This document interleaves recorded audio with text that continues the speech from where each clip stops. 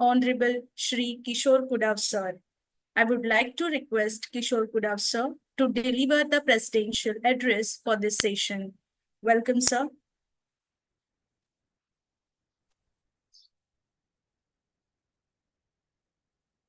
नमस्कार. नमस्कार. नमस्कार सर. नमस्कार सर. या ऑनलाईन चर्चासत्रामध्ये या ठिकाणी आवर्जून उपस्थित असलेले सन्माननीय कुलगुरू डॉक्टर रवींद्रजी कुलकर्णी सर, प्राध्यापक डॉक्टर कविता लगाटे मॅडम, प्राध्यापक डॉक्टर जगदीशजी कुलकर्णी सर, आमच्या महाविद्यालयाचे प्राचार्य तथा मुंबई विद्यापीठाचे डीन आदरणीय सिंग सर, प्राध्यापक आणि विद्यार्थी मित्रांनो, डिजिटल युगामध्ये बौद्धिक संपदा हक्काद्वारे भारतीय ज्ञान प्रणालीचे जतन आणि संरक्षण या विषयावरील ऑनलाईन चर्चासत्रात तुमचे आमच्या महाविद्यालयातर्फे हार्दिक स्वागत आहे. खरं म्हणजे हे आमचं महाविद्यालय ग्रामीण भागामध्ये स्थापन झालेलं आहे. आदिवासी जिल्हा आहे ठाणे जिल्हा आणि शहापूर तालुका म्हणजे आदिवासी भाग आहे आणि त्या आदिवासी भागामध्ये आमचे प्राचार्य सिंग सर यांच्या नेतृत्वाखाली या कॉलेजमध्ये चांगल्या प्रकारचे शैक्षणिक उपक्रम या ठिकाणी राबवले जातात. ग्रामीण भागातील जे दारिद्र्य रेषेखालील विद्यार्थी आहेत त्यांना चांगल्या प्रकारचे शिक्षण या आमच्या महाविद्यालयामार्फत दिले जाते. खरं म्हणजे आमच्या कॉलेजला हे चर्चासत्र संपन्न करण्याची संधी मिळाली त्याबद्दल आयोजकांचे या ठिकाणी मी आभार मानतो आणि ऋण व्यक्त करतो. खरं म्हणजे भारतीय प्राचीन जे ज्ञान आहे ते ज्ञान जगामध्ये सर्वश्रेष्ठ असे ज्ञान आहे. आपण जर वेदांचा जर विचार केला तर ऋग्वेद असेल, सामवेद असेल, त्यानंतर अथर्ववेद असेल किंवा यजुर्वेद असेल, हे 4 वेद आहेत आणि ते 4 वेदाच्या माध्यमातून जे ज्ञान आपल्याला विद्यार्थ्यापर्यंत परकोलट करणे आवश्यक आहे यासाठी हे चर्चासत्र आपण या ठिकाणी आयोजित केलेले आपल्याला लक्षात येते. आता या ठिकाणी मी कुलकर्णी सरांचं मार्गदर्शन ऐकत होतो. त्यांनी सांगितलं का पंचांग असेल, त्याच्यानंतर योगा असेल, आर्यभट्टाचं गणित असेल, या गणिताच्या माध्यमातून या सर्व जगाचा असेल किंवा आपला देश असेल याचा विकास या ठिकाणी आपल्याला झालेला दिसून येतो. माझ्या एक वाचनामध्ये एक पुस्तक आलं की पविवर्तक म्हणून यांचं, त्या पुस्तकाचं नाव आहे वास्तव रामायण. ते पेशेने डॉक्टर होते परंतु योगाच्या माध्यमातून ते लिंगदेहाने मंगळावर गेले आणि मंगळावर आणि गुरुवर काय आहे, कशा प्रकारची स्थिती आहे याचं त्यांनी अवलोकन केलं आणि ते अवलोकन केल्यानंतर ज्या वेळेला प्रत्यक्ष यानाने त्या मंगळावर आणि गुरुवर जेव्हा यानं गेली त्यावेळेला जशी वस्तुस्थिती आली तशी वस्तुस्थिती त्यावेळी वर्तकाने जे आपण निवेदन केले त्यांच्या पुस्तकामध्ये त्या ठिकाणी आपल्याला आढळून दिसते. म्हणजे अशा प्रकारचं जे ज्ञान आहे त्या ज्ञानाच्या संदर्भामध्ये 4 वेद असतील, त्या 4 वेदाचा इतर देशामध्ये त्याचा अभ्यास झाला, त्याचं भाषांतर करण्यात आलं आणि त्याच्यातून बऱ्याच प्रकारचे शोध आपल्याला या ठिकाणी लागलेले दिसून येतात. हा जो चर्चासत्र आहे त्या चर्चासत्राच्या माध्यमातून या चर्चासत्री जे या ठिकाणी सामील झालेले आपले प्राध्यापक वर्ग असतील त्या प्राध्यापक वर्गाने या चर्चासत्रामधलं जे काही ज्ञान आहे ते विद्यार्थ्यापर्यंत पोहोचवण्याचा प्रयत्न या ठिकाणी करणे गरजेचं आहे आणि डिजिटल स्वरूपामध्ये त्याचं जतन झालं तर निश्चितच पुढच्या पिढीला त्याचा फायदा होऊ शकतो. या ठिकाणी ह्या चर्चासत्राचं आयोजन करण्यात आलं. त्या आयोजनामध्ये सामील झालेले सर्व जे प्राध्यापक असतील त्यांचं सर्वांचं मी या ठिकाणी अभिनंदन करतो, त्यांना शुभेच्छा देतो आणि हे जे याच्यामध्ये चर्चा होणार आहे त्या चर्चेच्या माध्यमातून निश्चितच चांगल्या प्रकारचं परिवर्तन भविष्यकाळामध्ये या सर्व आपल्या महाविद्यालय विद्यार्थ्यांमध्ये आणि प्राध्यापकात होईल. आपल्याला सर्वांना शुभेच्छा देतो. धन्यवाद. Thank you so much, sir, for your valuable guidance. Now, I would like to invite Dr. Bartole Madam to propose a vote of thanks for the inaugural session. Thanks, Dr. Pooja Madam. Namaste. It is my honor and privilege to extend a deep vote of thanks on behalf of the Indian Council of Social Science Research, Western Regional Center, Mumbai, and Jnanvarjini Trust, Sonoma Baswant College of Arts and Commerce. This seminar has been a great success, and words are not enough to express our gratitude to all those who made it possible. First and foremost, I extend my deepest regards and sincere gratitude to our chairperson, Honorable Sri Kishore Purav sir, for his kind words, blessing, and valuable presence. Sir, your encouragement has added a great value to this session. I, I am grateful to Honorable Vice Chancellor, Professor Ravindra Kulkarni sir, for his blessing and support. I heartily thanks to Professor Dr. Kavita Laghate Madam for her valuable support. I would like to thank respected Professor Katira sir for his valuable presence and guidance. A special note of appreciation to our keynote speaker, Professor Dr. Jagdish Kulkarni sir, for sharing his insightful thoughts on IKS and IPR. I would like also to express my sincere gratitude to Honorable Dean, Faculty of Humanities, University of Mumbai, and our principal, Professor Dr. Anil Singh sir.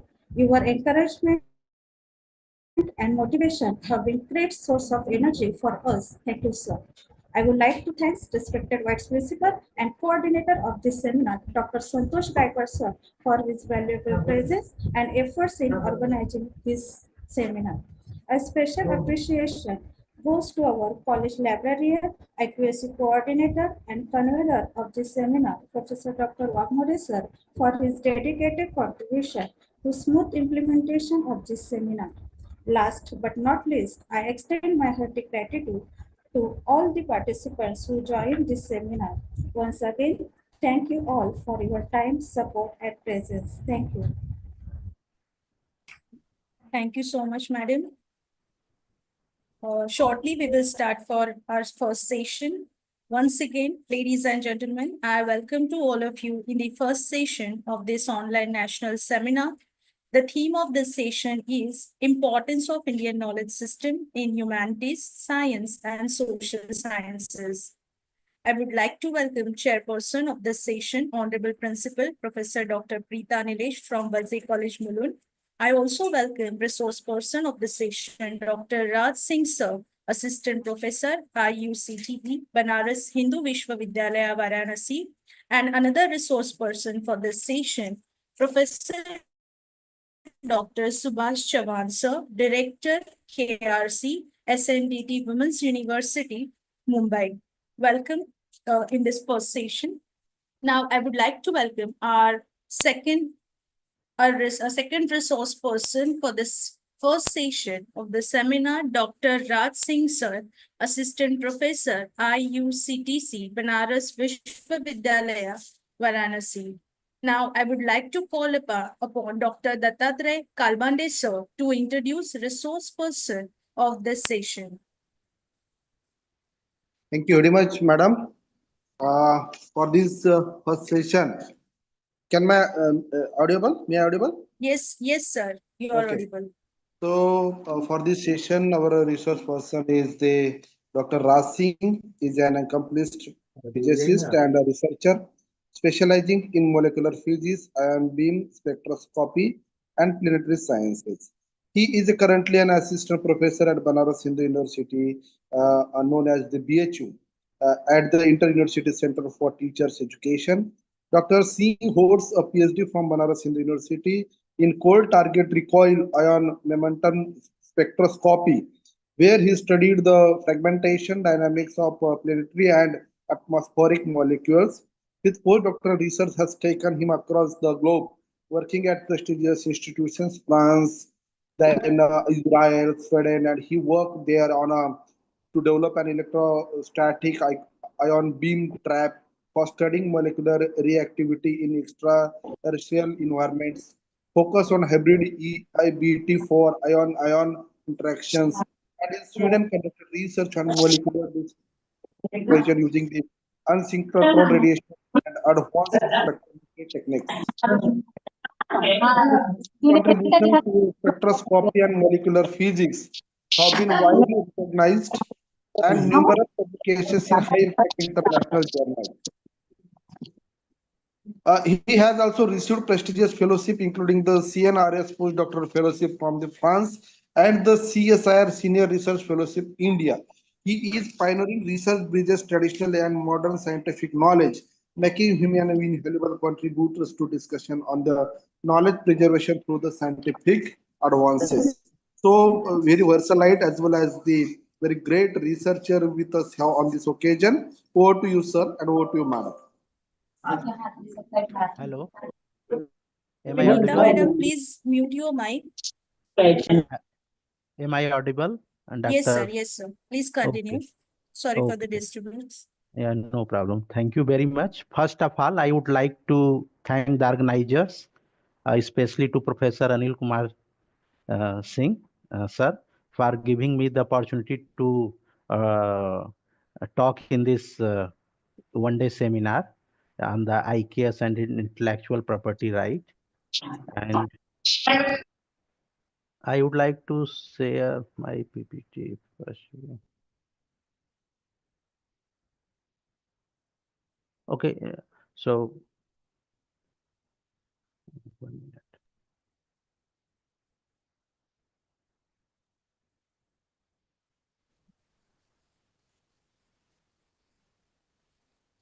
Is my PPT visible?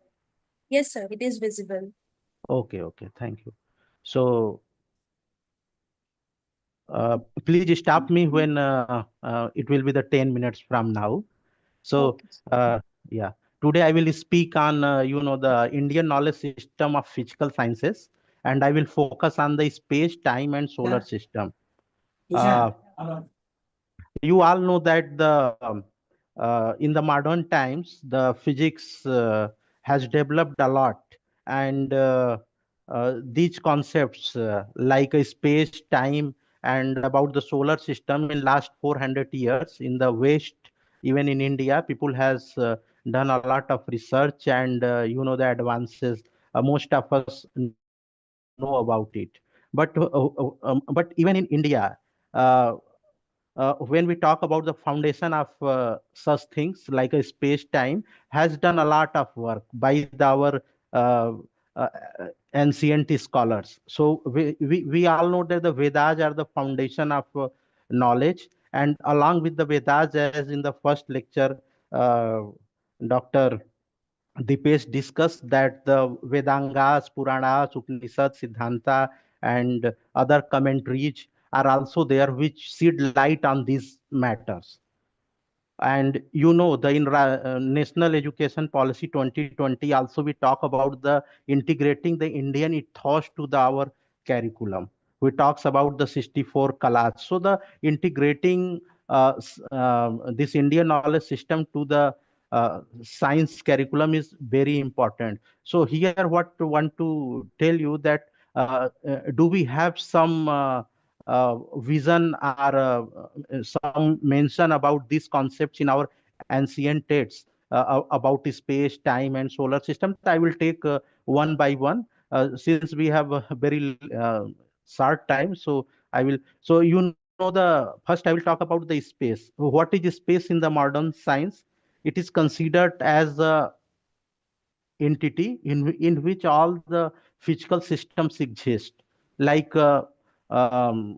anything which is taking place in this three-dimensional matrix where they are not interacting. It's a the rigid system, and it's also give the notion of the distance, that uh, what is the distance between one place to another place or point. So this is the notion in the modern science, what we call the classical physics. But Einstein changed this scenario. He says that spaces are also relative or intertwined with the time. So what our classical tests like the Chandogya Upanishad, it says that the space is the first entity in the creation of the universe, and it says that everything is created from the space and ultimately it will dissolve into the space.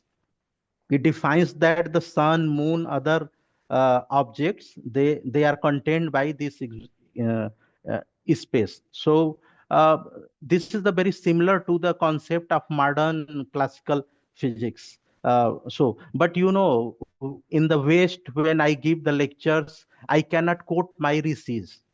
We have to quote the Newton and other scientists, Galileo Galilei, Copernicus. But our these Upanishads, they have this foundational knowledge. So somehow we have to integrate this knowledge in our curriculum, so that we know it will give the motivation to our young generation that in India also, in our country also, we have done these foundational concepts. There is a, the Vaisesika Sutra, Rishi Kanada.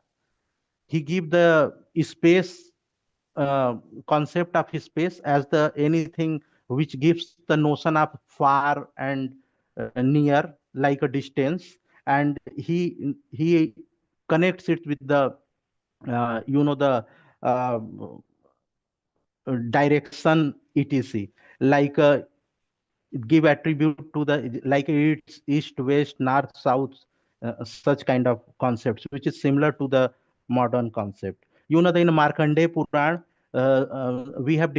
they have defined the length units like meter centimeter. In the modern, they are called in the para sukshma, and they have units and goes up to the yojana, means, and uh, such very developed concept of measuring length they have at that time. And according to Markandeya Puran, they estimate the size of atom like 2.9 into minus 9 meters, which is very close to the modern 5.9 into minus 9 meters. So this is very important to have such information in our current curriculum. In the case of time, we have uh, the time. You have a notion of time is a very difficult to define what is time. You have watch, the from, if you are going from here to there, you can see it takes this minute. So you have one nation, but fundamentally define the time is very difficult. Even in the modern times, in last 200 years, we have a sense of time, but defining it is very difficult even in the modern science. In the modern science, time, if you see the classically, it is flowing in one directional and it's a uniform. But if you see the after the theory of relativity, it is intertwined with the space. And to define fundamentally, the time is like an emergent property. There is something fundamental there. So in our ancient scriptures, like Atharvaveda says, the time created living things. First of all, Prajapati, and the first god, and Prajapati created all the universe. So the time is the supreme power in the universe. That's what the Atharvaveda says. In Maitreya Upanishad, relates time to the Murt word, the existent word. There are two form of Brahma, time and timeless. So when the before the sun, there is a time, after timeless, and after the with the birth of sun, there is a time. So after that, this Murt Roop exists. It means, it says that you can get analogy like after the Big Bang, you have time. Before Big Bang, you don't have time. You can get such a notion from. So our Upanishads have such a deep concept at that time.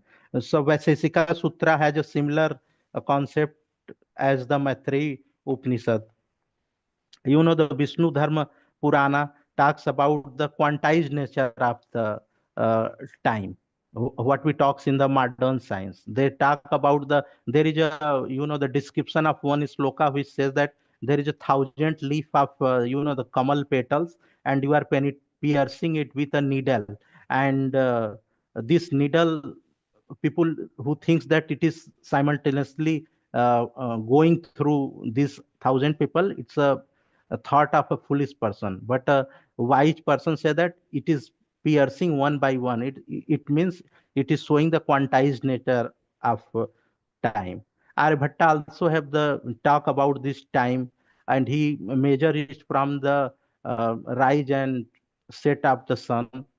So, and there is also in Srimad Bhagavad Puran, they measured the time in the unit, which is Tara uh, Trasurem, which is around 1.7 into -4 seconds.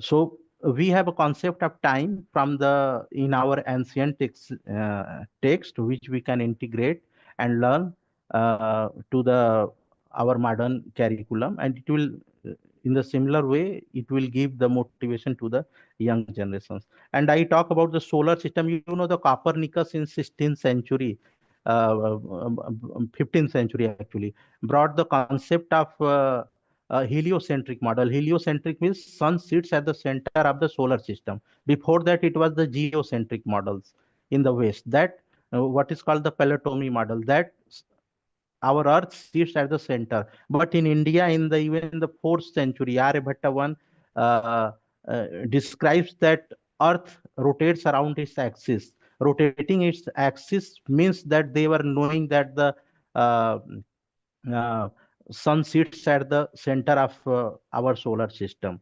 Even they talks about the revolution of Mercury and Venus around the sun. Uh, so from the very even the thousand or even much before than that, we were knowing that the sun sits at the center of our solar system. So such knowledge uh, we have in our ancient text. And in the last, I want to mention that there are many rare astronomical events like supernova or the geomagnetic events. In the Chinese and Japanese literature, it is integrated very well there, thousands year back data. So if we also look into our literature and find out some data, so we can correlate with our modern science, and we can get a very good estimate that when such events will happen, that will help to our modern science. With this, I will stop this talk. Thank you very much for giving me this opportunity. If there is any question, I will. Seminar चालू आहे की नंतर sign करून देतो. Thank you so much, sir, for this valuable guidance on the theme of IKS. Thank you very much.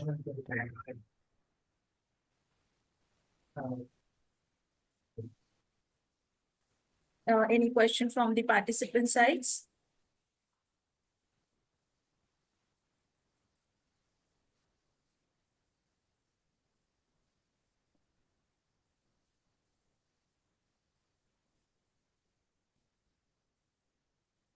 Thank you so much, sir, for your valuable time. Now, I would like to welcome our next resource person for the first session of the seminar, Professor Dr. Subhash Chavan, sir, Director, KRC, SNDT Women's University, Mumbai. I would like to call upon Dr. Dattatreya Kalbande, sir, to introduce resource person of this session. Thank you, Dr. Aswini Vol, madam. Our next resource person is none other than Dr. Subhash Chavan. He is a renowned library and information science expert, researcher, and academic administrator. He is currently working as the director of BMK Knowledge Research Center, as well as head of the department at the SHPT School of Library and Information Science at the SNDT Women's University, Mumbai, where he has played a key role in library management, digital archiving, and the information retrieval. Holding a PhD in Library and Information Science from the Dr. Babasaheb Ambedkar Marathwada University, Dr. Chavan sir has made significant contributions to scientometric research analytics and the digital preservation. His academic achievements include the 19 authored books, 33 research articles published in reputed international journals.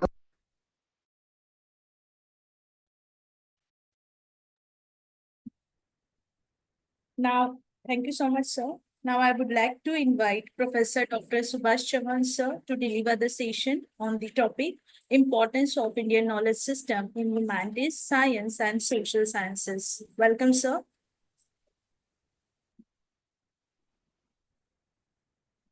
Hello. Dattatray. Yes, sir. Madam. Yes, sir. Can I do introduction or you have did? So you have done that, right? Kalbande, sir? Okay, no problem. Yes, yes, no problem, no problem. Go ahead. Okay. Yes, I would like to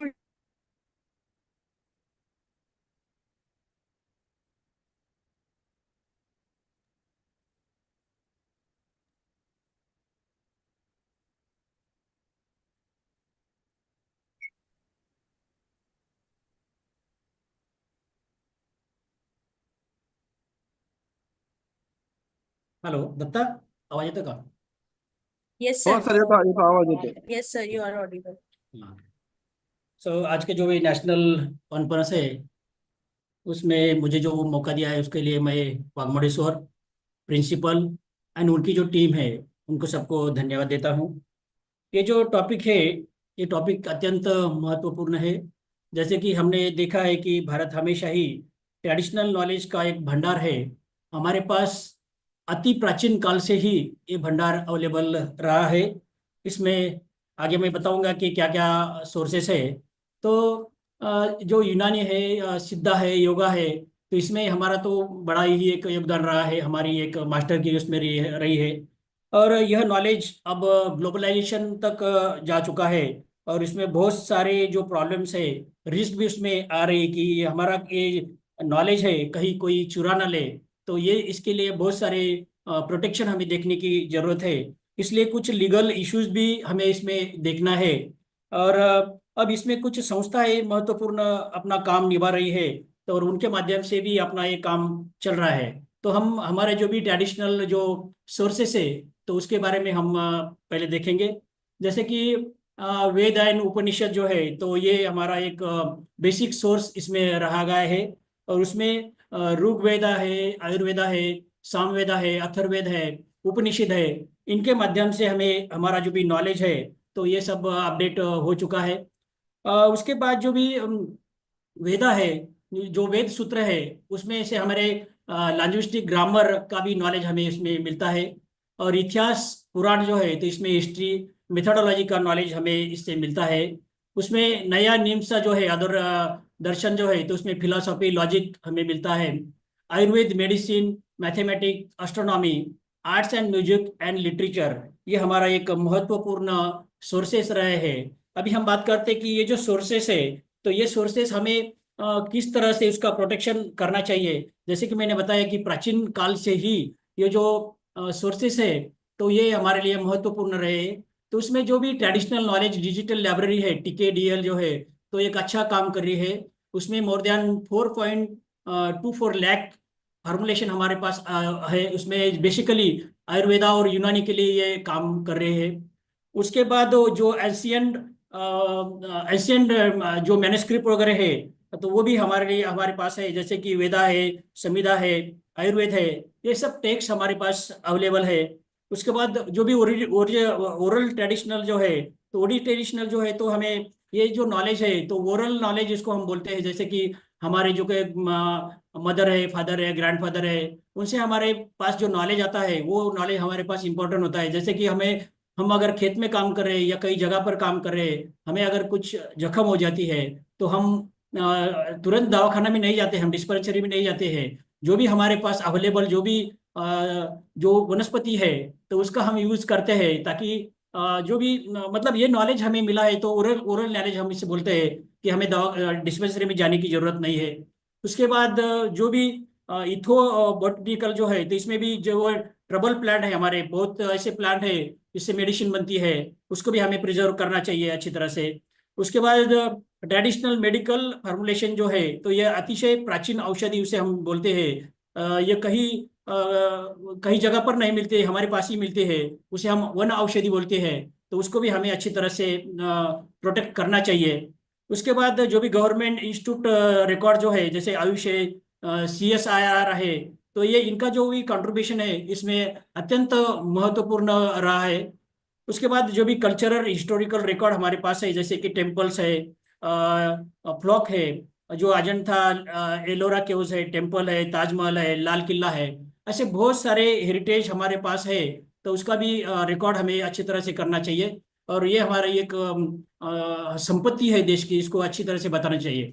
तो कुछ अगर हम देखते हैं कि number of text in the TKDL जो है तो ट्रेडिशनल नॉलेज डिजिटल लाइब्रेरी है तो उनके पास कुछ रिकॉर्ड उनके पास है, जैसे आयुर्वेदा है, आयुर्वेदा के 119 रिकॉर्ड्स है, यूनानी के 55 है, सिद्धा के 91 है, और उसके बाद स्वर रजपा जो है उसका 1 है, योगा के 15 है, जैसे कुल मिला के 281 रिकॉर्ड हमारे पास ऑलरेडी अवेलेबल है।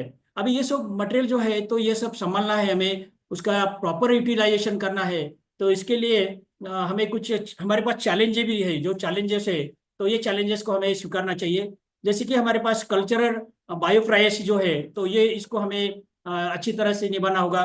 जैसे कि टर्मिनिक है या नीम है या फिर बासमती है, तो ये जो हमारा पेटेंट है तो ये पेटेंट कई बार वर्ड वर्ड में इसको चुराया गया था, तो इसका भी प्रोटेक्शन हमें देखना जरूरी है।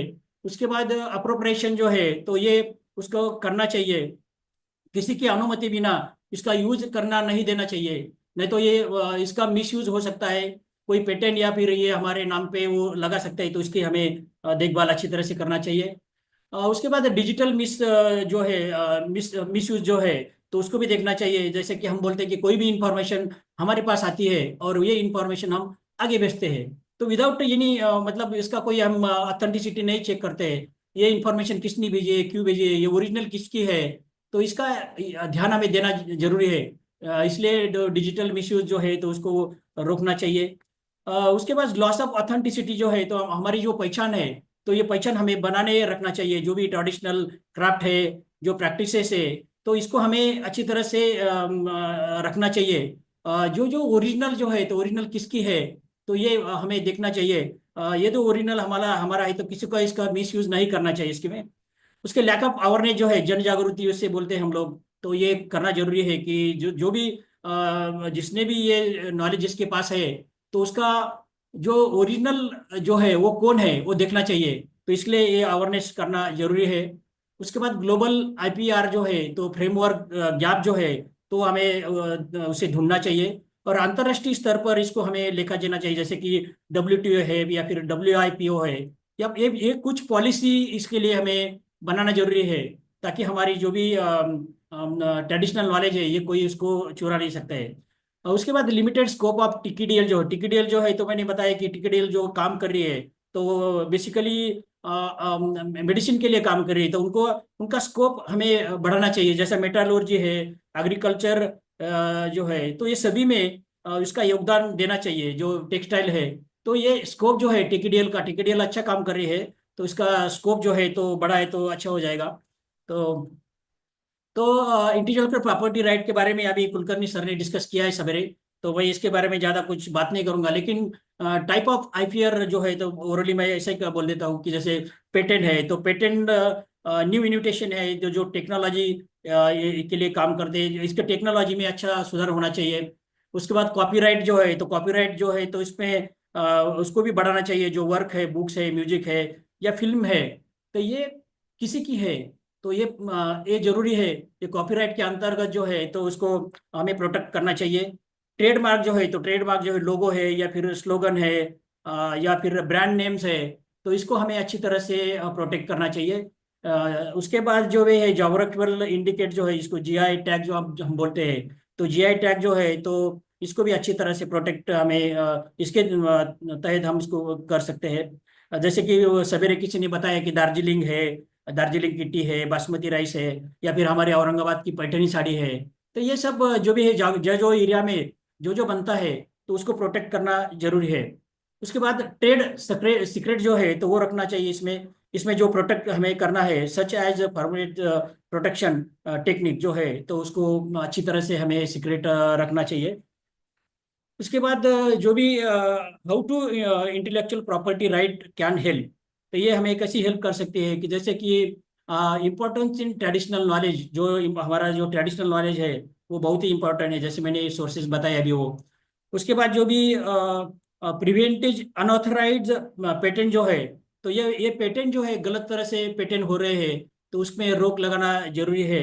ये जो कोई भी इसको पेटेंट करता है और गलत तरह से क्लेम करता है तो ये क्लेम होना नहीं चाहिए, इसलिए उसमें ऑथेंटिसिटी जो है तो वो देखना जरूरी है। उसके बाद कॉपीराइट प्रोटेक्शन जो है तो ये उसको देना चाहिए, लीगल जिसका भी है उसका, जैसे कि लिटरेचर है, म्यूजिक है या फिर एंशियंट टेक्स्ट है, तो ये लीगली किसका है, तो इसको प्रोटेक्शन देना जरूरी है।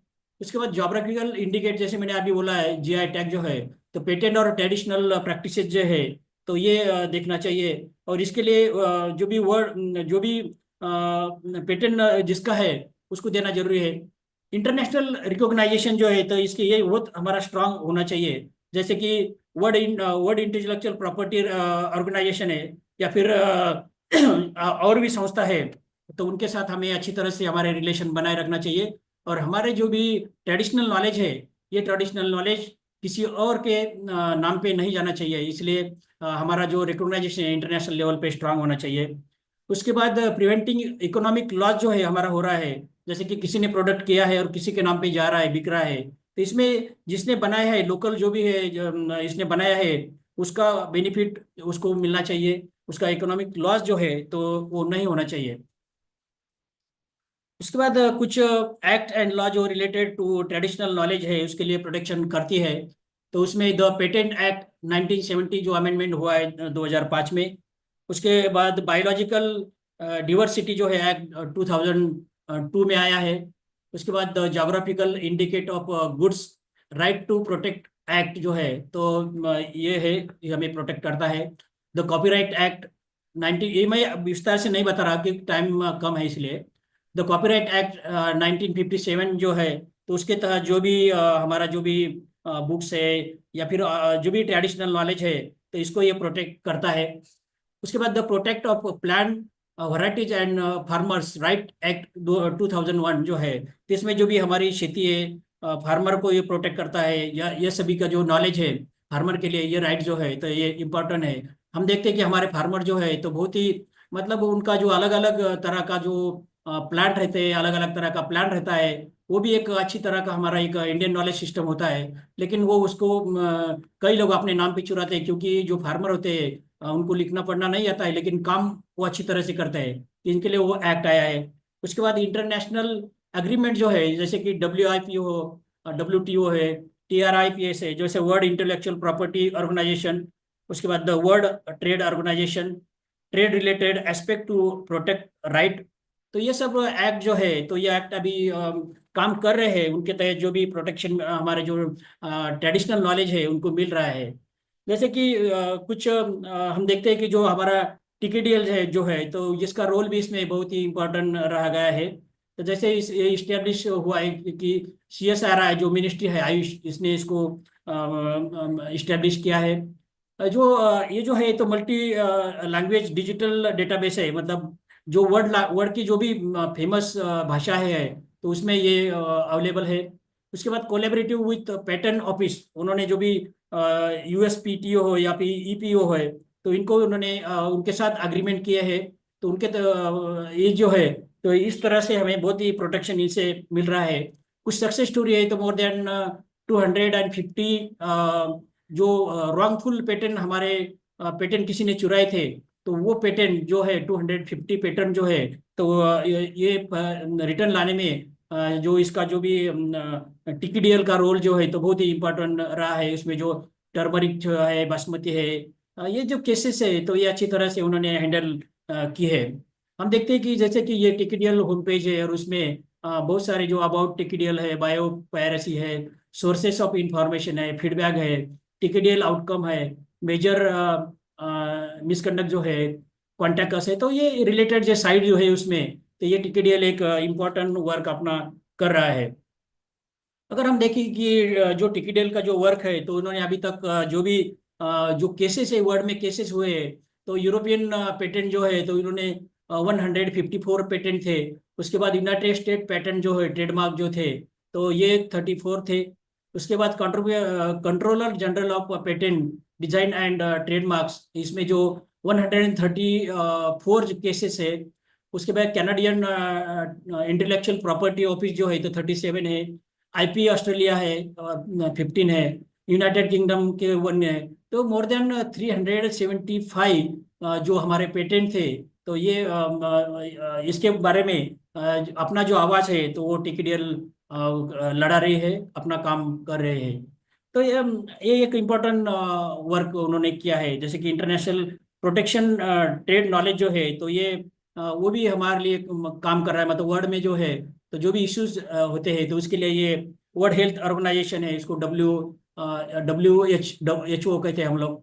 उसके बाद कन्वेंशन ऑफ बायोलॉजिकल डिवर्सिटी जो है CBD, world intellectual property organisation है। तो ये इसके लिए हमें प्रोटेक्शन दे रही है, तो उनके माध्यम से भी ये हमारा काम चल रहा है। उसके बाद efforts by Indian preserve traditional knowledge जो है इसके लिए भी कुछ एफर्ट्स इंडिया ने लिए हैं। तो उसमें लेना चाहिए इसमें जैसे कि एक्सटेंशन ऑफ टीकेडीएल। तो मैंने अभी कहा कि टीकेडीएल का जो भी स्कोप है थोड़ा बढ़ाना चाहिए, क्योंकि अभी वो सिर्फ मेडिसिन के लिए वर्क कर रहा है, तो उसका जो है तो उसको स्कोप बढ़ाना चाहिए। उसके बाद डिजिटाइजेशन ऑफ एशियन टेक्स्ट। हमारे पास बहुत सारे बहुत सारे एशियन टेक्स्ट है, पुरान टेक्स्ट है, उसका डिजिटाइजेशन करना जरूरी है, ताकि सबको पता चले कि ये टेक्स्ट हमारा है। उसके बाद लीगल फ्रेमवर्क जो है तो उसको बढ़ाना चाहिए। जैसे कि मैंने अभी बोला कि WTO है या WIPO है, तो उनके साथ हमें अग्रीमेंट करना चाहिए, हमारे जो भी अग्रीमेंट उसमें बढ़ाना चाहिए। उसके बाद कम्युनिटी प्रैक्टिस से जो है तो सबका ओरिएंटेशन उसमें होना चाहिए। पार्टिसिपेंट जो है, जो अभी जो लोग इस पे काम कर रहे हैं, तो उनको सबको पता होना चाहिए कि हमारा इंडियन नॉलेज सिस्टम क्या है, सोर्सेज क्या है, और इसको सबके लिए इसमें बढ़ाना चाहिए, ओरिएंटेशन बढ़ाना चाहिए। उसके बाद ब्लॉकचेन सिक्योर डॉक्यूमेंट जो है तो उसको इसके लिए ध्यान देना जरूरी है। जैसे कि हमारे पास ट्रांसफॉर्मेटेड नॉलेज जो है, रिकॉर्ड जो है, तो इसको हमें अच्छी तरह से प्रोटेक्ट करना चाहिए। उसके बाद इथिकल कमर्शियलाइजेशन जो है तो इसमें होना चाहिए, जिसका ट्रेडिशनल नॉलेज जो होल्डर्स है तो उसको ही उसका क्रेडिट देना चाहिए। तो इथिकल जो एस्पेक्ट है उसको भी अच्छी तरह से बढ़ाना देना चाहिए। उसके बाद कुछ future strategies for better protection के लिए हमें बनाना चाहिए। जैसे कि राइजिंग जो अवेयरनेस है तो अवेयरनेस उसमें बढ़ाना चाहिए। उसमें अवेयरनेस जो बढ़ाने के इसमें भी गवर्नमेंट के लिए कुछ सजेशन देना चाहिए, या फिर जो पीपल्स है, ऑर्गेनाइजेशन है, तो ये सब में अवेयरनेस होना जरूरी है, ताकि ये आवाज़ जो है तो बाकी लोगों तक पहुंचना जरूरी है। उसके बाद स्ट्रेंथनिंग डिजिटल सिक्योरिटी जो है तो ये सिक्योरिटी जो है तो ये बढ़ाना चाहिए। जैसे अभी कुलकर्णी सर ने बोला कि AI जो है, AI के माध्यम से मिस यूज हो रहा है, या फिर और भी ऐसे कुछ प्लेटफॉर्म है उसके माध्यम से ये डिजिटल हमारा जो मटेरियल है उसका यूज हो रहा है, तो वो सिक्योरिटी उसमें बढ़ाना जरूरी है। उसके बाद इंकरेजिंग द इथिकल यूज, जिसका मटेरियल है उसको देना चाहिए इथिकल। अभी मैंने बोला कि वो सब उसमें होना चाहिए। उसके बाद ग्लोबल एडवोकेसी जो है तो उसमें इंटरनेशनल लेवल तक अपना आवाज जाना चाहिए, और हमारी जो भी जो हमारा नॉलेज है वो ग्लोबलाइजेशन होना चाहिए। तो ये सब सारी बातें हैं जो इसमें करना जरूरी है। तो इसमें जो भी है कि Indian traditional knowledge is a national treasurer that must be protect for miss use and exploitation. The digital age provide opportunities but also threats, making legal protection essential. Intellectual property right and to like DPL play a role in strengthful India's heritage. Leena उसके ma'am, बाद please mute straining your mic. laws, increase awareness and ensuring ethical communication. Leena ma'am, please mute your mic. Then collaboration efforts between policymaker, researcher, and communities will be helpful. Secure our Indian traditional knowledge for future generation. Thank you so much. Thank you so much, sir, for your valuable guidance on IKS and IPR. Ladies and gentlemen, shortly we will move on to the paper presentation. Every presenter will get only 2 to 3 minutes for their paper presentation. Now, I would like to invite our first researcher, Dr. Sari Krishna, for the paper presentation. Am I audible, ma'am? Yes, you're audible. Okay. I will share you the screen. Yes. Is it visible, ma'am? Is it visible, ma'am? Yes, it is visible now. Okay. Sri Guru Pyo Namah. Actually, my topic is the philosophical discourses in Mahabharata actually delve into the divergent Gita compilations. Actually, my focus area is different Gitas we are seeing in Mahabharata to analyze the philosophical discourse found in Mahabharata, to delve into the different Gita text and analyze the philosophical doctrines, to understand the essence of epic philosophy. These are the objectives of my paper. And my co-author is Dr. Major Rekha Sinha. Actually, ma'am is not joined. And the background study is actually, there are many studies happened in this, most probably the Indological studies that happened in the 19th century. In the 19th century Indological studies, they in 1902, 1906 and 1908, the scholars like Dalman, Hopkins and Deussen and Edgerston, they try to translate the philosophical portion of Mahabharata, and actually those texts got wide acceptance also. Before that, the commentary of Bhagavad Gita was there by Shankaracharya. Actually, that put light on these studies. And for this current study, I take the Bhandarkar Oriented Research Institute critical edition of Mahabharata. From that, original Sanskrit verses are taken for this study. Actually, the methodology here taken is discourse analysis. Foucauldian discourse analysis, FTA, is taken as the methodology here. Original Sanskrit verses we are taken here to study the things. And we are going through the original Sanskrit verses and try to find out the doctrines of various philosophies. And these are the list of Gita texts that found in Mahabharata. We extract nearly 25 Gita texts. In addition to this, some other Gita texts are also there. And these are the basic texts for this study. And we all know the philosophy details. Actually, the philosophy, that the word which means in Bharata, it is known as the darshana, to see, to know, the source of knowledge and how to understand the knowledge, and the object of knowledge to determine the knowledge. And there are few stages to understand the knowledge. That is, it's little famous. We all are used with these terms like perception, inference, analogy, verbal testimony, non-perception, and implication. Actually, from Rigveda, already in the keynote address, Deepesh sir mentioned about the Vedic knowledge. From Rigveda also, we will get the details of this Purusha Sukta and Nasadiya Sukta, and Upanishads also. In Vedic literature, the last portion, Upanishads, also give the details of philosophical discourses. Actually, the Vedic origin and existence, that is the base of categorizing the philosophies. And there we have Astika Darshana and Nastika Darshana. In Astika Darshana, we have 6 darshanas, and Nastika we have 3. And Gita text, coming to the Gita text. Sorry, okay. Bhagavad Gita, actually most of the studies based on Bhagavad Gita, because in early century also the first translation of Bhagavad Gita that happened, that's why the most of the study that limited in Bhagavad Gita only. But there are some other Gitas that didn't get much prominence. In 2023 only, the translation of all these 25 Gita texts that in English translation is done by the Vivek de Brois, that is available. Actually, that is the main thing. And after Bhagavad Gita, I am noting the Pingala Gita. Why I choose Pingala Gita as the second one means, when I go through the details of these other Gitas, Pingala Gita is the only one. There, a female is there as the part of this conversation. That's why that was the thing. That's why I choose the Pingala Gita. And after that, Sambhaka Gita, there also the renunciation thing and the philosophy, Indian philosophical doctrine that we can trace from this Sambhaka Gita. Actually, here one term is there, that is epic philosophy. Epic philosophy means philosophy of the epic or philosophy in the epic. Actually, philosophy of the epic and philosophy in the epic, that epic philosophy term, that is the base of Indian philosophical tradition. And later only the separate schools that happened. In Vidura Gita also have peculiar things that Vidura Gita that depicts about Nyaya Vaisheshika, because the logical reasoning thing that clearly explained in Vidura Gita, and the glimpses of materialistic, the Charvaka philosophy, we can see from Vidura Gita. And one another fact is that the Vidura, actually he was against this materialistic possession, but then also he added few things related to this royal policy and kingdom and the material pursuits. And another one is Anugita. Actually, this Anugita, it had a separate translation that happened in 1906.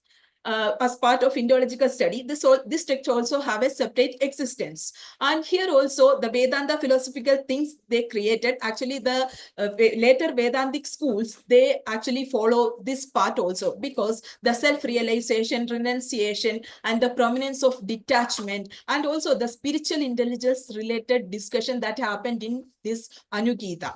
That is also important part. And after that, Ashtavakra Gita also have a separate existence. Separate existence means that also give the details of Sankhya, Yoga, Nyaya, philosophy along with Vedanta. And another one is Brahmana Gita. Actually, that is part of Anugita. That also gives the details of illusion, Maya. That is the base of Vedanta philosophy. And after that, there are Monkey Gita, Pandava Gita, Yudhishthira Gita. Actually, Yudhishthira Gita, it had another name, that is Yaksha Prasna. Actually, IKS, those who are interested in IKS, you can check the Yaksha Prasna. The term is also now famous. And currently, the Yaksha Prasna term had that prominence. Actually, in Yaksha Prasna, there is actually a logical discourse between Yudhishthira and Yaksha is happening. There are some questions, and Yudhishthira is giving answers to Yaksha. Actually, this Gita is very interesting, and that gives the details of Brahmanic philosophical thoughts along with materialistic thoughts. Like Charvaka philosophical details we can trace from this Yudhishthira Gita. And another one is Vrutra Gita, that is also give the details of these philosophical doctrines. And the Kama Gita, Shadaja Gita, Bhaka Gita, Vyatha Gita, these all these Gitas, these all Gitas have a separate existence. Same time, it is philosophical, psychological, and spiritual doctrines discussed. And I am coming to the conclusion. After the analysis of this Gita text, it is clear that we get the details of Sankhya, Yoga, Vedanta thought. That is the prominent thing here. And Purva Mimamsa, especially in the case of some kings and the ascetic personalities, they talk about the ritual and the Vedic sacrificial practices, and Nyaya Vaisheshika, the influence traced from Bhagavad Gita discourse, and Vidura Gita and Yudhishthira Gita that give the details of the logical reasoning. That is purely based on Nyaya thing also, along with materialistic discussion. And the discussion of Dharma, they used the Nyaya Vaisheshika doctrines, and the Brahmanic thoughts, that glimpses of materialistic thought also can be traced from divergent Gita text. Then the Purusharthas, actually the Purushartha, the Dharmartha, Kama, Moksha details we can trace from this. Actually, that is the base of literature also, the result of literature, the Phalashruti of that literature. And along with that, in that Dharmartha, Kama, Moksha, Artha and Kama, that also highlight the material possessions. And this is not a dominant theme here, but we treated that also along with Brahmanical thoughts. All these philosophical discourses together called as epic philosophy, and later this become the base of Indian philosophical thoughts. And as conclusion, I'm concluding this like these philosophical discourses that considered as a narrative devices also in Mahabharata, because in some extent it is treated as a narrative devices. Actually, the stakeholders are scholars and the wisdom-oriented people, the enthusiast learners only. That never focus the common people.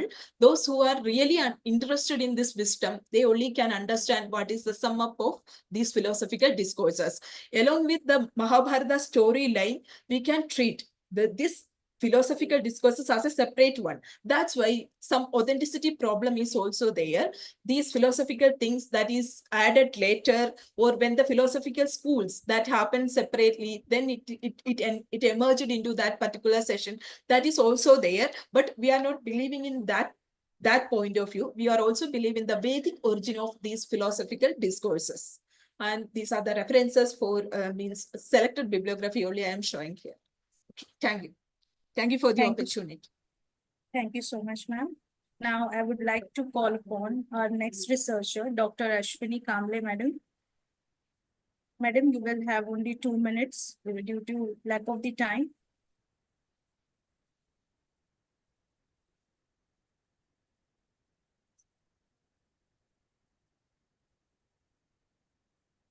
Madam, are you there?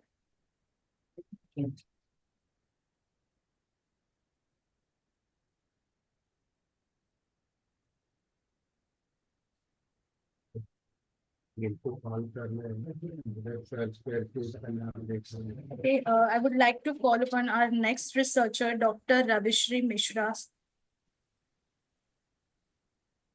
Dr. Ravishri Mishra. Yes, yes, I'm there. Yes. Good Ma'am, morning to you are everyone. having only 2 minutes due to lack of the time. Huh. Yes. Myself, Dr. Ravishri Mishra from Department of Sociology, Royal College. My research paper is Indian Knowledge System, Ancient Wisdom, Its Modern Relevance. To get deeper understanding of the topic, qualitative archival research method was used, drawing on secondary research like academic paper, government reports, website, and digital archives. Now, since morning, we are contemplating on the thoughts of given by various scholars, and also what I gathered from the study. Indian knowledge system embodies a rich repository of native wisdom, which is rooted in centuries of intellectual and philosophical tradition, encompassing various disciplines such as science, medicine, mathematics, astronomy, architecture, and linguistics. Now, this richness of Indian knowledge system was disrupted with the imposition of British education system.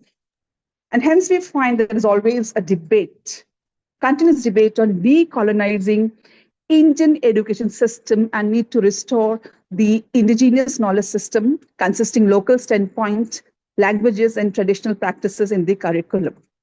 Now, although colonial rule was detrimental to India's growth in many ways, but it laid foundation for modern education system, knowledge dissemination, growth and development of modern technology.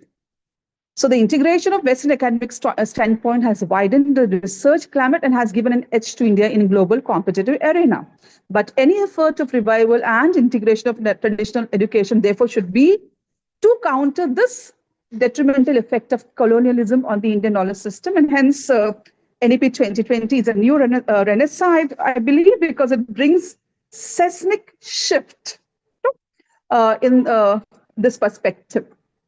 Now, implementation will not be without hindrance because major challenge would be adequate resources and infrastructure to support the inclusion of Indian knowledge system into curriculum.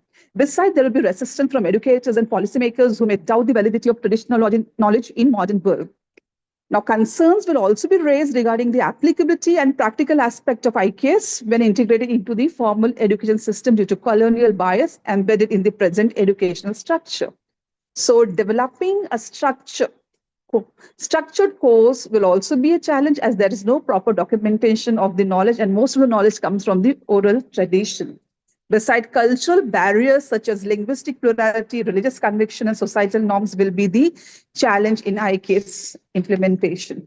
So it's a huge task investing in manpower training, curriculum designing, and infrastructural development. However, in the new global order, knowledge is increasingly regarded as a strategic asset. Nations with a strong traditional knowledge will be at the forefront of the global transition from military to knowledge dominance. So reviving its old knowledge system could be very beneficial for India as intellectual property rights rules and patent law codify the economic value of knowledge.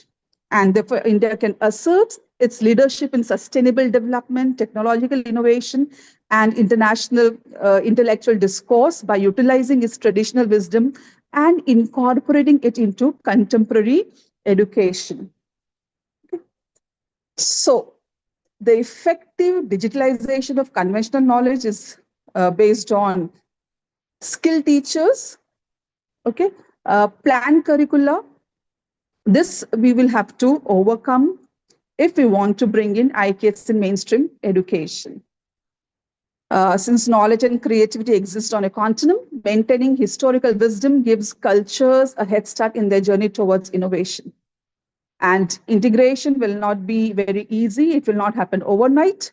It will be an ongoing process that ensures traditional wisdom is preserved while being effectively tailored for modern education.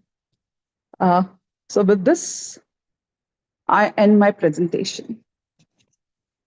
Thank you so much, ma'am. I'm delighted to welcome Chairperson for the first session of the seminar, Honorable Principal Professor Dr. Preeta Nilesh from KIT's VG Vazir College of Arts, Science and Commerce, Mulund East. I would like to call upon Dr. Dattatreya Kalbande sir to introduce the chairperson of this session. Thank you very much, madam. It is a privilege to introduce Professor Dr. Preeta Nilesh, a highly respected historian, administrator, as well as the researcher. With over 36 years of experience, he has been at the forefront of teaching, research, and academic administration. She currently serves as the principal in charge of the Vajay College Autonomous Mumbai and has also held the position of vice principal and head of the history department. Dr. Madam is an esteemed PhD and MPhil guide at the University of Mumbai and Naval War College, Goa. She has mentored numerous scholars in modern and contemporary history, gender studies, and cultural studies. Her research journey includes an EMA in history, followed by MPhil and PhD from the University of Mumbai. She has actively contributed to the curriculum development, academic policy making, and interdisciplinary research. She is also a member of various boards of studies, including Jai Hind College and Somaiya College. With her vast academic contribution and leadership, she continues to inspire future generations of historians and researchers. We are truly honored to have her as the chairperson of this session. Welcome to you, madam, and over to you. Thank you so much, sir. Now, I would like to invite Honorable Principal Professor Dr. Preeta Nilesh, Madam, to say a few words and guide us. Welcome, Madam. Thank you very much. Just tell me if you can hear me. Yes, ma'am. You are audible. You are audible. All right. So thank you very much. My thanks especially is to Professor Dr. Anil Singh for inviting me here for chairing this session. So while I have prepared an entire paper, I am seeing the paucity of time. So I will quickly go through the abstract of what I wanted to say as chairperson of this session. So the whole idea that I have to present is how temples have served as important spaces for the preservation of IKS. Basically, what I'm trying to understand here in this paper is because of my background in history, this is what interested me. How Indian temples, historically transcended their entire role as mere places of worship, and they emerged as very important centers of cultural preservation, places of artistic innovation, as well as centers of education. So whether it was traditions in music, dance, whether it was sculpture, a lot of knowledge transmission has happened within the temples. So artistic expression, whether it was intellectual discourses and religious devotion, everything was really combined in these temples. So these were not merely as many recognize it today as architectural marvels, but entire institutions that nurtured scholars, musicians and dancers, and thus it was a kind of a combining of spiritual and artistic practices. So many of these temples also were housing a lot of people who were scholars in the Vedas, in Sanskrit literature, in astronomy, as well as in performing arts. One of the crucial agencies for this is the temple patronage aspect.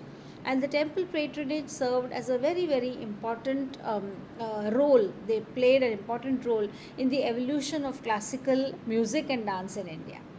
So over centuries, we see that temples were the repositories of our cultural heritage, and they ensured that our artistic traditions survived despite all kinds of political upheavals as well as societal changes. So what I'm trying to say in this presentation is that the influence of temple arts hugely extended beyond the what we call the sacred precincts, and they helped in the shaping of regional as well as classical performing arts in India. Today, there is a movement for the revival of temple arts, a recognition of India's intangible cultural heritage, and this really shows how important temples were in the preservation of the Indian knowledge systems, and this is what the NEP really wishes to highlight. And therefore, I'm sure this entire seminar was planned with that kind of understanding that we must give importance to the national education policy, which acknowledges the importance of IKS and tries to integrate our traditional knowledge with contemporary education. So bring back the forgotten. So by incorporating temple arts, classical music, dance into our mainstream curricula, NEP 2020 provides a kind of opportunity for revitalizing these temple-based artistic traditions. And today, of course, with digital preservation techniques and with academic research, what we are doing right now, and also tourism development, all these three together can help in the integration and in understanding the relevance of temple knowledge systems in the modern era.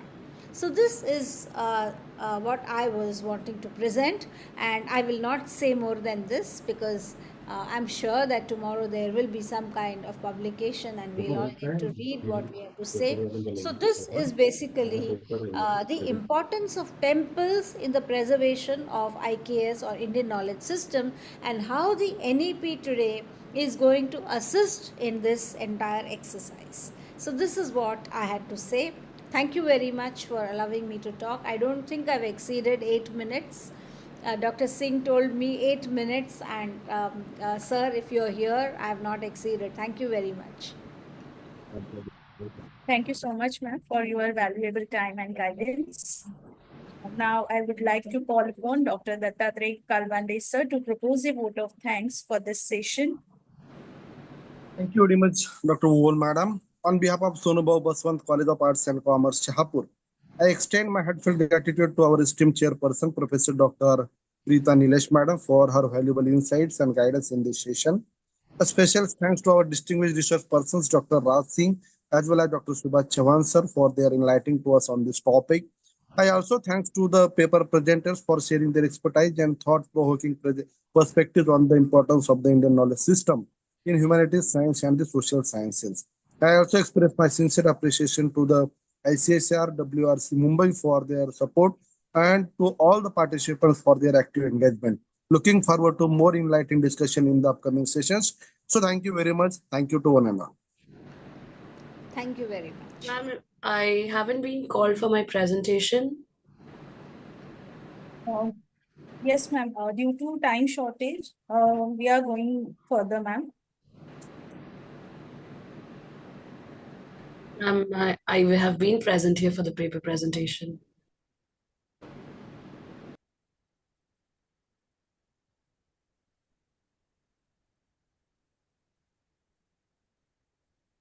Yes, ladies and gentlemen, once again, I welcome to all of you in the second session of this online national seminar.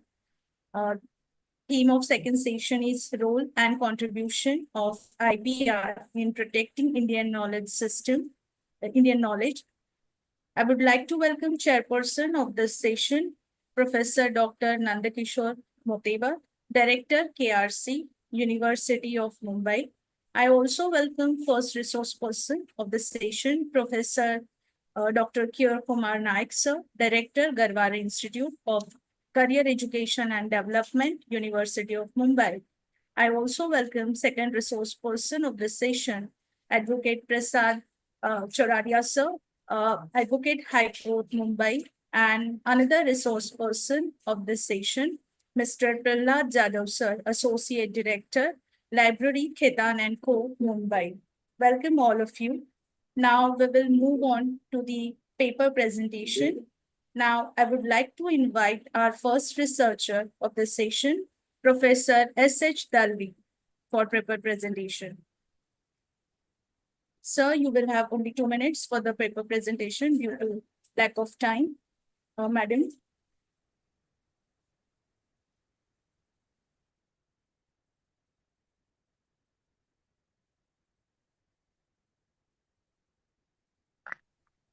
Am I audible, ma'am?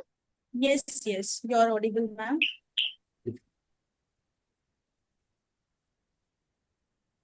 Good afternoon to all. My topic is Yoga in Indian Knowledge System, a pathway to healthy lifestyle as a well-being. So here is an introduction.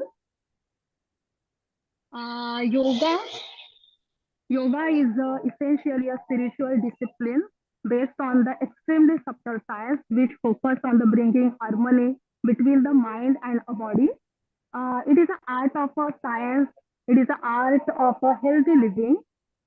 Yoga is an ancient discipline designed to bring balance between our physical, mental, emotional, and spiritual dimension of the individual.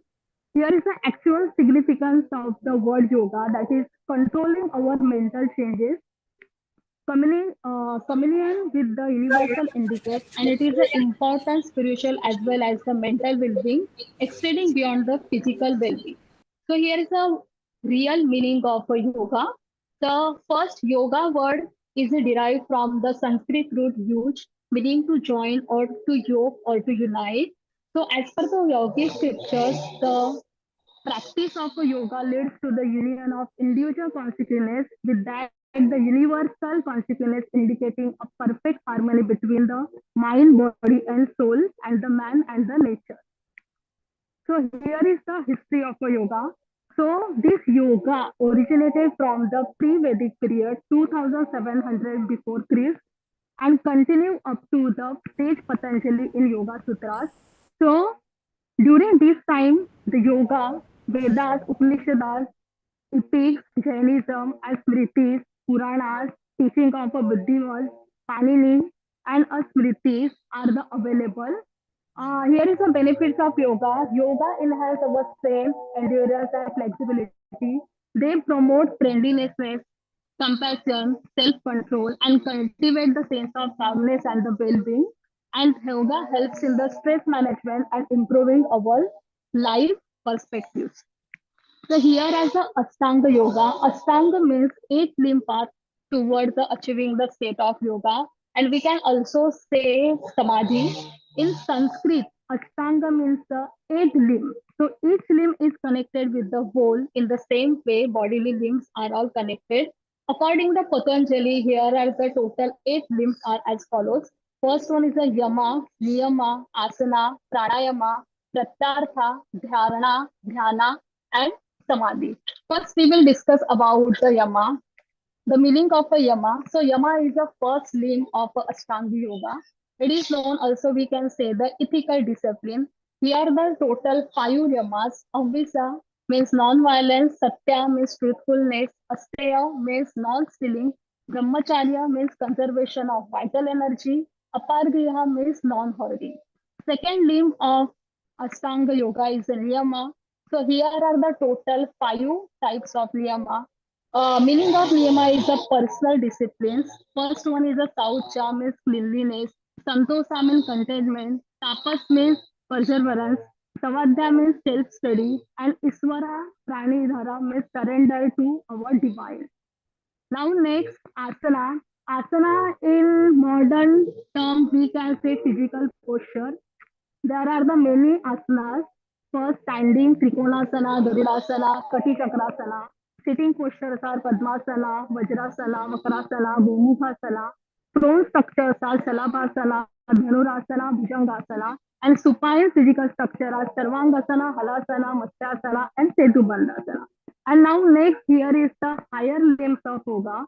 Pratyartha means the withdrawal of senses. Dharana means focus concentration. Jnana means meditation, and Samadhi means self-realization.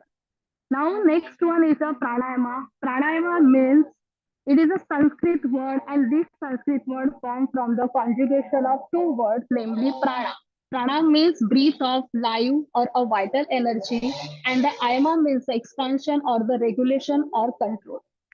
So here are the total 4 important aspects of pranayama. Puraka means inhalation, Rekaka means exhalation, Antaha Kumbhaka means internal breath retention, and Bahim Kumbhaka means external breath retention. Here are the many types of pranayama: Kapalbhati, Brahmari, Ujjayi, Nadi Shodhana, Vastrika, Shitali Shitkari, Suryanoma Lama Vilolama, Chandraloma, Loma, Vinoloma, and Surya Vedana. Now, next, here are the importance of yoga in life. Yoga increase our flexibility and mindfulness. They reduce our stress.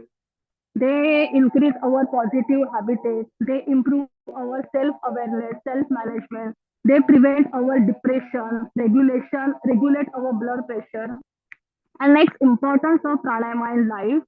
Pranayama is important. They increase our concentration, reduce stress, liberating our mind and mental problems, reduce our uneasiness and confusion, prevent depression, restore inner equilibrium, and improve our oxygen absorption.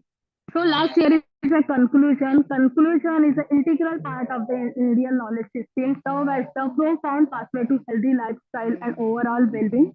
Practice like asana, pranayama, meditation, individual can cultivate our disciplines, our inner peace, many challenges of their life with balance and clarity, and eightfold path of Ashtanga Yoga as outline of the sage Patanjali provide our structured framework for the personal and spiritual growth.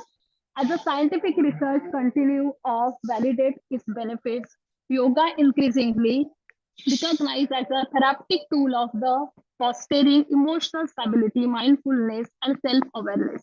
So embarrassing yoga as a daily practice can lead to the transformative changes, empowering our mind, body, and soul. So here are the references. Thank you. Thank you so much, ma'am. Due to lack of time, we have to stop this paper presentation right now over here, and we are moving for the next. I would like to welcome our next resource person for this session, Advocate Prasad Choradia sir. Is a distinguished legal professional based in Mumbai with over 20 years of experience practicing at the High Court of Bombay. He specializes in constitutional law, cyber law, human rights, corporate law, and criminal law, representing clients across various judicial forums, including the Supreme Court of India, holding an LLM in human rights and pursuing a PhD in constitutional law. He blends scholarly research with practical advocacy, emphasizing grassroots governance and policy reforms. Beyond litigations, Choradia sir contributes to legal academia, publishes research on constitutional law and Panchayati Raj, and actively participates in legal aid programs and social awareness initiatives. Widely respected for his strategic legal acumen and client-centric approach, he remains a trusted advisor in the legal fraternity. Now, I would like to call upon Advocate Prasad Choradia sir to deliver the session on the theme Role and Contribution of IPR in Protecting Indian Knowledge. Welcome, sir. Thank you very much. Respected dignitaries, esteemed colleagues, and dear participants, I am honored to speak at this important seminar on preservation and protection of Indian knowledge system through intellectual proprietary rights in the digital age.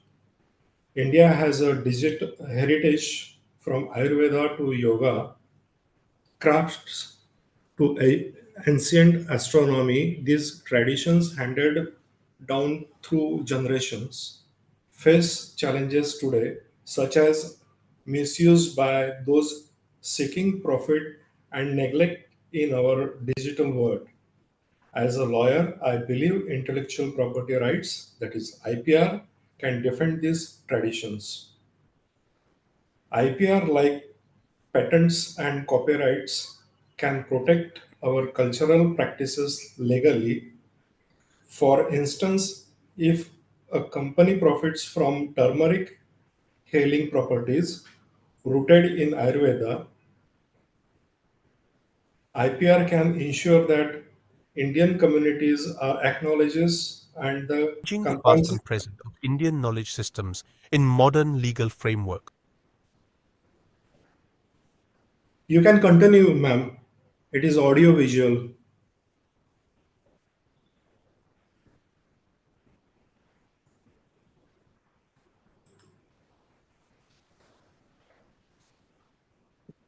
Hello. Yes, sir. Yes, sir, you can continue, sir. Yeah, it is my speech for Today, we'll explore the integration Okay, of sir. Okay, traditional sir. Fine. Indian knowledge into India's contemporary legal system. The aim is to establish a more ethical, equitable, and restorative justice system.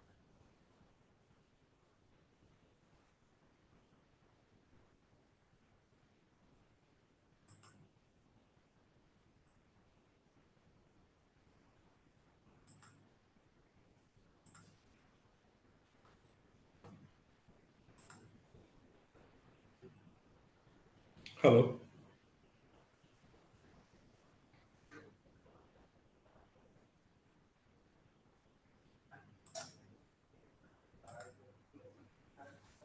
Purpose. The purpose of this analysis is to explore how traditional Indian knowledge systems, or IKS, can enhance the ethical foundations of India's legal system. Core concepts. The key concepts we will discuss are Dharma, ethics, Nyaya, justice, Niti, governance, and Samadhan, dispute resolution. These principles form the cornerstone of Indian legal thought and have guided the society's laws for centuries. Goal. Our goal is to envision a justice system aligned with India's philosophical heritage, creating a framework that is both ethical and restorative.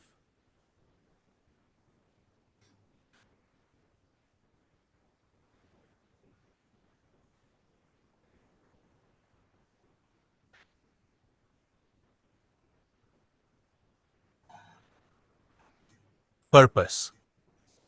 The purpose of this analysis is to explore how traditional Indian knowledge systems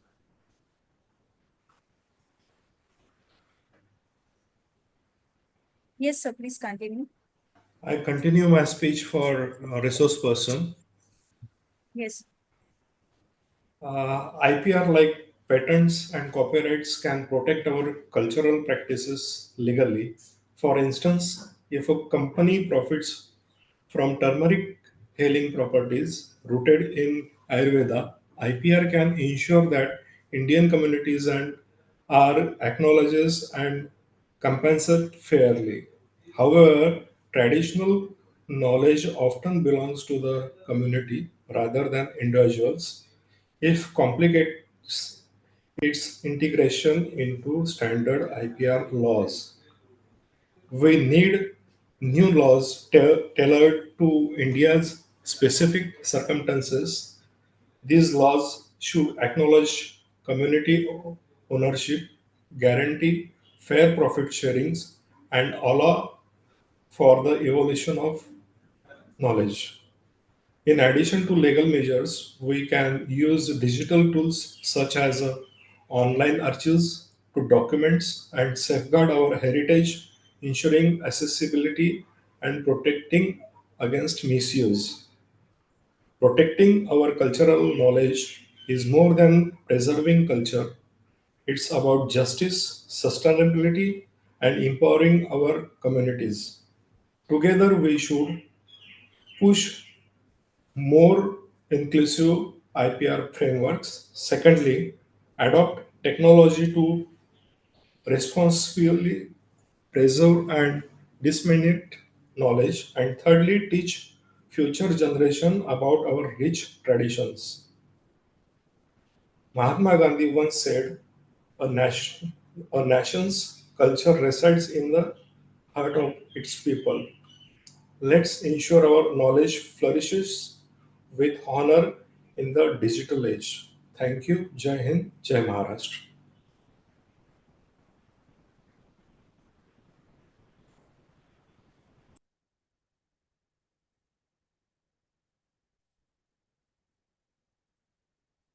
Thank you so much, sir, for your valuable guidance. Now, I would like to welcome our next resource person for the session, Mr. Prahlad Jadhav, sir, Associate Director, Library, Khetan and Core, Mumbai.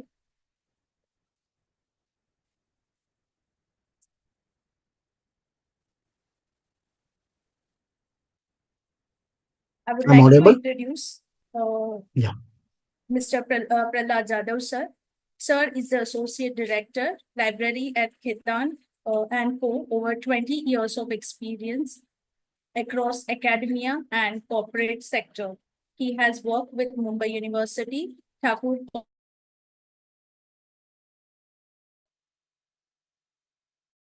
and more. Mr. Prahlad Jadhav, sir, has a distinguished researcher, speaker, and LIS professional.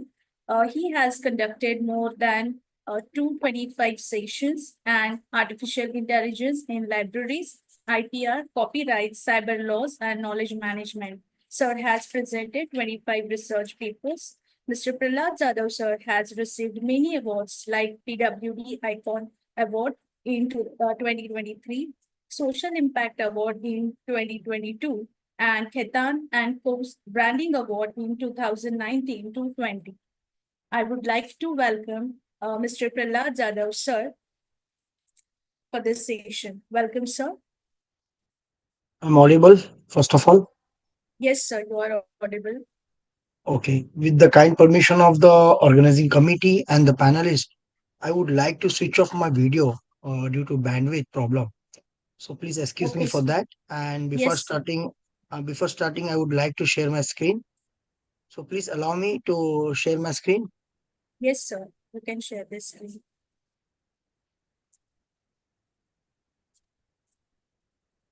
Can Ashwini madam confirm me the screen is shared?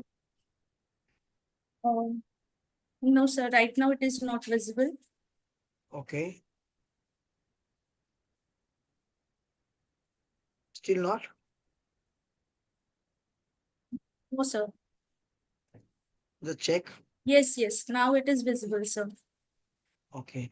I'll just go through the slideshow, then we can start. Yes, sir. Okay. Now it is full screen. Sir. Yes, first of all, I would like to thanks Ashwini madam for a brief introduction. I also like to thanks the organizing team, Sonu Bhau Baswan College of Arts and Commerce, Shahpur, which is very close to my heart, this institute, because many times I had visited there as a resource person, not only as a resource person, but I visited there as a friend of mine who is working there as a head librarian, Dr. Shaji Wagmore. He's a super person. Whatever he achieved, it is just amazing for me. So, second thing, I would also like to thanks the sponsor, ICSSR WRC Mumbai, and the college management for selecting this important topic from traditional to technology, Indian knowledge system, and IP rights. As in the morning, in the first sessions, Dr. Chavan, and if I'm not wrong, Dr. Kulkarni was there, and they had emphasized why we require all such things in today's digitization or digital world. Friends, it's very important as we are moving ahead. We are going towards the digital. There were days where we were playing on the ground, and there were days the children are playing on the taps. So this is the difference between the two generations, and we should always teach them what we had done. The same thing, it's come if you are talking about the traditional knowledge. If you are not teaching them, then it will be a blank for them. If you're not preserving them, then it will be a very challenging time for them. So the topic which I had selected for this are the traditional, from tradition to technology, in terms of IKS, that is Indian knowledge systems and IP rights. Definitely, as I'm from the library and information science background, so I will more focus on how library can be useful in this scenario. So before going ahead, I'll speak not more than half an hour. So from the organizing team, at any point of time, if they think the time has over, at the time they just ping me, I'll just stop myself. Okay. So we'll start these sessions with a story. Yes, I would like to say a small story, which is really meaningful. The title of the story is The Stolen Remedy, a tale of intellectual property rights. It is a very small Indian village. The Rago, who is a skilled herbalist, had mastered an ancient one own healing remedy passed down through generation. It means he had taken that skill from the father, grandfather, maybe from that further generations. And one day, the foreign researchers visited that village. They took the notes and left with a promise to Mr. Rago that they will give you recognition in terms of his knowledge. But on a fine day, what happened, on a fine day, maybe a month later, Arjun, a law student, who is a law student, found that a pharma giant had patented the formula, restricting its original creator to use. Arjun know this. Arjun is very clear about who had the originality of this. So he had fought back using TKDL, that is Traditional Knowledge Digital Library sources, and proved that the remedy was not a new invention. It is a part of Indian heritage. So due to his efforts in the court, in the legal court, in the legal battle, the patent was revoked. Yes, the patent was revoked and the knowledge was rightfully protected, which is inspired Arjun to dedicate his career to safeguarding traditional wisdom through intellectual property rights, ensuring that ancestral knowledge remain with us rightful years. Yes, if you are not protecting, then definitely there are many chances who can stolen this. So, friends, it is a very high time. Whatever we are talking about the traditional knowledge, Indian knowledge system, we have to preserve. Not only preservation is important, we have to protect them also, and the protect with the help of IPR, right? So, look, this is the WIPO 2024 Intellectual Property Report, where India's growing influence is global invention. In 2024, World Intellectual Property Rights come up with a report which highlights, WIPO highlights global IP trends, which emphasize India's rapid growth in patent, trademarks, and industrial design. These are the branches of the IPR, very much well-known branches of the IPR. So India now ranks among top 10 countries for the IP filing, that is Indian patent filings, right? Showcasing it rising innovation capacity, which is not only one of the important measure achievement, it is a notably recorded 15.7 growth in the patent application in 2023, which is marks its fifth consecutive years of double-digit growth. So this is the 2024 means it's we are just upcoming from that COVID, and we are still filing our research, we are still filing our new invention. So that is the effect. So this overall growth, why it happens, why there is a growth, and suddenly why there is a growth, because of all this policy. What are the policy? National IP policy, which is a key factor in driving India's growth in IP filing. National Intellectual Property Right Policy, which was launched in 2016, but its results started showing in 2023-24. Then amendments in the IPR. Yes, there are a lot of amendments were there in the IPR branches. It may be patent, trademark, copyright, geographical indication, anywhere. There are a lot of amendments are there. The amendments are the much needed, which is up to mark, which is relevant to the current time. Then modernization and digitalization of IP office. Now you can compare the 15 years back office of the post office and the current office. The same way it goes to the IP offices. When you go to the 20 years back, the IP office was very dull. There is no automation, but now it is totally automated. That's why we are able to achieve that growth. Then awareness and education. Yes, programs such as National Intellectual Property Awareness Mission to spread about what spread to IP awareness across educational institution and business. The education institutes on day by day, they're organizing a sensational seminar, workshops, conference for to create awareness about the IPR. Then IPR commercialization. They had established a technology innovation support center, that is TISC, in universities to support IP filings. It means from university also, if students are doing something new inventing, they can file their innovation from the university also. Last, the scheme for pedagogy and research in IPRs in holistic education and academic, which aims to integrate IPR education into higher learning institutions and across the country. It also emphasizes on involve research ethics in the post-graduation research methodology and the research integrity and ethics in the PhD methodology. So 2024 WIPO reports highlights its rise as a global IP leader. So India progress in 2024 WIPO reports, which highlight rise as a global IP leader, growth in what? Patent, trademark, and design, which reflect a surge in homegrown innovation driven by supportive policies with a strong focus on R&D and a dynamic economy. India is poised to strengthen its global IP presence. Yes, due to this, it's become a very, very effective. So 2024 reports gives a very much needed wing to the India in terms of invention, in terms of filing, in terms of ranking, in terms of IP. So why all this happens? Why there is a growth? There was a past. See, everything there is a past. For every story there is a past. For every movie there is a past. So it started when it started. There was a turmeric case, which is a landmark ruling, because it was the first time a patent based on traditional knowledge from a developing countries was successfully challenged and revoked. You know what happened in that case exactly? In the US, American research were granted in 1995 a US patent for the using turmeric as to heal the wounds.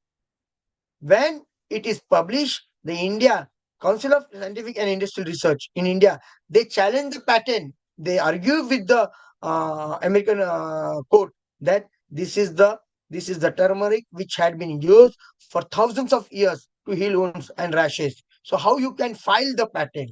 So after successfully arguing, the US Patent Office revoked the patent in 1997 and finding that the patent holders have not invented anything new.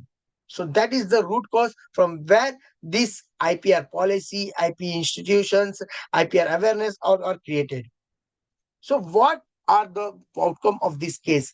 This case led to create a TKDL, that is much called as Traditional Knowledge Digital Library. My mentor, Dr. Subhashan, clearly mentioned in his session what is the TKDL. It also led to a reformation of Indian patent classification system.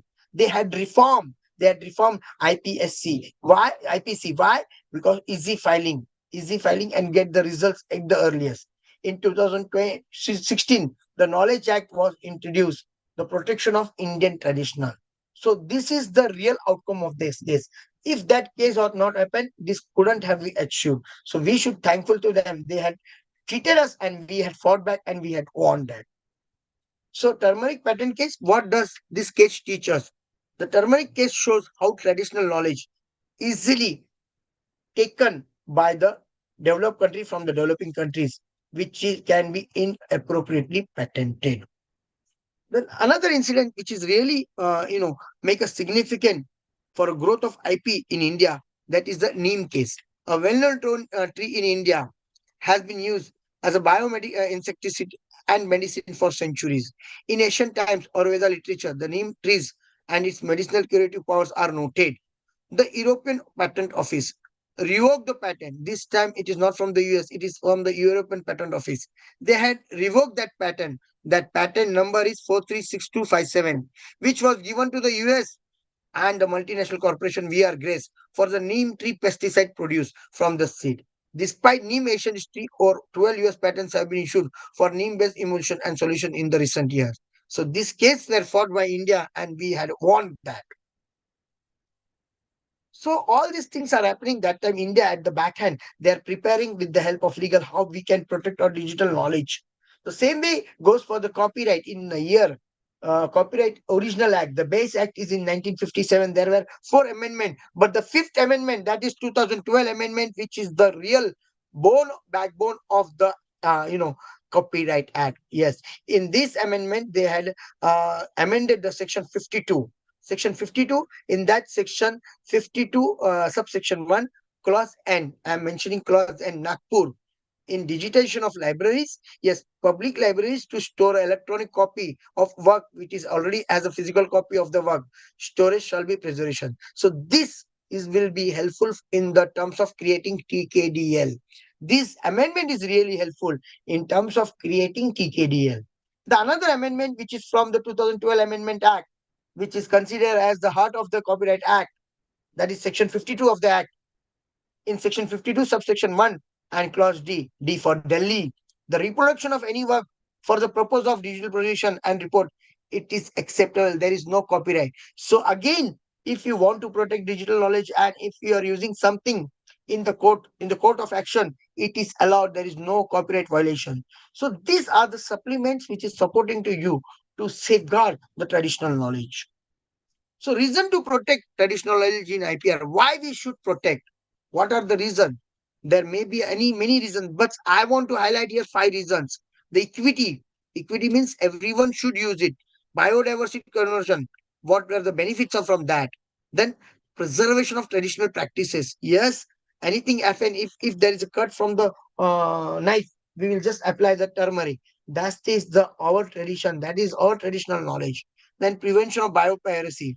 Then traditional knowledge signification in development. All these reasons were there in terms of to protect traditional knowledge. That is why IPR is really important. Why IPR is important? See the difference. If you talk about the trade aspect, see the difference. Tide and Tides, Puma and Puma, Adidas and Adidas. It will clearly impacting what is the real and what is the fake. The same way when you apply IPR in the traditional knowledge, there is no one who can theft your knowledge. So it is a better way. We have to protect our knowledge by the way of IPR. So traditional knowledge at international IPR conventions, there may be any, for example, if you ask me for the copyright, there may be Bern Convention, Paris Convention. But for the IPR whole branch, if you ask me, WIPO is the World Intellectual Property Organization who had a power, who is managing world IPR. The same way for the biodiversity, there is a convention on biodiversity and TRIPS agreement that is for the trade experts. So all these bodies are working at the international levels. Yes, they are working on the international levels. How to protect this IPR in international levels. So what is TKDL? Traditional Knowledge Digital Library. Traditional Knowledge Digital Library is a database of traditional knowledge. Where origin from India. It was created in 2001 by the Council of Scientific and Industrial Research, that is CSIR, and the Department of Ayurveda, Yoga and Naturopathy, Unani, Siddha and Homeopathy, that is Ayush. So what is, in short, what is TKDL? A people without the knowledge of their past history, origin and culture is like a tree without roots. This is the quoted by Marcus Garvey. So traditional knowledge is a living body of knowledge. What is that? It is a living body of knowledge that is developed, sustained, and passed on from generation to generation within a community, often forming part of its culture and spiritual identity. That is traditional knowledge. That is traditional. And the quote which was used by Marcus Garvey, it is very meaningful. A people without knowledge is just like it's just like a tree without root. So you should know what is our traditional, what is our past knowledge. Then so traditional knowledge is mostly undocumented and typically inherited by a way of oral transmission. It may be whether individual or as a community or by observation. There were three distinct and related areas recognized by the WIPO in this context. What are they? The first one is traditional knowledge, traditional cultural expression, and the genetic resource. We will check one by one. Traditional knowledge in the strict sense, namely technical know-how practice. For example, how it can apply, where it can found practices, skills, and innovation related to. For example, traditional healing practice that is physical, mental, and spiritual practice such as yoga or Ayurveda. In terms of traditional cultural expression, encompassing oral, folklore or folk history, music, art, design, symbol, and performance. Genetic resource, that is the genetic material of actual or potential value found in plants, animal, and microorganism, native to a particular country or region and known and used by traditional communities. So use of turmeric, Kurumkulogna or neem in India for medicinal purpose or cultivation of basmati rice, Ozia Satvi. So these are the Sir, traditional sorry to knowledge. disturb you, but Yeah. can you please come to the conclusion due to the lack of the time?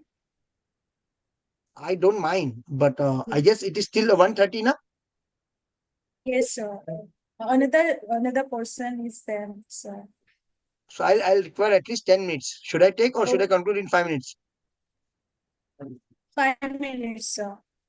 Okay. So this is Okay, the thank you TKDL so much. advantage of TKDL is a language barrier and provide access to a digitized repository of Indian traditional knowledge. It is it can enable you to submit third-party observation. It also enable to submit of TPO to have resulted in successful opposition. If there is opposition, you can go through the TKDL. So TKDL is an integrated global biopiracy with system that allows monitoring of patent applications.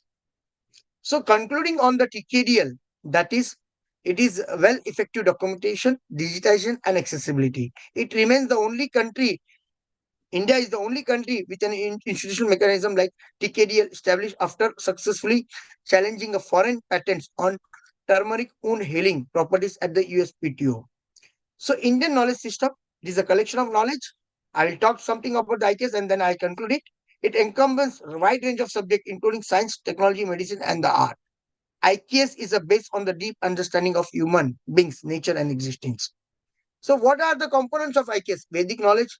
In the earlier presentation, it is very clearly languages, arts and literature, architectures, philosophy, and social practice, which are the important component of IKS. The purpose, it is promoted by a cell under the Ministry of Ayush and under the Ministry of Education and at AICT New Delhi. The IKS aim to promote research on IKS, reuse, preserve and disseminate IKS and spread Indian rich heritage. What are the significance? Foundation principle recognized by the National Education Policy. This is the concluding part, that is IKS and NEP, how it is integrated. They played vital role in the NEP 2020 by integrating India rich tradition across various disciplines like philosophy, science, medicine, Ayurveda, yoga, and modern education system. So key points when I talk about the IKS in NEP 2020, it is integrated across discipline, which is can be important, promoting cultural awareness, holistic development, research and development, and multilingual education. These are the key points. So to conclude on whole aspects of this, and when I talk about the IPR, TKDL, IKS, my whole conclusion is that it should be a balance with security, promotion, and benefit distribution. If we consider these three things, we can easily achieve how it is which we can easily achieve to protect our traditional knowledge with the help of TKDL, IKS, and IR policies. So my request to each one of you to encourage strategically to preserve the balance between the traditional knowledge holders and innovators. My thanks to the organizer. My thanks to the Dr. Shaji Wagmore, Dr. Kulkarni, Dr. Subhat Chamar, Dr. Nandikishore Motewar for this golden opportunity. Thank you so much. I Thank am you so done with much, my sir. presentation. Thank you, ma'am.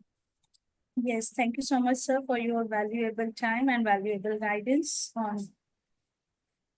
Now, I would like to welcome our next resource person for the second session of this seminar, Professor Dr. Kishore Kumar Naik, sir, Director, Garware Institute of Career Education and Development, University of Mumbai. Now, I would like to call upon Dr. Ravindra Latkar, sir, to introduce the resource person of this session. Am I audible, ma'am? Yes, sir, you are audible. Thanks, ma'am. Good afternoon, one and all. So, resource person for this technical session, Dr. Kishore Kumar M. Nayak. He is MCOM, MPhil, MBA, and PhD. He is a USA certified customer analytics professional from Wharton Business School, USA. He is silver medalist Sir, from can you IIT speak Road. little louder? Sir, can you please speak little louder? Okay, ma'am. Yes. I am audible, ma'am. Yes, sir. Now it is audible. So, Dr. Kishore Kumar M. Nayak, sir, is a silver medalist from IIT Roorkee in financial statement analysis. He has experience of 20 years, out of which 10 years experience as a director of MBA college. He visited different countries for paper presentation, including Malaysia and Vietnam. He has written 25 books and 13 chapters in his books. As far as his extension activities are concerned, he has tree plantation of more than 1 lakh trees. He generated more than 5 lakh rupees revenue to his consultancy services. So as far as awards are concerned, he secured 3 Scholarship Award, Pedagogical Innovation Award, and many more. So with this brief introduction, I hand over to you, ma'am. Thank you so much, sir. Now, I would like to invite Professor Dr. Kishore Kumar Naik, sir, to deliver the session on the theme, Role and Contribution of IPR in Protecting Indian Knowledge. Welcome, sir.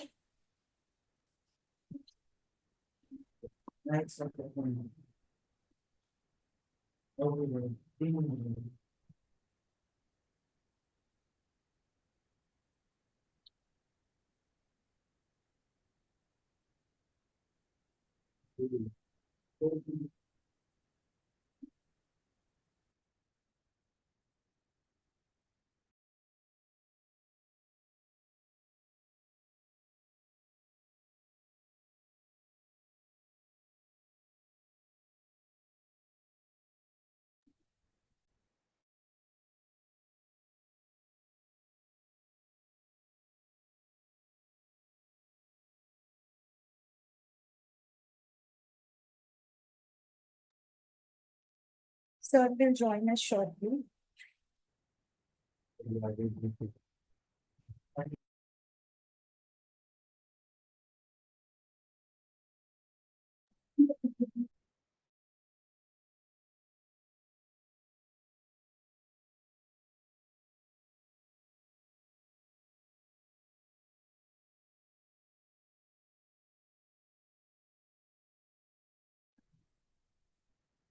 Due to some technical errors, sir will join us later on. So we'll move on to the paper presentation session. Now I would like to invite our next researcher, Professor Mrugaya Sachin Gaikwad, for the paper presentation. Due to Yes, some ma'am, we are technical ready. errors, sir will join us later on. So we'll move on to the paper presentation session. Now I would like to invite our next researcher, Professor Mrugaya Sachin Gaikwad, for the paper presentation. Yes, ma'am, we are ready. Sir will join us later on. So we'll move on to the paper presentation session. Now I would like to invite our next researcher, Professor Mrugaya Sachin Gaikwad.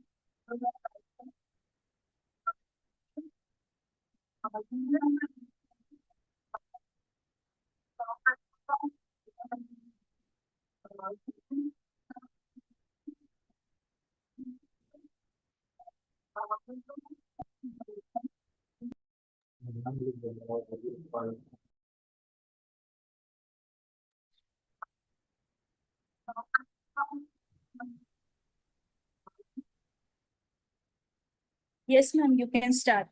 Okay, thank you, ma'am. Very good afternoon to one and all present here. I am Assistant Professor Mrugaya Gaikwad from Satish Pradhan Dhyan Sadhana College, Thane. And I'm Dr. Anita Dakshina from Satish Pradhan Dhyan Sadhana College. Yes, Well, ma'am, you can start. Welcome to this paper presentation on the critical role of. One and all present here. I am Assistant Professor Mrugaya Gaikwad from Satish.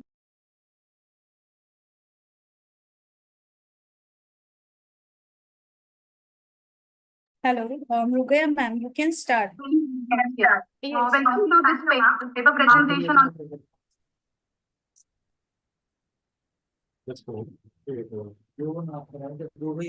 Welcome to this paper presentation on the critical role of intellectual property rights in preserving and protecting India's rich cultural heritage, traditional knowledge system. We will explore challenges, legal mechanisms, and the need for a sui generis legal framework for safeguarding the indigenous knowledge.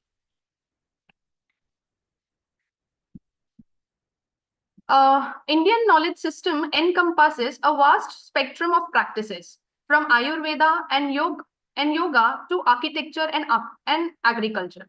These traditions have been passed down through generations but face risk of misappropriation in the digital age. Intellectual property rights serve as an essential tool in protecting these invaluable assets. These are the challenges in protecting IKS.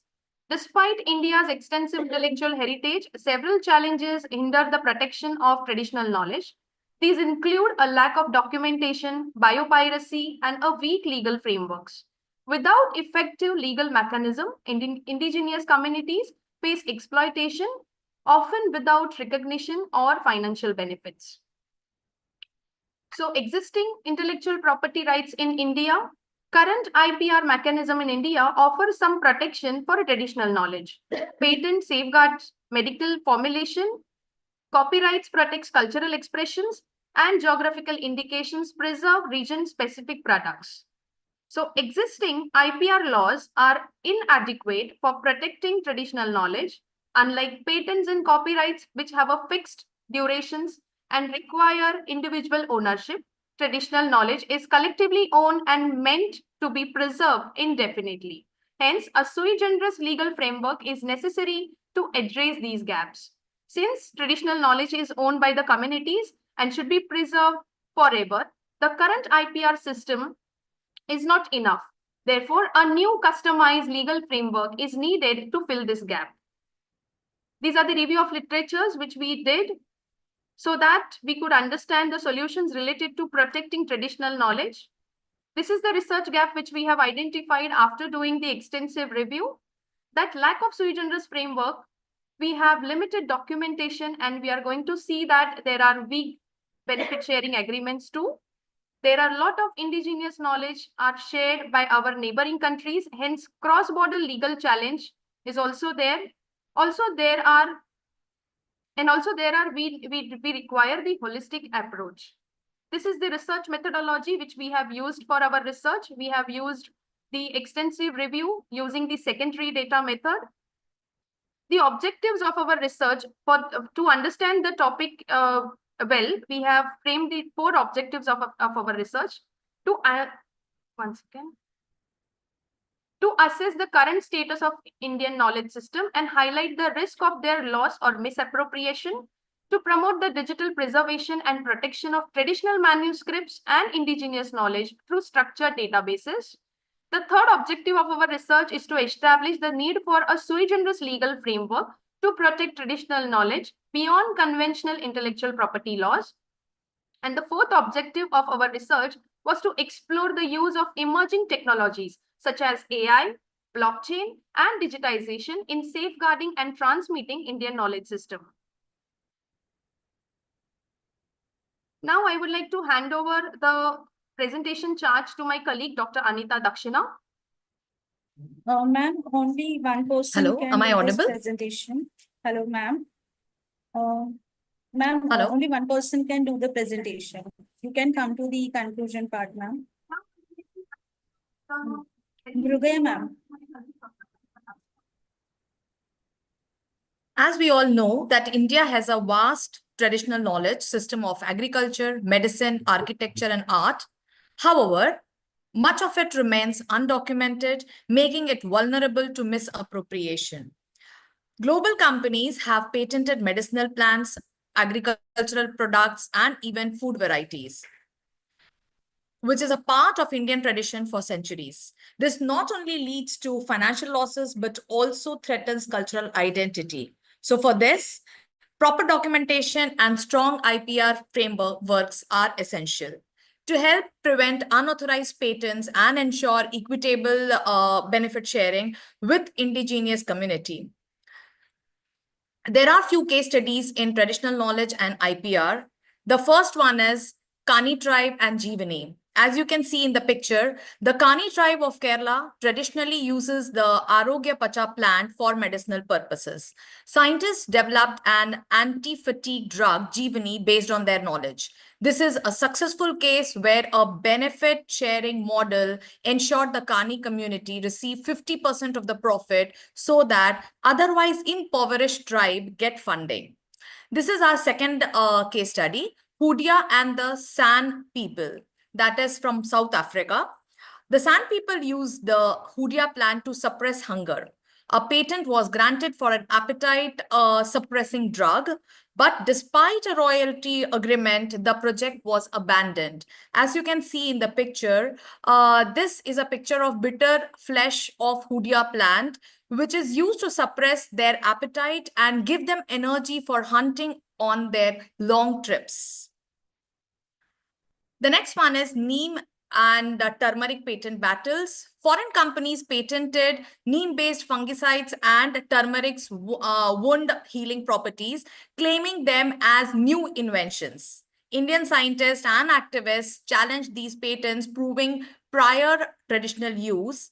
As you can see in this picture, this is the neem tree, the tree that cures everything. And then we can see the picture. The next slide, please. Next one.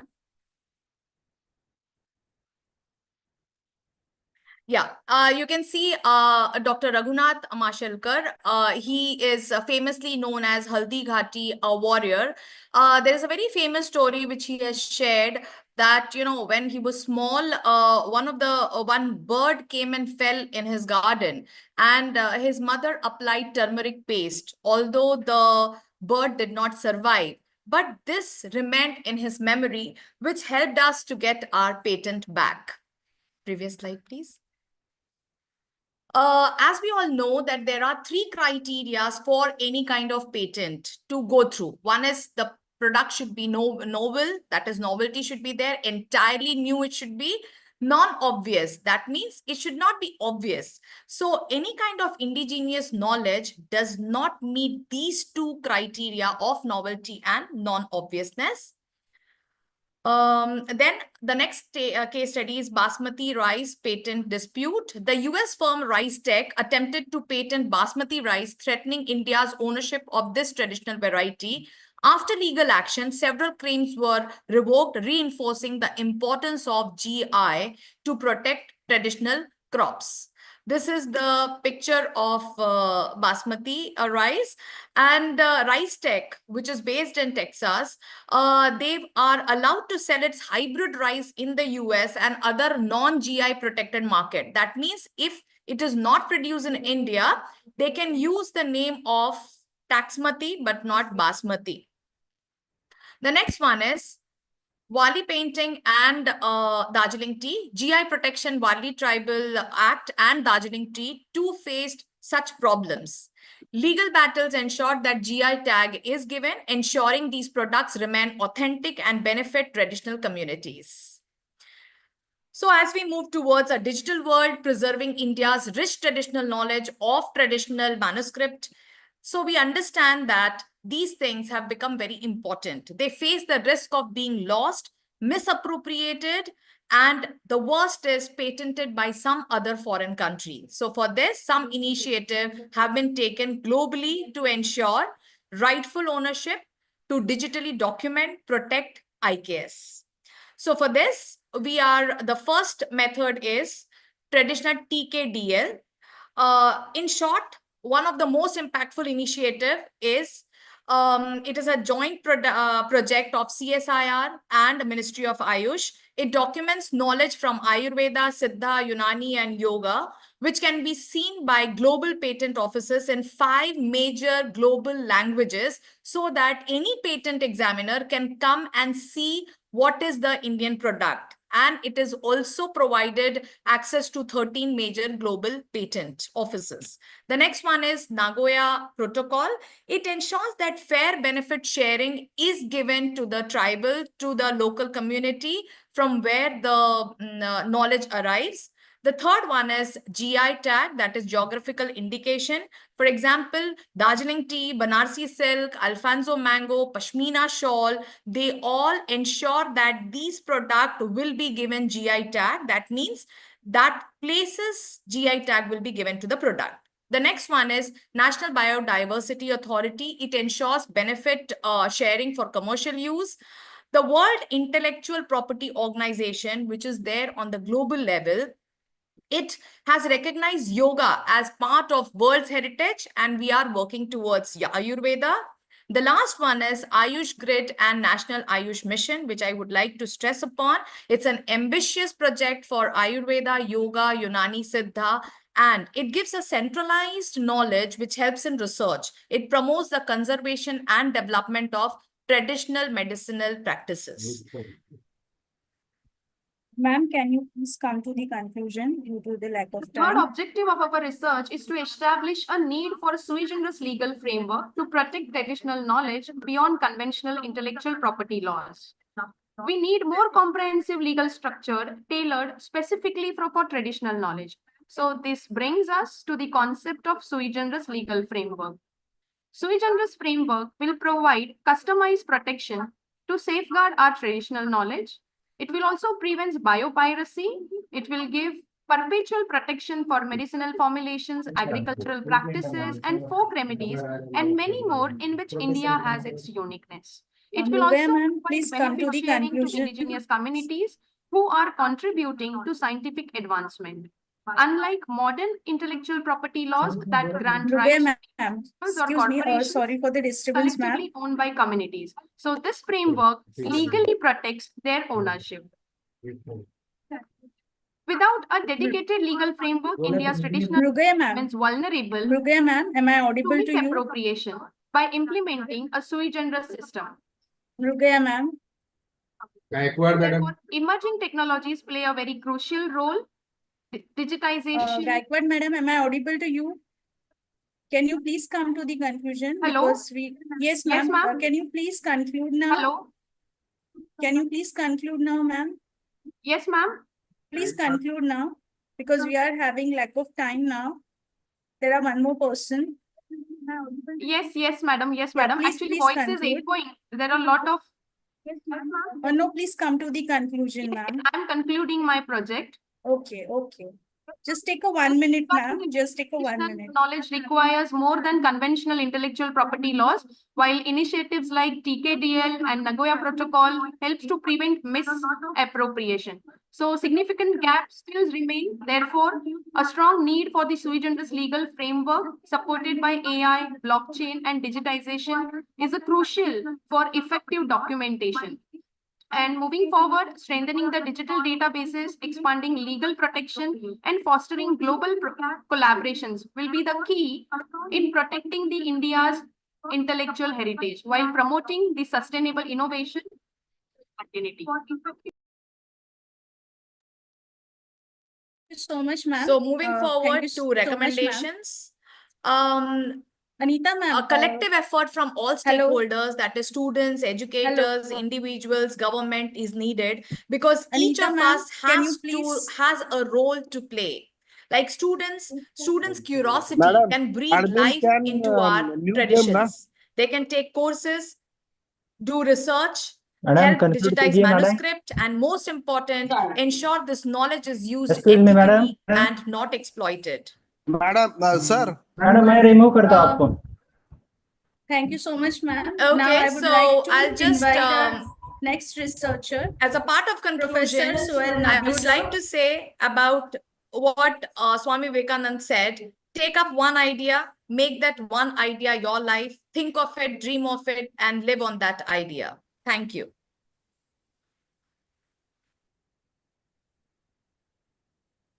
Hello.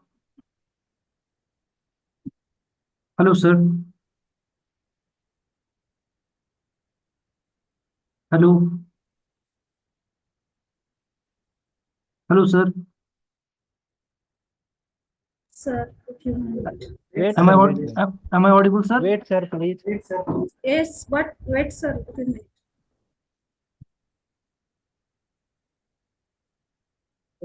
Yes, sir. Yes, sir.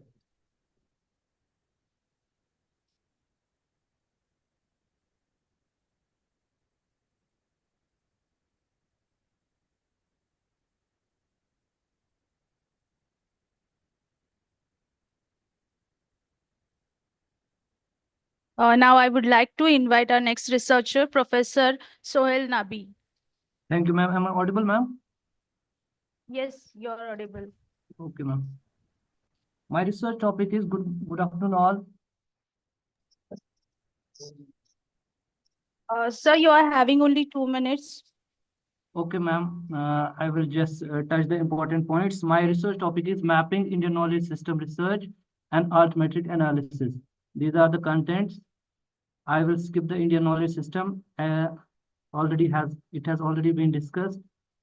Now, altmetrics, we know it is the creation and study of new metrics based on the social web. These are the new metrics that are qualitative in nature. Now, it was founded by Jason Priem.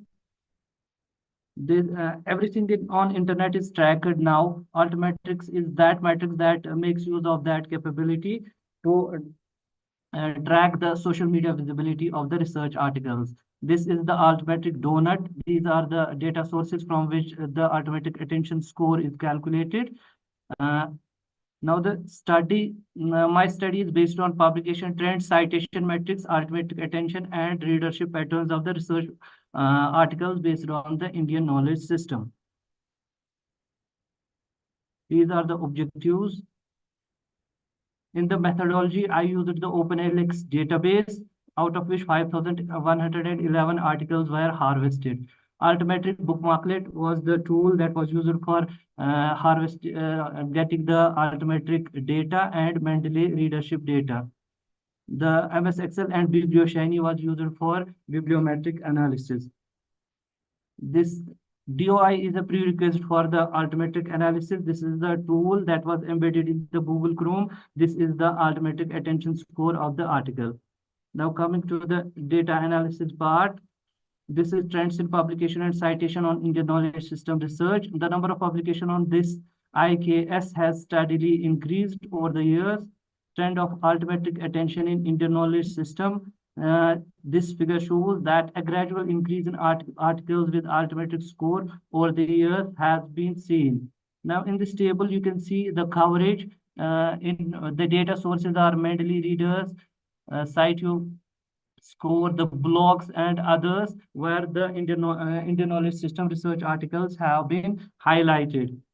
Now, this is the correlation between altmetric attention scores and the citation impact for Indian knowledge system. There has been the research articles with higher altmetric attention are more likely to receive greater academic citations.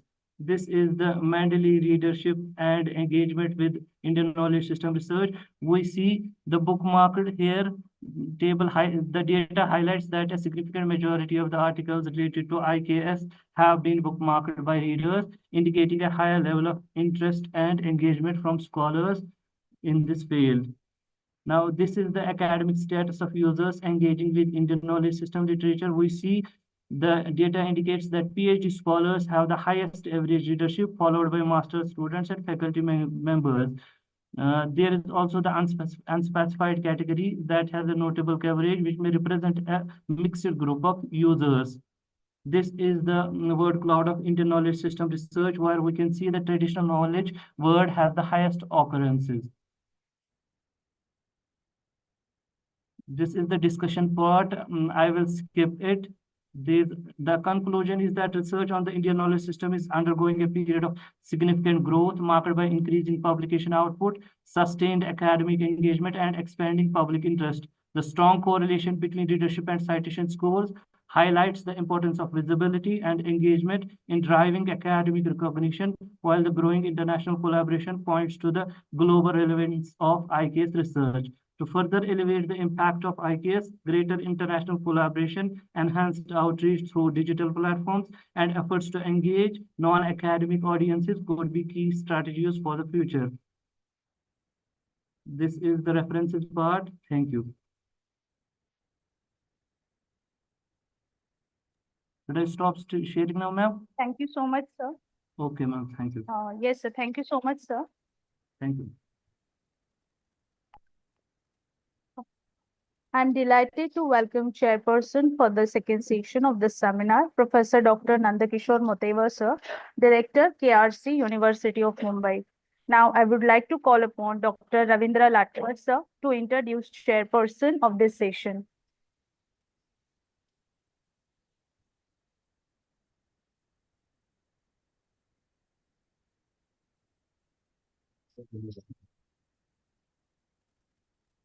Dr. Ravindra Latkar, sir.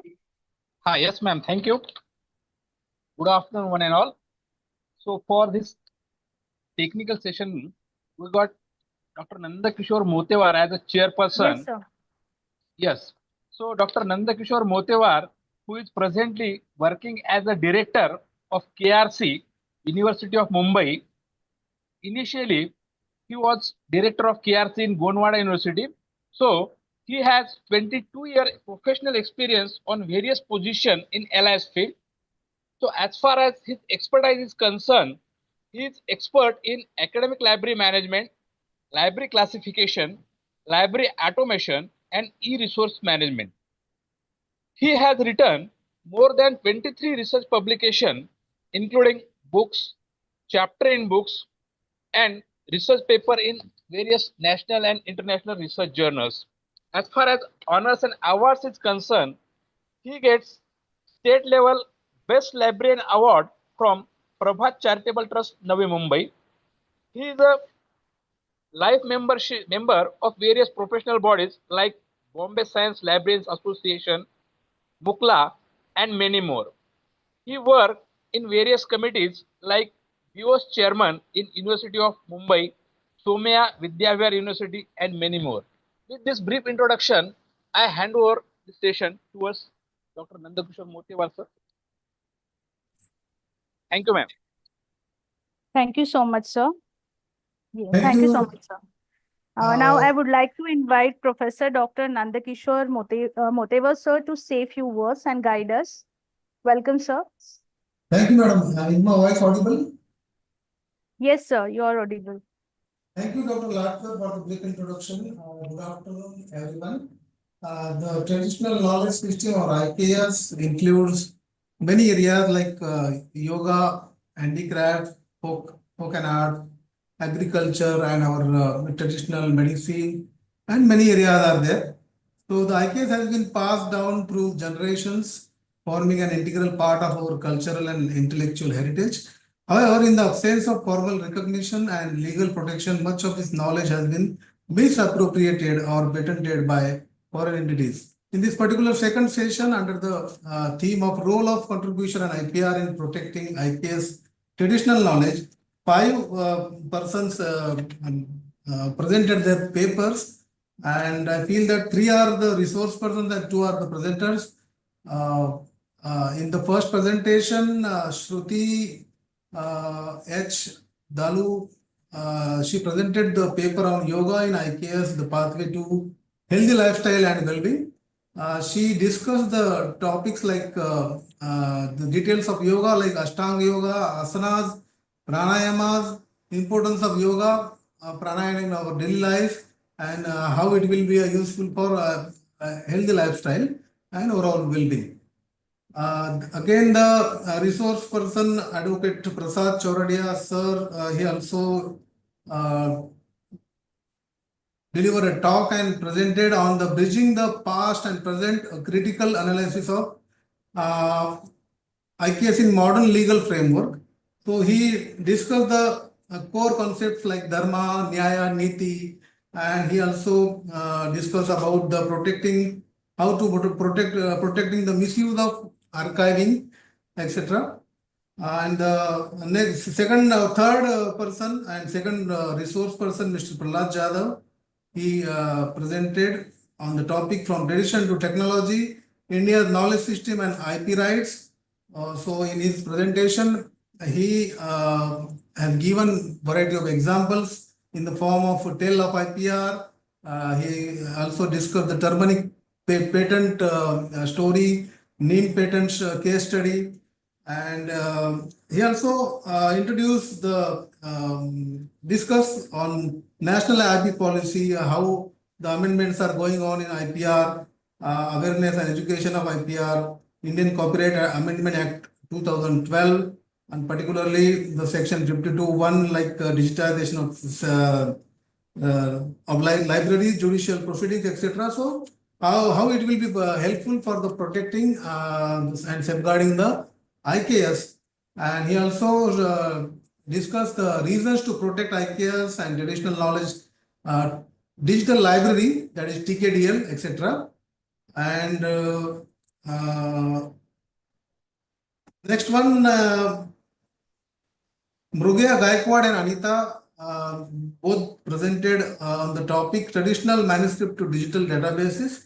They also introduced the patent, trademarks, and how the what are the requirements for the new customized legal framework. IKS highlights the risk of their loss and shared few case studies like Hodiak and the Sand People, South Africa, Neem and biopiracy, basmati rice, barley painting, etc. And they also discussed the safeguarding IKS protection, again GI tag, TKDL, WIPO, etc. So in the last one is Mr.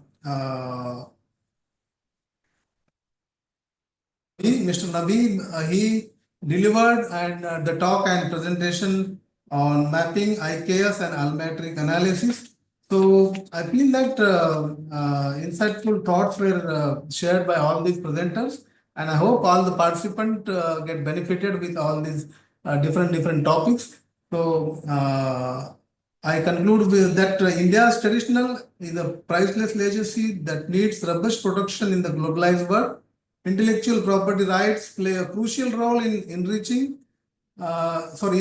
that our indigenous wisdom is safeguarded, ethically utilized, and acknowledged on international platforms. It is our collective responsibility to preserve, promote, and protect this wealth of knowledge for future generations.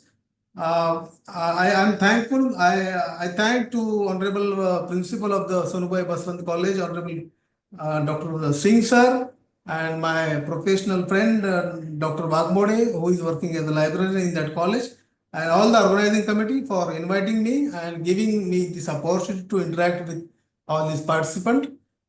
With this, I conclude. Thank you very much.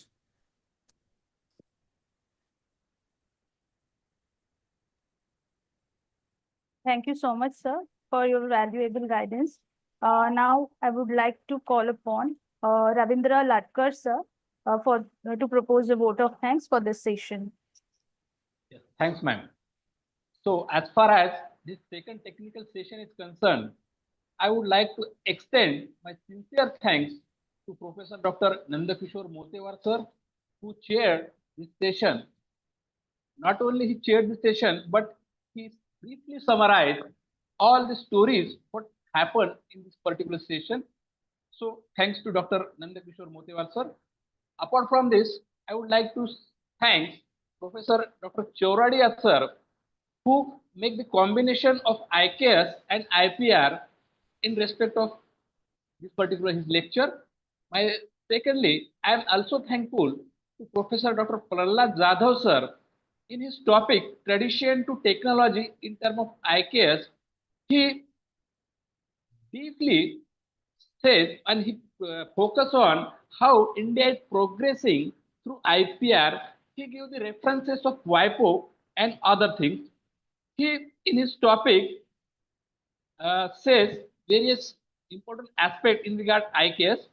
I also like to extend my sincere thanks to Professor Dr. Keyur Kumar M. Nayak. Due to some technical problems, he was not able to deliver his lecture. But on behalf of Sonabhu Baswan College and also on behalf of ICSSR, I would like to say thanks to him. And my last thanks to each and every participant who participated in the paper presentation.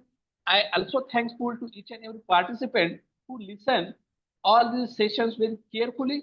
So I am thankful to each and everyone for giving their support. Thank you very much. Over to you, ma'am. Thank you so much, sir. Thank you so much, sir. Ladies and gentlemen, and now it is the time for a lunch break for half an hour. Requesting everyone to please be back in 30 minutes so we can start our third session on time. See you back in precisely in 30 minutes. Everyone is requested to please rejoin at 1:55 p.m. Thank you so much.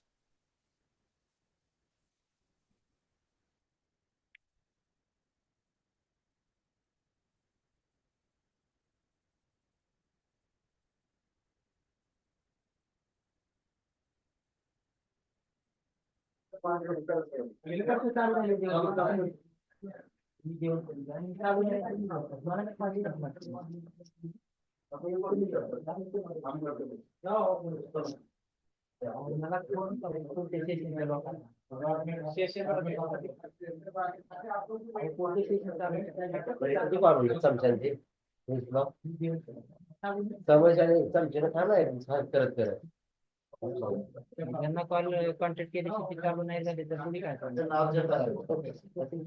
तुम्ही करा ना जेव्हा तुम्ही करा जेव्हा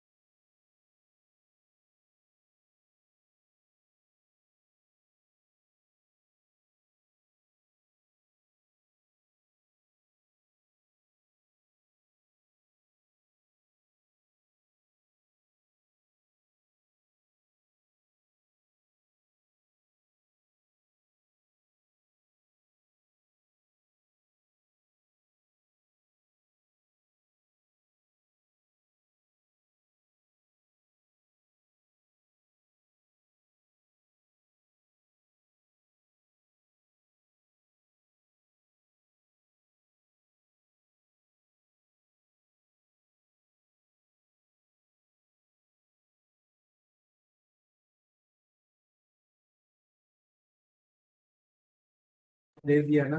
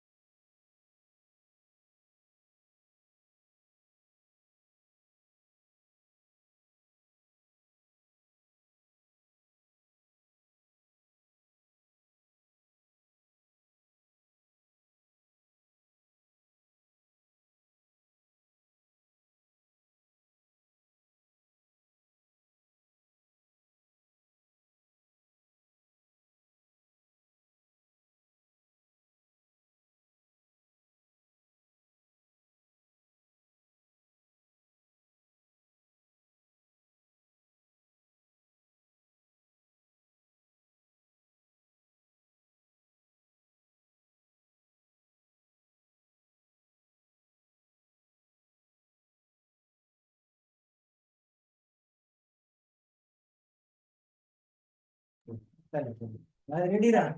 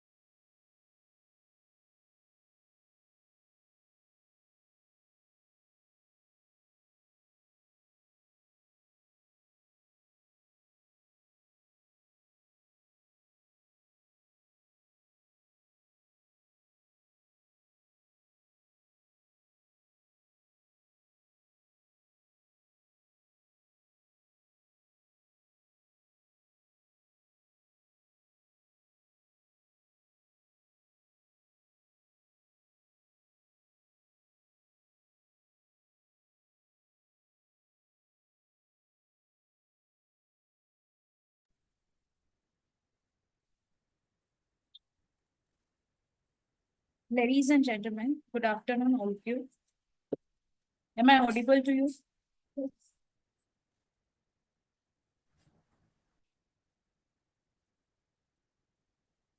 Yes, ma'am.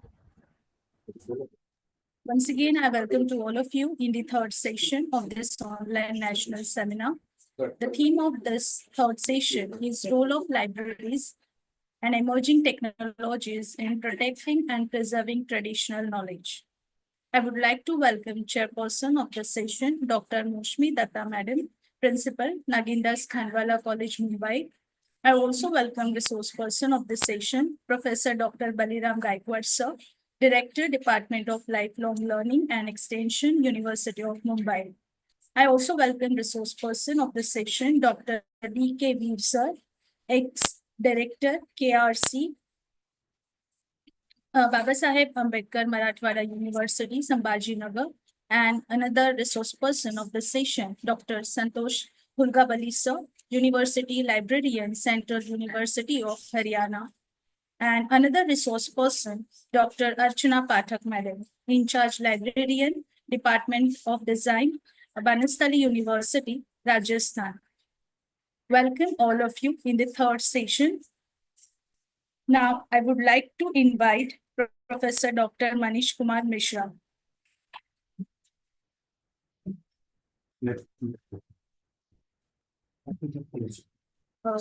Now, I would like to invite Professor Rakhi Chakravarti, Madam. Am I audible, ma'am?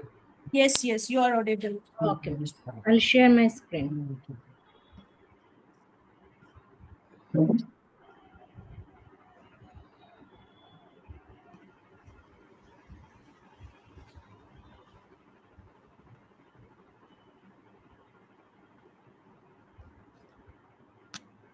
Is my screen visible, ma'am?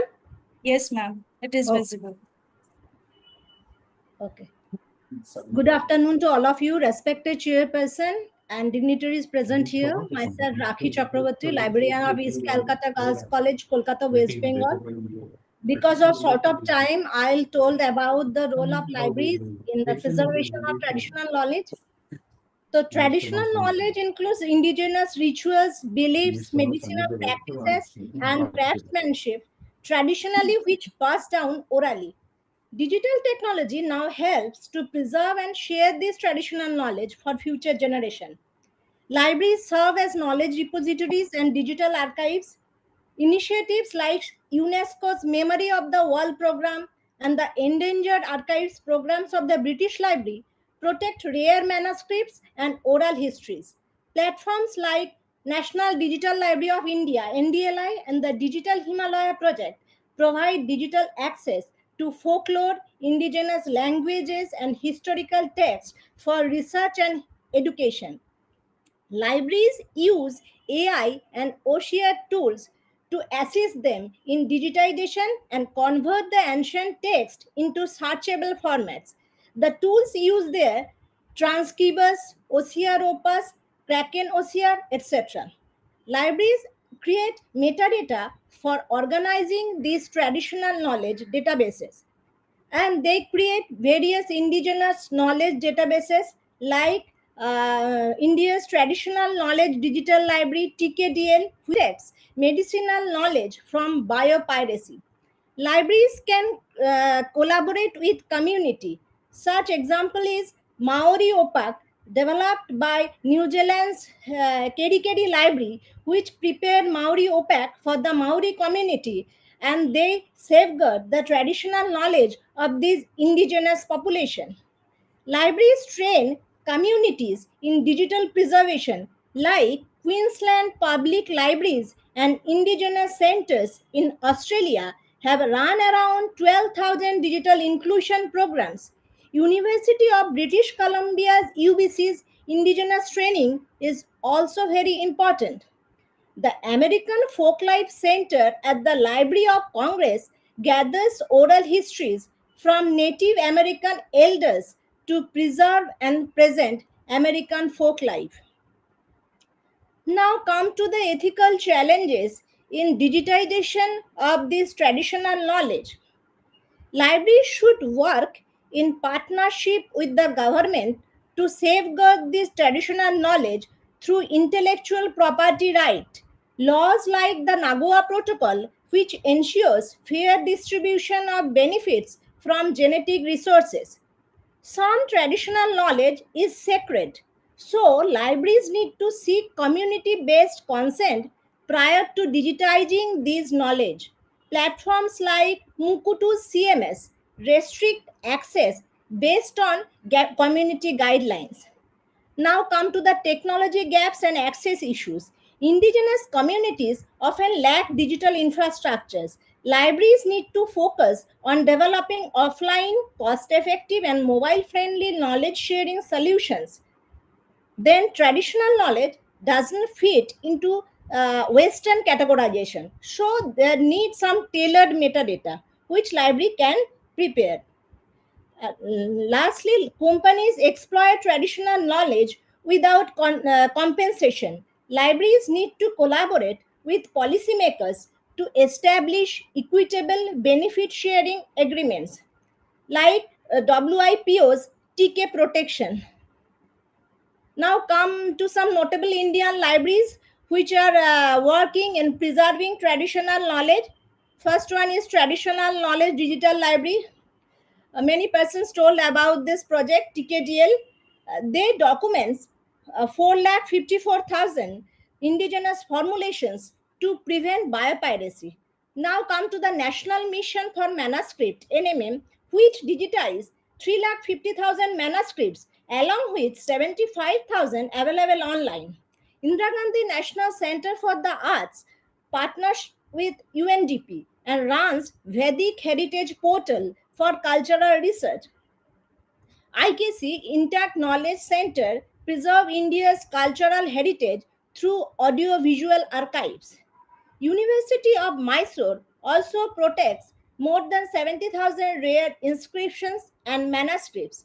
Tamil Nadu Archives and Historical Research also houses historical records for scholars and the public. Finally, come to the conclusion. Libraries are essential for safeguarding traditional knowledge by collecting, digitizing, documenting, protecting, and sharing indigenous wisdom. Their role goes beyond merely storing knowledge. They actively engage with communities to ensure that the preservation of traditional knowledge is ethical, culturally aware, and sustainable. Thank you.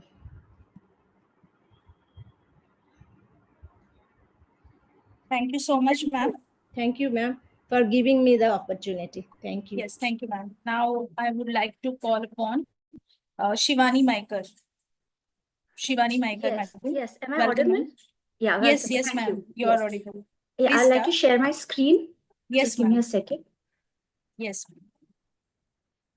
Is my screen visible? Yes, ma'am. It is visible. Okay.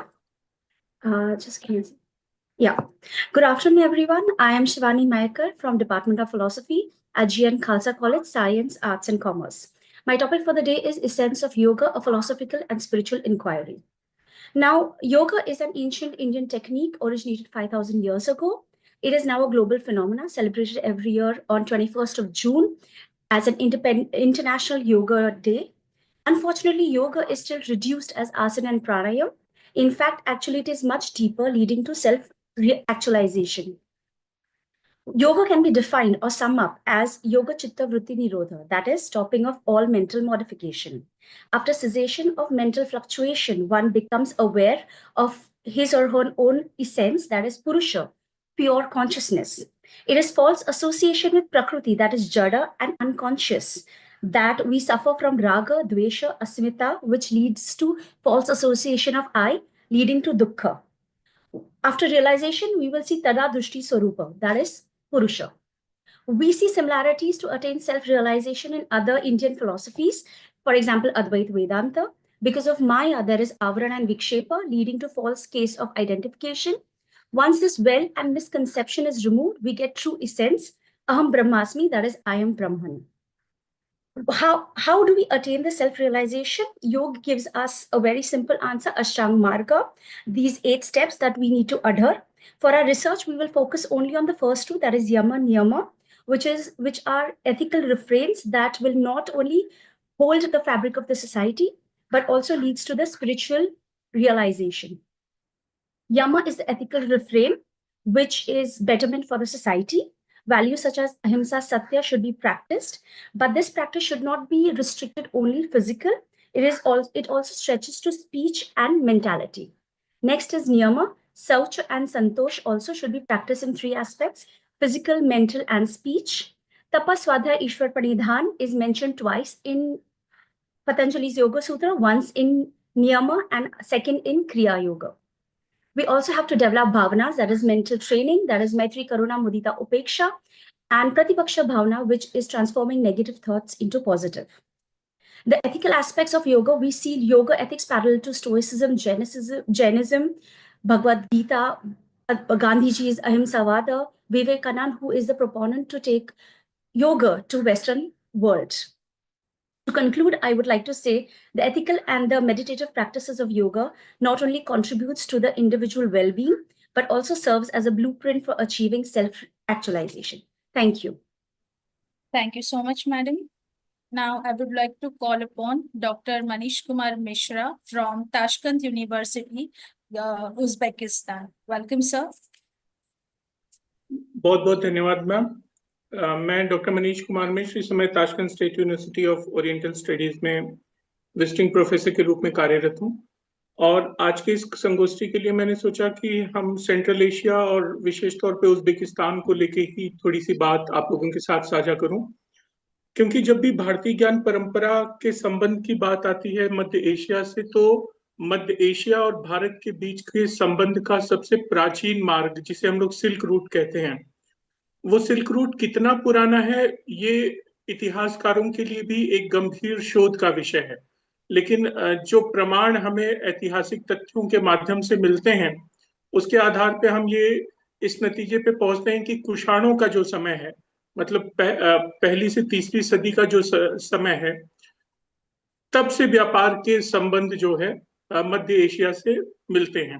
तो अगर कुषाणों के समय से ही मांगे तो हम देखते हैं कि मुगलों के बहुत पहले भारत की, उस समय के भारत की एक तरह से सीमाएं कभी जो है अफगानिस्तान तक लगती थी, तो आज का उज़्बेकिस्तान और भारत उस समय के पड़ोसी देश हुआ करते होंगे, पड़ोसी राष्ट्र हुआ करते होंगे। और संस्कृत फारसी भाषाओं का संलयन भी इस क्षेत्र में बहुत हुआ, उसका भी बहुत प्रभाव हुआ।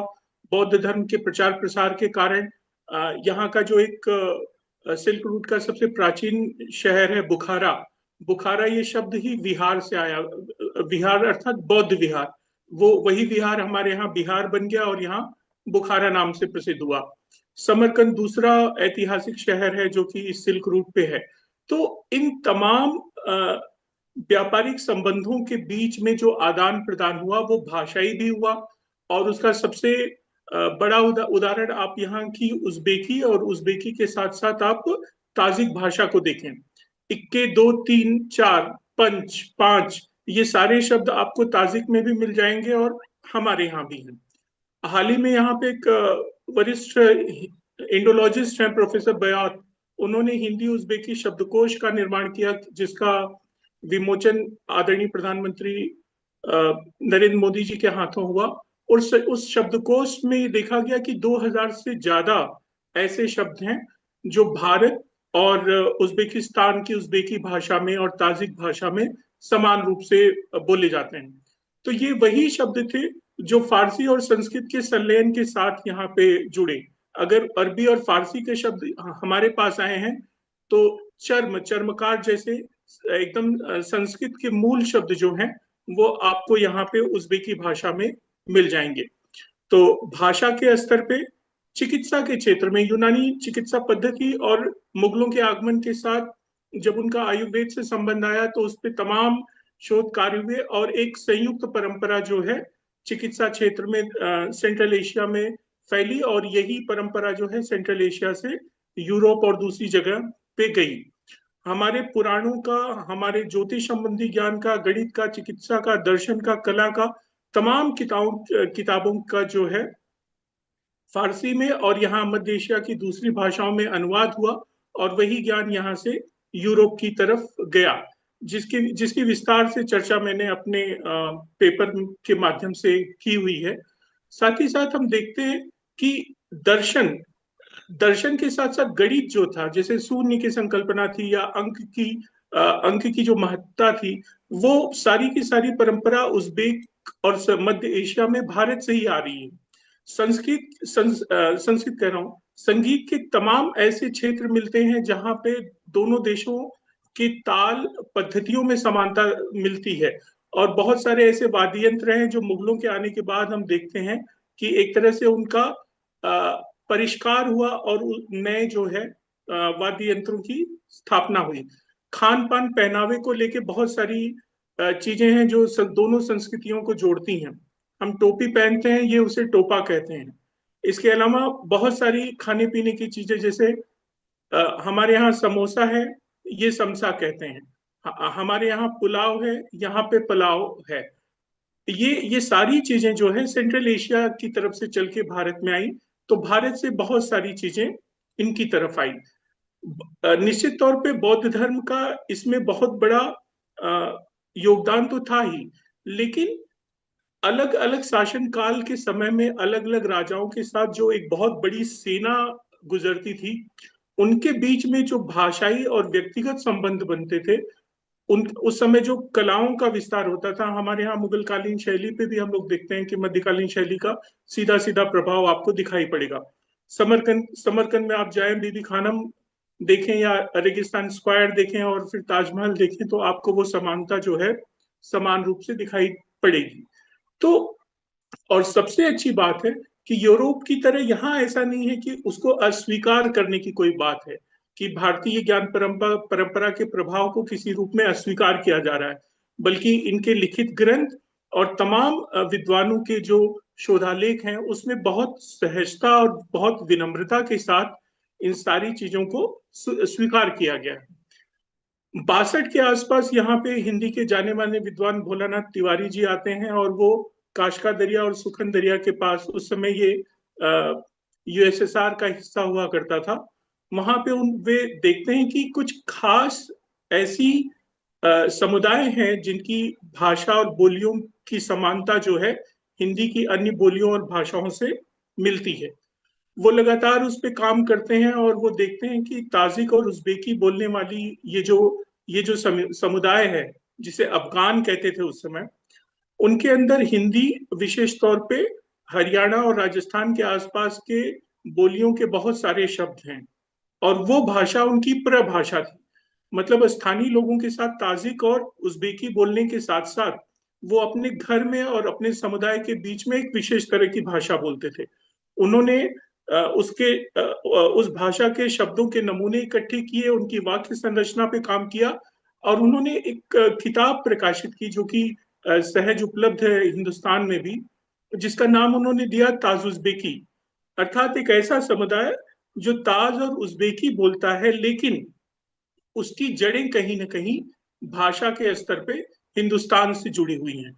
अब ये समुदाय किन परिस्थितियों में कब कैसे यहाँ पे आके बसा, ये तो नहीं पता, लेकिन इतना निश्चित है कि ऐसे बहुत सारे यहाँ पे घुमंतू समुदाय हैं जिनका संबंध किसी न किसी रूप से हिंदुस्तान से रहा है।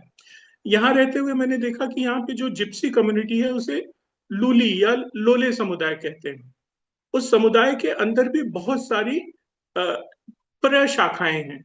उन शाखाओं में जैसे जोगी हैं, बोगिया हैं, मौन हैं, उनकी भाषाओं के जब मैंने नमूने जमा करने शुरू किए तो करीब 700 शब्दों में से मुझे 500 ऐसे शब्द मिले जो हमारी हिंदी की बोलियों से बहुत मिलते जुलते हैं, और निश्चित तौर पे उनकी भाषा का जो व्याकरण है, वाक्य संरचना का जो स्वरूप है, वो एकदम हिंदी की तरह है, ठीक जैसे उज़्बेकी की भी वही स्थिति है। तो ये जो समुदाय हैं वो भारतीय बोलियों का ही कहीं ना कहीं प्रतिनिधित्व कर रहे हैं, जिस पे काम करने की लगातार जरूरत है। अपने जो प्रयास भोलानाथ तिवारी जी ने किया, उसमें एक द्वार खोला था संभावनाओं का कि साहित्य के लोग भाषा वैज्ञानिक दृष्टि से, समाज भाषा विज्ञान की दृष्टि से किस तरह से नई चीजों को खोज सकते हैं और जो भाषाई और सांस्कृतिक संबंधों की विरासत रही है उसको कैसे नया आयाम दे सकते हैं। फिर निश्चित तौर पे लोले समुदाय को लेकर भी अगर गंभीरता से काम किया जाए तो हमें भाषाई स्तर पर उन संबंधों की बहुत बारीक और मजबूत जड़ें भारत और उज्बेकिस्तान के संबंध में मिलेंगी। इसके अलावा भारतीय ज्ञान परंपरा और उज्बेकिस्तान को लेके जो सबसे महत्वपूर्ण बात आज के समय में है वो ये है कि मध्य एशिया में के सबसे प्रमुख देश जिसके साथ भारत के संबंध बहुत प्रगाढ़ हैं, बहुत मित्रतापूर्ण हैं, और लगातार हमारा प्रयास है कि भारत सरकार और उज्बेक सरकार के संबंधों के साथ कि हम भाषा के स्तर पर, साहित्य के स्तर पर, संस्कृति के स्तर पर अपने दूतावास और अपने संस्कृति केंद्र के माध्यम से लगातार काम करें। दोनों देशों में प्रकाशन और शोध की स्थितियों को बेहतर बनाएं, संगोष्ठियों और सेमिनारों के माध्यम से आदान प्रदान का काम बढ़े। तो वो काम यहाँ पे बड़े व्यापक स्तर पे हो रहा है। मुझसे कहा गया था कि संगोष्ठी में बोलने वाले वक्ता बहुत हैं, तो मैं 2-4 मिनट में ही अपनी बात कहूँ। तो मैंने विस्तार से लेख भेजा हुआ है आयोजकों को। रखिए अपनी बात आप रखिए, कोई दिक्कत नहीं है, रखिए। प्रणाम सर, धन्यवाद सर। तो जिन विद्वानों की हम लोग यहाँ पे चर्चा कर सकते हैं, जिनके साथ हम देखते हैं कि पूरे के पूरे मध्य एशिया में वो विद्वान जो भारत में आए, वहां पे उन्होंने ज्ञान अर्जित किया और उस ज्ञान का उपयोग उज्बेकिस्तान में वापस आकर वो करते हैं, और मिर्जा उलुग बेग जो है उसमें सबसे बड़ा नाम है। यहाँ पे आके वो वेदशाला बनाते हैं जिसकी पूरी की पूरी परंपरा जो है भारतीय ज्ञान पद्धति से जुड़ी हुई है। उससे थोड़ा हम लोग आगे बढ़े तो उसके बाद यहाँ पे बहुत सारे ऐसे लेखकों के प्रमाण मिलते हैं जो भारत के आंदोलन से बहुत ज्यादा प्रभावित थे, विशेष तौर पे पुनर्जागरण और स्वतंत्रता संग्राम के आंदोलन से। एक भारतीय की डायरी ऐसी ही एक प्रमुख किताब है जिसमें काल्पनिक रूप से एक भारतीय की बात कही जा रही है। वास्तव में वो भारतीय कभी वो भारतीय आदमी कभी उज्बेकिस्तान नहीं आया है, कभी वो बुखारा या समरकंद में नहीं आया है, लेकिन वो यहाँ की स्थितियों को देख के कटाक्ष करता है कि यहाँ के लोग कैसे हैं, इनके अंदर अभी भी किस तरह की कोरी चीजें इनसे चिपकी हुई हैं, किस तरह के बदलाव की जरूरत है। वो सारी स्थितियों का वर्णन करीब वो 250-300 पेज की किताब में है, एक भारतीय की डायरी। और उसके माध्यम से वो हिंदुस्तान में जो आजादी को लेके जो आवाज उठ रही है, जो पुनर्जागरण की आवाज उठ रही है, वो उसका समर्थन भी करते हैं और अपने यहाँ की स्थितियों की और यहाँ के भ्रष्टाचार की एक तरह से कलई खोलते हैं, पोल खोलते हैं। ये वही लेखक समीक्षक थे जिनको उस समय के शासन में दंडित किया गया, लेकिन स्वतंत्र उज्बेकिस्तान में उनको शहीद का दर्जा दिया गया और उनको सबसे बड़े उज्बेकी सम्मान से सम्मानित किया गया। तो भारत हमेशा से एक प्रेरणा का स्रोत रहा है मध्य एशिया के लिए। भारत का प्रवाह चाहे वो ज्ञान का हो, चाहे कला का हो, उसका जिस खुले दिल से यहाँ पे स्वागत हुआ है वो काबिले तारीफ है। जो दूसरी चीज आज के समय में कई बार विवादों का कारण बनती है, खासतौर पे मुगलों का समय। मुगलों के समय के संदर्भ में जो चीज मुझे लगता है जब हम ज्ञान परंपरा की बात करते हैं तो जो हमें मूल रूप से पकड़ के रखनी चाहिए वो सिर्फ इतना कि बाबर निश्चित तौर पे उज्बेकिस्तान के नेशनल हीरो हैं, उनको कई तरीके से यहाँ पे याद किया जा सकता है, लेकिन जब हिंदुस्तान और उज्बेकिस्तान के सांस्कृतिक और ज्ञान के संबंधों को हम देखते हैं तो हम ये नहीं भूल सकते कि इतिहास की एक प्रमुख कड़ी के रूप में हम बाबर को तो एक इतिहास में दर्ज कर सकते हैं। मुगलों ने जो अत्याचार किए, जो कत्लेआम किए, हम अपनी तरफ से उसकी व्याख्या तो करेंगे, लेकिन बहुत सारे परिवर्तन इन सारे युद्धों और उनके लंबी समयावधि में जो हुआ और उससे जो एक तरह से संलयन का काम हुआ, संस्कृतियों का, भाषा का, खान पान का, पहनावे का, हम उसको भी स्वीकार करने में हमको हिचक नहीं होनी चाहिए। अली शेर नवाई यहाँ के सबसे बड़ी कवि, जब हम अली शेर नवाई की तुलना भारत के किसी बड़े कवि के साथ करना चाहते हैं तो रविन्द्रनाथ ठाकुर के अलावा और किसी का नाम जहन में नहीं आता। और मैं आपको बता दूं कि अली शेर नवाई के बाद अगर पूरे उज्बेकिस्तान में किसी भारतीय के संपूर्ण साहित्य का अनुवाद हुआ है जो पाठ्यक्रम में पढ़ाया जा रहा है तो वो है रविन्द्रनाथ ठाकुर। रविन्द्रनाथ ठाकुर का समग्र साहित्य आपको उज्बेकी और ताजिक और रूसी भाषा में मिल जाएगा। और ये 60 के दशक से ही यहाँ पे उनके काव्यों का मंचन, उनके उपन्यासों का एपिसोड रूप में प्रसारण इत्यादि चीजें यहाँ पे लगातार होती रही हैं। अपनी ज्ञान परंपरा को हम किस तरह से संजो सकते हैं उसका एक सुंदर सा उदाहरण मैं और आपको दूंगा कि आप कभी ताशकंद आए तो आप देखेंगे कि यहाँ अबिदी लोगों का एक पार्क है, गार्डन है। कहने का मतलब जो भी इनके श्रेष्ठ साहित्यकार हैं उन तमाम साहित्यकारों की प्रतिमा आपको उस बड़े से बगीचे में मिलेगी और साथ ही साथ उनके बारे में एक संक्षिप्त जानकारी आपको मिलेगी। तो अपनी ज्ञान परंपरा का इस तरह से सम्मान और इस तरह से संचयन, मुझे लगता है ये कुछ चीजें हैं जो हमें भी सीखने की जरूरत है। पश्चिम की परंपराएं, पश्चिम का स्वरूप, पश्चिम की धारणाओं के साथ साथ हम अपनी चीजों में कितने अधिक परिपक्व थे उसका संरक्षण और संवर्धन, उसका परिष्कार और परिमार्जन किस तरह से हम कर सकते हैं और आने वाले दिनों में आने वाली पीढ़ियां किस तरह से उसको याद रखें। निश्चित तौर पे इस तरह के आयोजन और इस तरह की ज्ञान परंपरा के संरक्षण की वो तमाम पद्धतियां, चाहे वो डिजिटल फॉर्म में हो, चाहे वो टंकन के माध्यम से, प्रकाशन के माध्यम से हो, वो बहुत जरूरी है। ताशकंद में आप मेट्रो स्टेशन से गुजरे, सारे मेट्रो स्टेशन के नाम आपको यहाँ के विद्वानों के नाम पे मिलेंगे। किसी मेट्रो स्टेशन का नाम गुलाम गफूर है, किसी का नाम अली शेर नवाई। तो कहने का मतलब ये देश, छोटा सा देश, भारत की तुलना में बहुत ही छोटा देश, लेकिन अपने लोगों के संरक्षण, संवर्धन और सम्मान में जितना आगे ये है, मुझे लगता है कि ये हमें बहुत कुछ सिखा सकता है और हम इससे बहुत सारी चीजें सीख सकते हैं। मध्य एशिया में भारतीय ज्ञान परंपरा के प्रभाव को लेकर अपार संभावनाएं हैं। सोवियत रूस के बाद के जितने भी विकसित देश हैं, खासतौर पे उज्बेकिस्तान, तुर्कमेनिस्तान, कजाकिस्तान, इन तमाम जगहों पे बौद्ध विहारों के अवशेष हैं, पुराने मंदिरों के अवशेष हैं। यहाँ पे अग्निकुंड और ऐसे पूजा स्थल हैं जहाँ पे अग्नि की पूजा होती थी। कहा जाता है कि गुरु नानक कभी जो है इस तरफ आए थे तो समरकंद में एक पंजाबी कॉलोनी है, उस पंजाबी कॉलोनी में उनका आवास था और वहां पे उस समय कोई सूर्य मंदिर हुआ करता था जिसके बारे में ऐतिहासिक तथ्यों को लेकर विवाद है, लेकिन प्रमाण उसके भी जुटाए जाते हैं।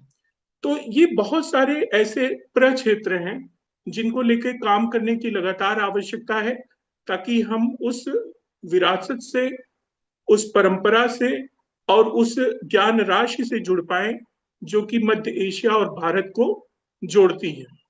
यहाँ पे रहते हुए, चूंकि मैं साहित्य का विद्यार्थी हूँ, तो यहाँ के साहित्यकारों के साहित्य का हिंदी में अनुवाद, हिंदी साहित्यकारों के साहित्य का उज्बेकी और ताजिक भाषा में अनुवाद करना, सोवियत जमाने से ही यहाँ पे कोई पत्रिका हिंदी की पत्रिका नहीं शुरू हुई थी। तो आधुनिक तकनीक का उपयोग करते हुए हम लोगों ने ताशकंद संवाद से वो एक कदम उठाया और उस पत्रिका की शुरुआत की जिसमें यहाँ के जितने भी इंडोलॉजिस्ट हैं वो अपनी अपनी क्षमता के अनुरूप उसमें अपना योगदान दे रहे हैं। साथ ही साथ यहाँ पे हिंदी पढ़ने पढ़ाने की स्थितियों को लेके, विदेशी छात्रों को हिंदी पढ़ाने की समस्याओं को लेके, इत्यादि चीजों को लेके हम लोगों ने संगोष्ठियां आयोजित की, प्रकाशन की पूरी एक श्रृंखला आदरणीय एम्बेसडर मैडम के थ्रू हम लोगों ने पास करवाया, वो हो रहा है। महाभारत और रामायण का अनुवाद उज्बेकी भाषा में हम लोग करवा रहे हैं। इसके साथ ही साथ जिस तरह हमारे यहाँ रामायण और महाभारत जब धारावाहिक रूप में टीवी पे आया और उसकी अपार लोकप्रियता बढ़ी, ठीक उसी तरह यहाँ पे भी रामायण और महाभारत का एक समय में प्रसारण हो चुका है, और कहते हैं कि जब वो यहाँ पे प्रसारित हुआ तो उसने यहाँ पे लोकप्रियता के सारे मापदंड तोड़ दिए। फिल्मों की हम लोग बात करें, भारतीय फिल्मों का सोवियत रूस ने हमेशा ही सम्मान किया और उसके लिए दरवाजे खुले रखे। यही कारण है कि यहाँ पे भारतीय फिल्मों का, उनकी लोकप्रियता का बोलबाला है। राज कपूर का मेरा जूता है जापानी, यहाँ पे जूता का उच्चारण नहीं कर पाते, वो जुप्पा कहते हैं। मेरा जुप्पा है जापानी आपको उज्बेकिस्तान के बच्चे बच्चे की जुबान पे मिल जाएगा। सीनियर प्रोफेसर कहते हैं कि जब वो छोटे थे तो लोग कहते थे कि राज कपूर ने उज्बेकिस्तान के हर घर में एक बच्चे को आवारा बना दिया। कहने का मतलब कोई ऐसा घर नहीं था जहां पे राज कपूर के गीत न गुनगुनाए जाते। राज कपूर की शताब्दी हम लोगों ने हाल ही में मनाई और उसके लिए एक बहुत बड़ा कार्यक्रम किया, और वो दीवानगी हम लोगों ने देखी। हाल ही में महिलाओं के सम्मान को लेके एक बार पुनः हम लोग यहाँ पे हिंदी फिल्म फेस्टिवल मना रहे हैं, जिसमें आदरणीय अभिषेक बच्चन जी आ रहे हैं, और वो भी एक बड़े पैमाने पे हम लोग कार्यक्रम कर रहे हैं।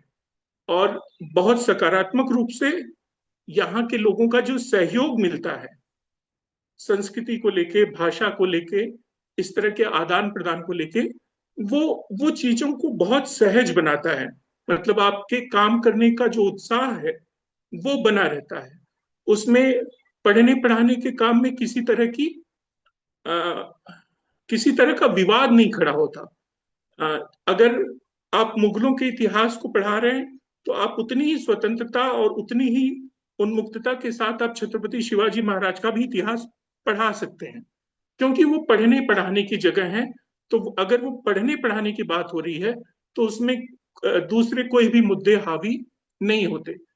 तो ये विश्वविद्यालय परिसर का जो एक सकारात्मक प्रभाव है, मुझे लगता है कि वो सारी चीजें हमें भी अपने यहाँ बनानी चाहिए। जब हम कहते हैं विश्वविद्यालय तो वहां पे सब कुछ होगा, और हमें सब कुछ पचाने और देखने की हमारी जो क्षमता थी उसको फिर से बरकरार रखनी होगी। इन्हीं सारी बातों के साथ मैं एक बार पुनः आदरणीय अनिल सिंह सर और महाविद्यालय के प्रति आभार ज्ञापित करता हूं कि उन्होंने मुझे मौका दिया कि मैं अपनी कुछ बातें आप लोगों के साथ कर सकूं। बहुत बहुत धन्यवाद। धन्यवाद sir. Thank you so much for your valuable guidance. Now I would like to welcome our next resource person for the third session of the seminar, Dr. Archana Pathak Madam, in charge librarian Department of Design, Banastali University, Rajasthan. I would like to call upon Dr. Vishnu Pawar sir to introduce resource person of this session. Thank you, ma'am. I'm audible. Yes, sir, you are audible. Thank you. I'm here to introduce Dr. Archana Pathak, madam. Dr. Archana Pathak has been working at Banastali Vidyapeeth since 2010. Before her current position, she worked for engineering institutes such as Government Engineering College and MIT College, Madhya Pradesh. Dr. Archana earned her doctorate from Vikram University, Ujjain, focusing on the topic of preservation of resources with over 2 decades of experience in the field of librarianship. She has actively participated in various educational training programs, conferences, and seminars.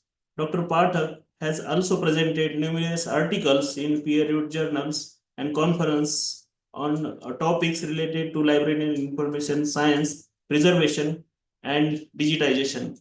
With this short introduction, I conclude and hand over session to the ma'am. Thank you so much, sir. Now I would like to invite Dr. Archana Pathak Madam to deliver the session on the theme, Role of Libraries and Emerging Technologies in Protecting and Preserving Traditional Knowledge. Welcome, Madam. Hello. Yes, Good ma'am. morning, ma'am. I'm Archana Pathak. Good afternoon, ma'am. Hello. Good afternoon, ma'am. Yeah. I'm starting my paper, ma'am. Yes, ma'am. Please. Yeah. Hello, I sharing my PPT. Yeah. Yes, ma'am. 1 minute.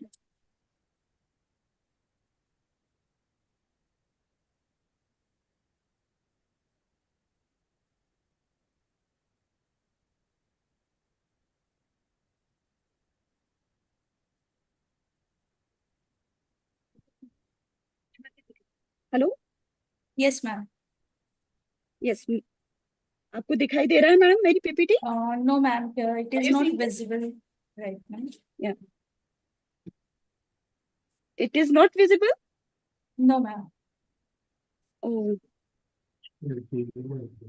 Sorry ma'am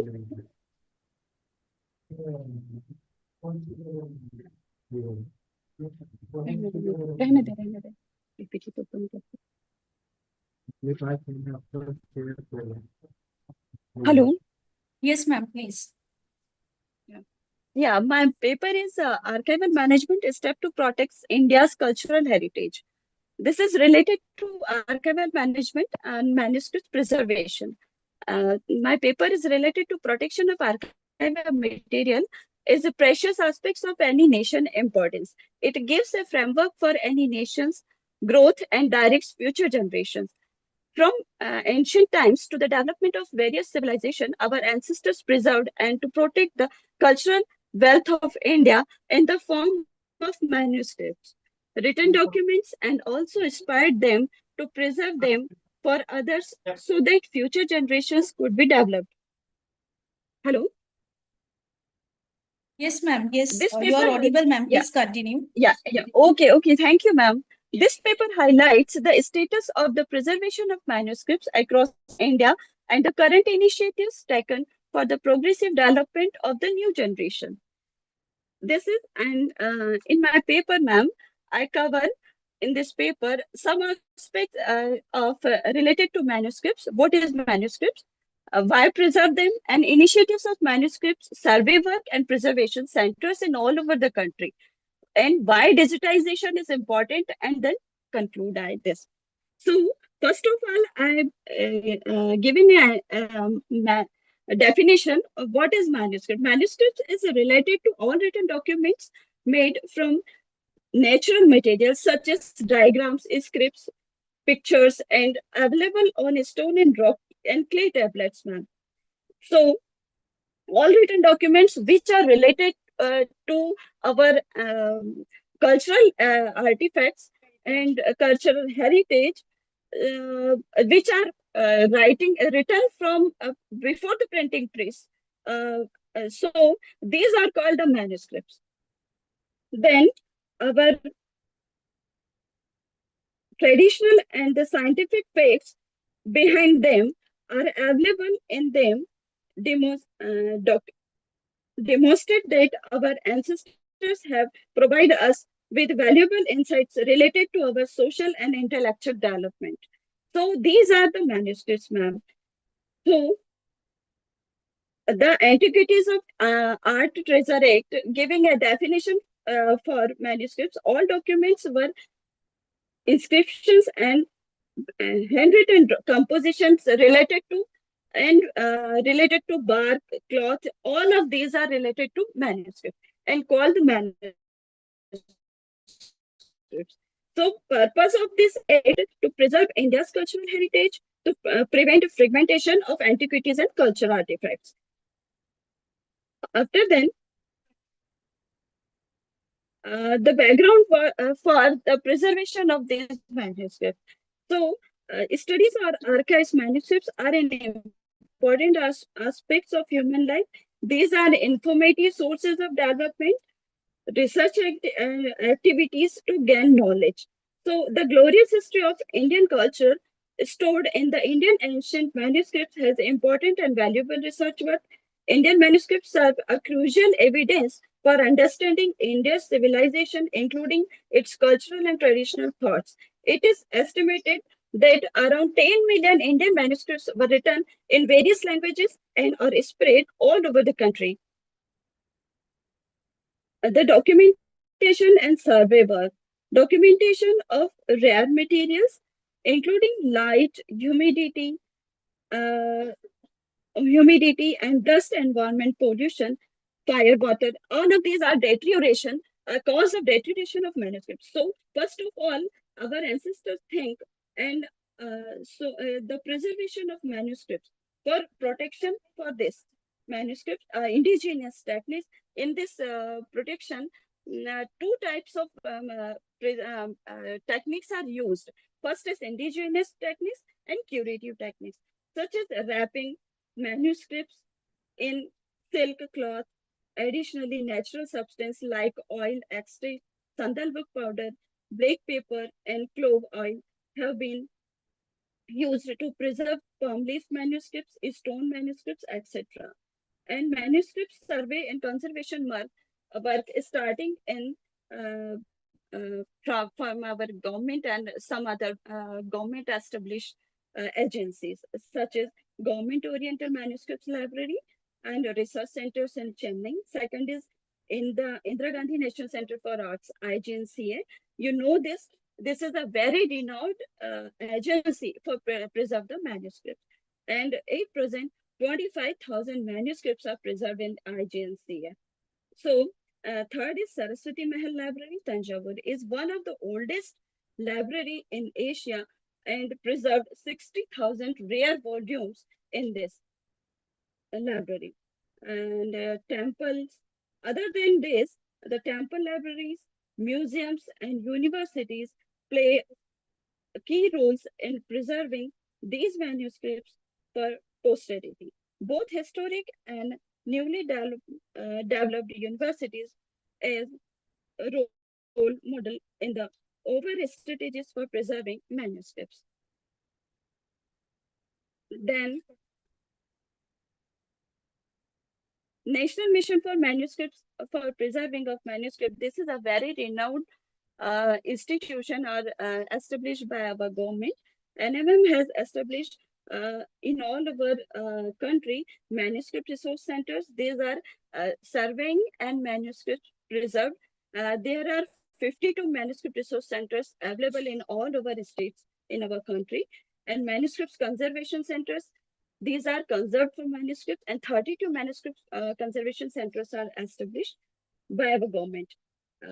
Manuscripts conservation partner centers and 340 manuscripts conservation partner centers are established throughout the country.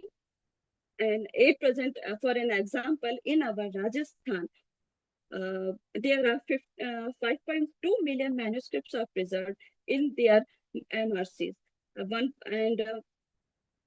75 catalogs are generated in this time.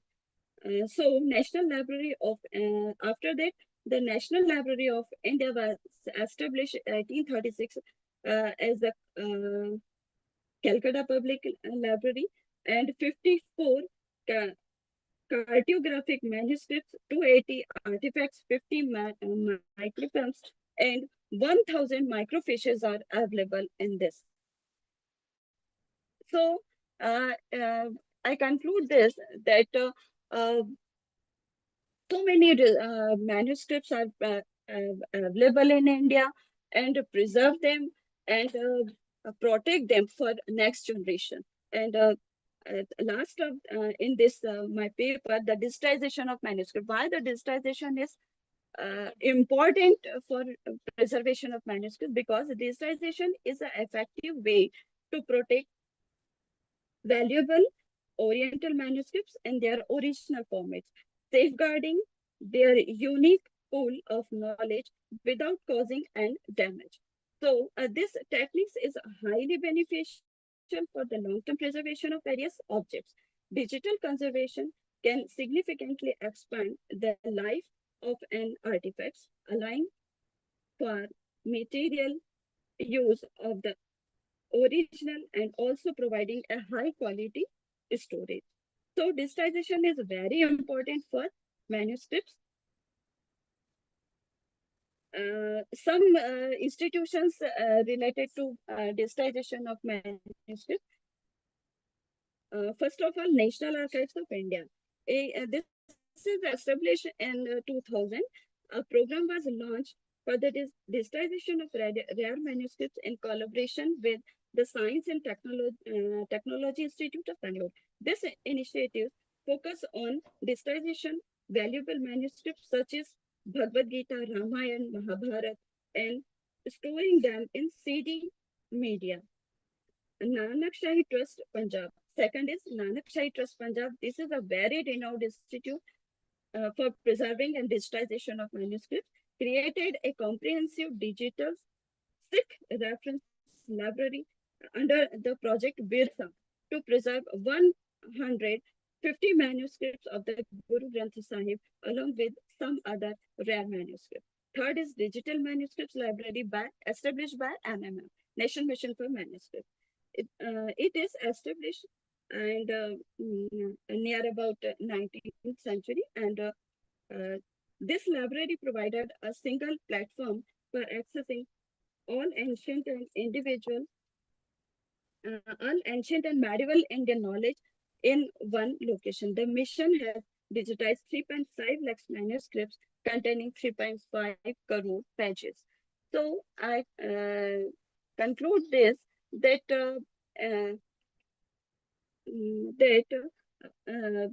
after digitization, preservation, digitization, and the online access is more important for manuscripts. So online access of manuscripts on Manus Granthavali. This is a software given by and provided by National Mission for Manuscripts. Around 1 crore 40,000 manuscripts. 1 crore 40,000 manuscripts are uploaded on the NMM web portal with 75 available for free access. So this is a very informative and very progressive journey of our manuscript. And I conclude that manuscripts encompasses a vast wealth of knowledge across various subjects, including the arts, science, music, philosophy, Vedas, economics, spiritual tantras, and many other aspects of life.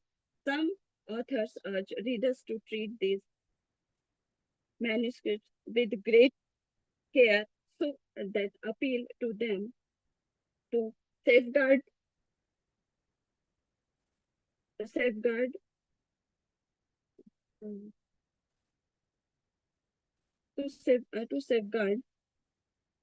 the words from those who may understand proper handling. In fact, some authors even request that users require the manuscripts as their own children, highlighting their deep value and significance. पुत्रवत परिपार्यत.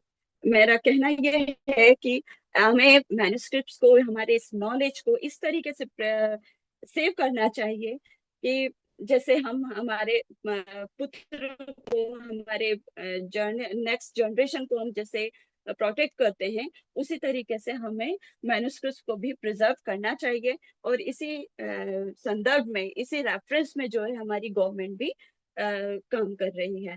Thank you sir. Hello. Thank you so much, ma'am, for your valuable time and valuable guidance. Now I would like to, yes, thank you so much, ma'am. Now I would like to welcome our next resource person for the third session of this seminar, Professor Dr. Baliram Gaikwad, sir, Director, Department of Lifelong Learning and Extension, University of Mumbai. I would like to call upon Dr. Vishnu Pawar, sir, to introduce resource person for this session. Thank you, ma'am. Professor Dr. Baliram Namdev Gaikwad is the former in-charge registrar at the University of Mumbai and presently the Director of Department of Lifelong Learning and Extension at the University of Mumbai. Professor Gaikwad is also the Senate and Academic Council member of University of Mumbai. He is the proud recipient of Fulbright postdoctoral fellowship from the Washington, D.C., USA, and completed postdoctorate from University of Florida in 2013. Dalit literature, African American literature, races, caste, and comparative literature are the areas of his interest. Professor Gaikwad was also invited as the keynote speaker at both the Russian Consulate and American Consulate Mumbai along with the academic contribution of 23 national and international level research papers. Professor Gaikwad has delivered several invited speeches at American Embassy, Mumbai, Columbia University, New York, University of Florida, Santa Fe College, Florida, Indian Embassy, New York, and at several other places. Professor Gaikwad sir has authored significant 5 volumes related to English literature, and he has also contributed in the realm of translation and has also successfully translated the classic Marathi novel Fakira by Annabhau Sate into English, and it was published by Penguin Publication Delhi in the year 2021. Professor Gaikwad sir has extensive experience as the convener of various international conferences. Professor Baliram Gaikwad has also been working as a director of Sahitya Ratna Annabhau Sate Study Center of University of Mumbai. Considering his experience and expertise, Dr. Gaikwad sir is appointed as the subject expert at the Center of Culture and Research Training, CCRT Delhi, as well as member of Government of Maharashtra's Sahitya Ratna Annabhau Sate Prakashan Samiti. With this short introduction, I welcome Dr. Baliram Gaikwad sir. Welcome, sir. Thank you so much, Pawar sir, for the brief introduction. Now, I would like to invite Professor Dr. Baliram Gaikwad sir to deliver the session on the theme, Role of Libraries and Emerging Technologies in Protecting and Preserving Traditional Knowledge. Welcome, sir. Thank you, sir. So you can take a 15 minutes. Right. Yeah, thank you so much, sir, and welcome once again. Thank you, madam. Am I visible, ma'am? Yes, yes, sir, you're visible. Give me a moment.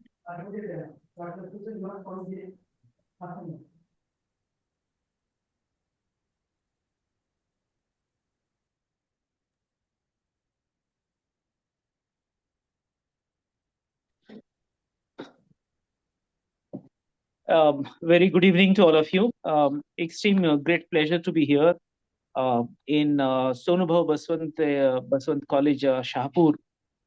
If not personally, but you know, the pandemic has taught us to be in connection, to be in connect with everyone, though we are at different locations. For example, today I just arrived at Delhi, and I'm connecting with all of you through this online platform. It's a wonderful experience to be part of this particular conference. In fact, any type of invitation or any kind of smallest things that we do as a team is with utmost care and concern for each other. That's how our relations with Principal Dr. Anil Singh ji, who is a dynamic principal as well as dynamic dean of humanities at University of Mumbai, and our association has been there for a long time. And when I come to know that Principal Dr. Anil Singh sir is arranging this kind of discussion, this national conference, national seminar on a very relevant topic today, I was really delighted to be the part of this. And having said that, coming to the topic that we are discussing today is about today, anywhere you talk in academics, usually the word IKS is a buzzword.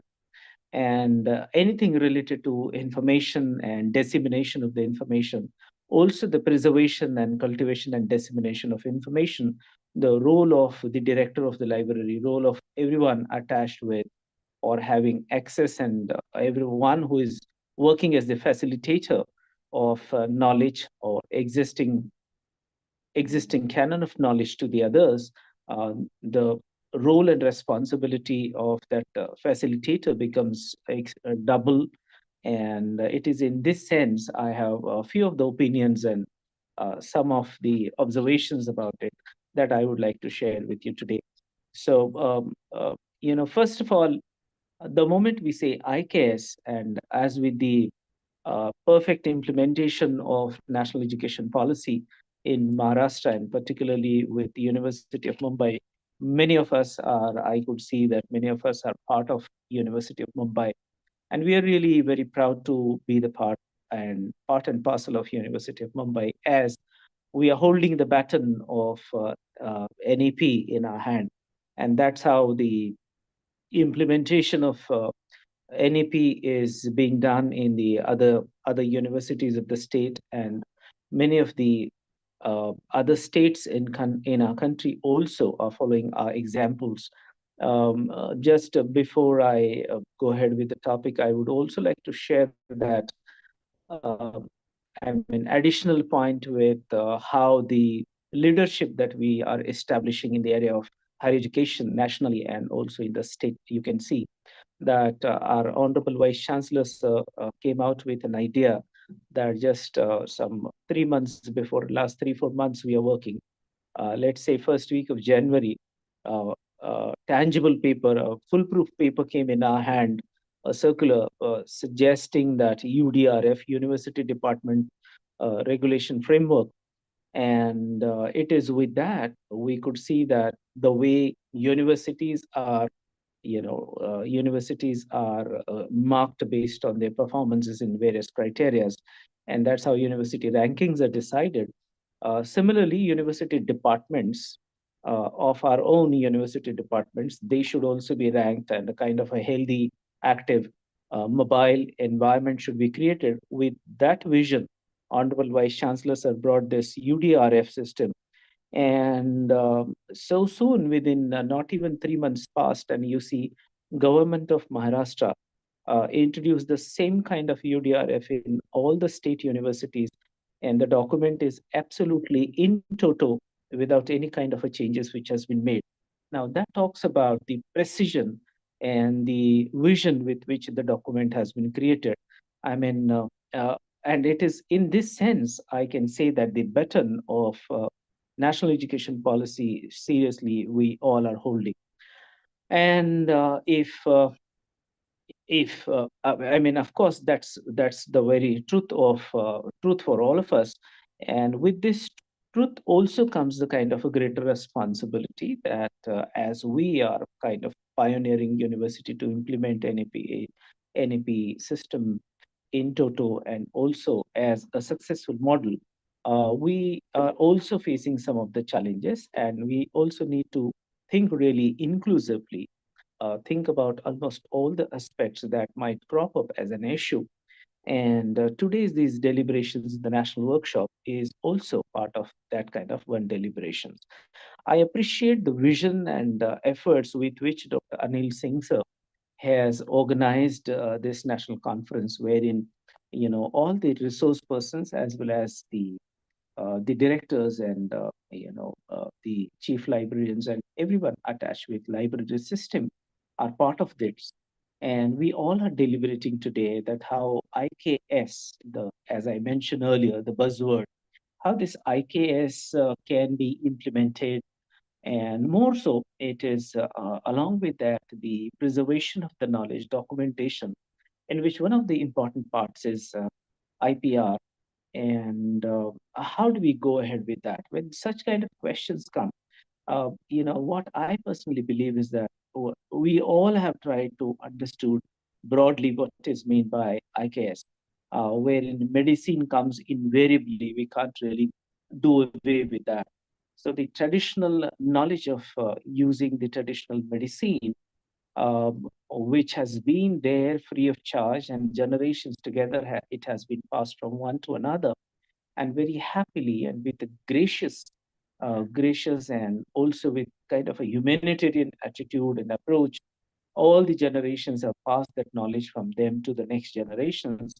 But now in this era that it is the technology, it is wherein the capitalization of the knowledge that we have, that kind of a new scientific approach has emerged with the advent of technology. And it is in this sense that whatever is there as a traditional knowledge, which is not of anyone, but it is a collective property for all of us, and we need to really ensure that that remains with us. When I say that ensure that it remains with us, I mean to say that when people put in papers for the patents, whoever applies for the patents first and says that this is something that I have discovered, this is something that I have found out, and so here is patent. So that's how patents are really marked and won and filed. And it is in this sense, I think the potential area for all of us as Indians is that medicine, traditional medicinal knowledge is one area which is really an unexplored thing. And, in a joking manner, my grandpa used to tell us the stories. I mean, when we talk about IKS, what we are talking is the traditional wisdom.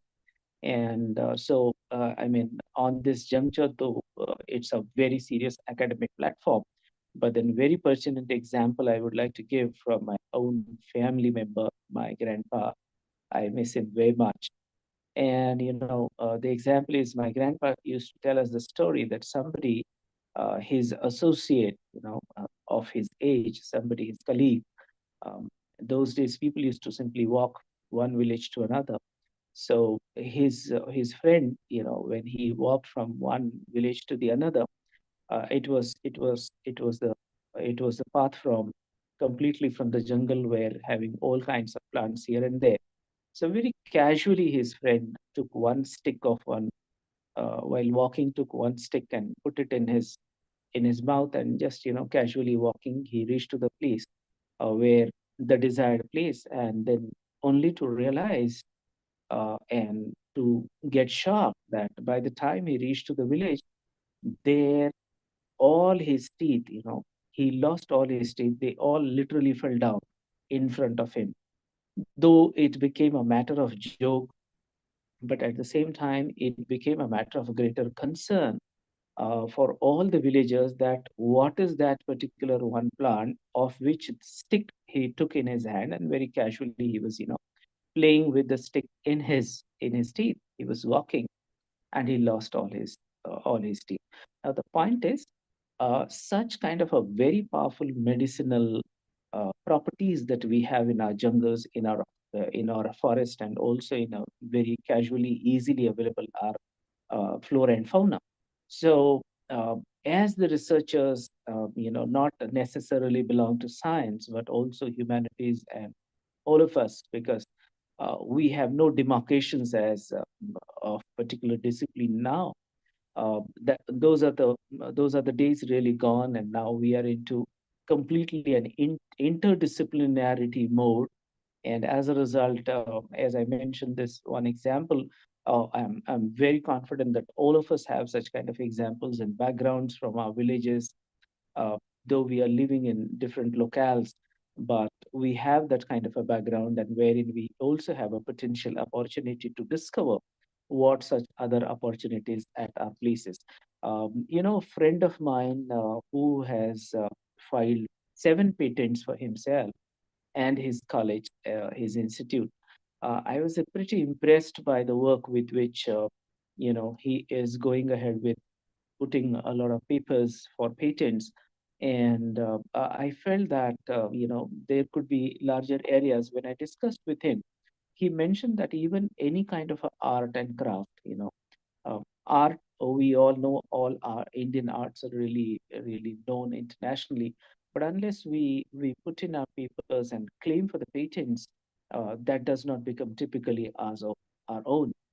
Even that skill of thatching in the villages is also really such kind of a traditional knowledge, wherein heaviest rain also cannot damage the houses. So how these our own brothers, our fellow brothers are able to do it? If we could really document it, and if we could claim that this is our traditional knowledge and this is typical Indian way of doing it, I think that's an open area for us. I need not mention about architecture and other areas. Since morning, you all have been talking, and I'm very sure that some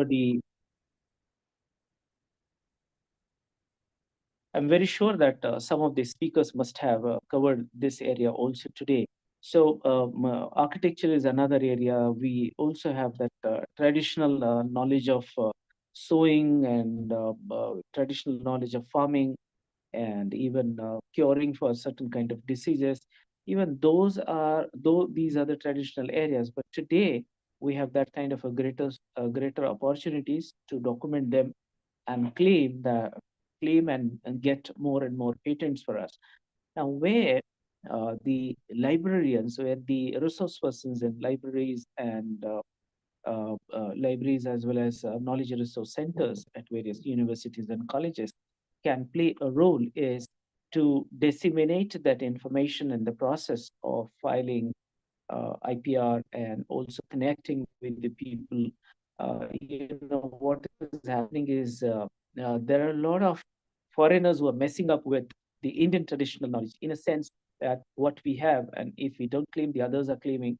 I remember that famous battle between India and the US when the Indian turmeric was claimed by the US, and then India really had to struggle and put in papers in international court claiming that turmeric is very much part of Indian tradition and culture, and giving all kinds of historical and ancient references. We were in a position to win that case in the international court. And such a thing would not be repeated if we take an action on time. And as intellectuals, as researchers, as academicians in 2025, we have that kind of a responsibility and opportunity also that we can really claim our own glorious history and traditional knowledge. We can also talk about the several possible areas related to particularly in research, for example. Some of our friends in Bamu, they have research papers, minor research papers also, wherein they can talk about the trademarks which are related to kind of geographical indications, like in particular areas, particular geographical locations, certain kind of crops, certain kind of skills.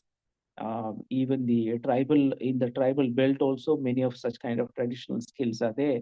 So they have taken some workshops and have trained those people to claim that it is their own and it should be with them.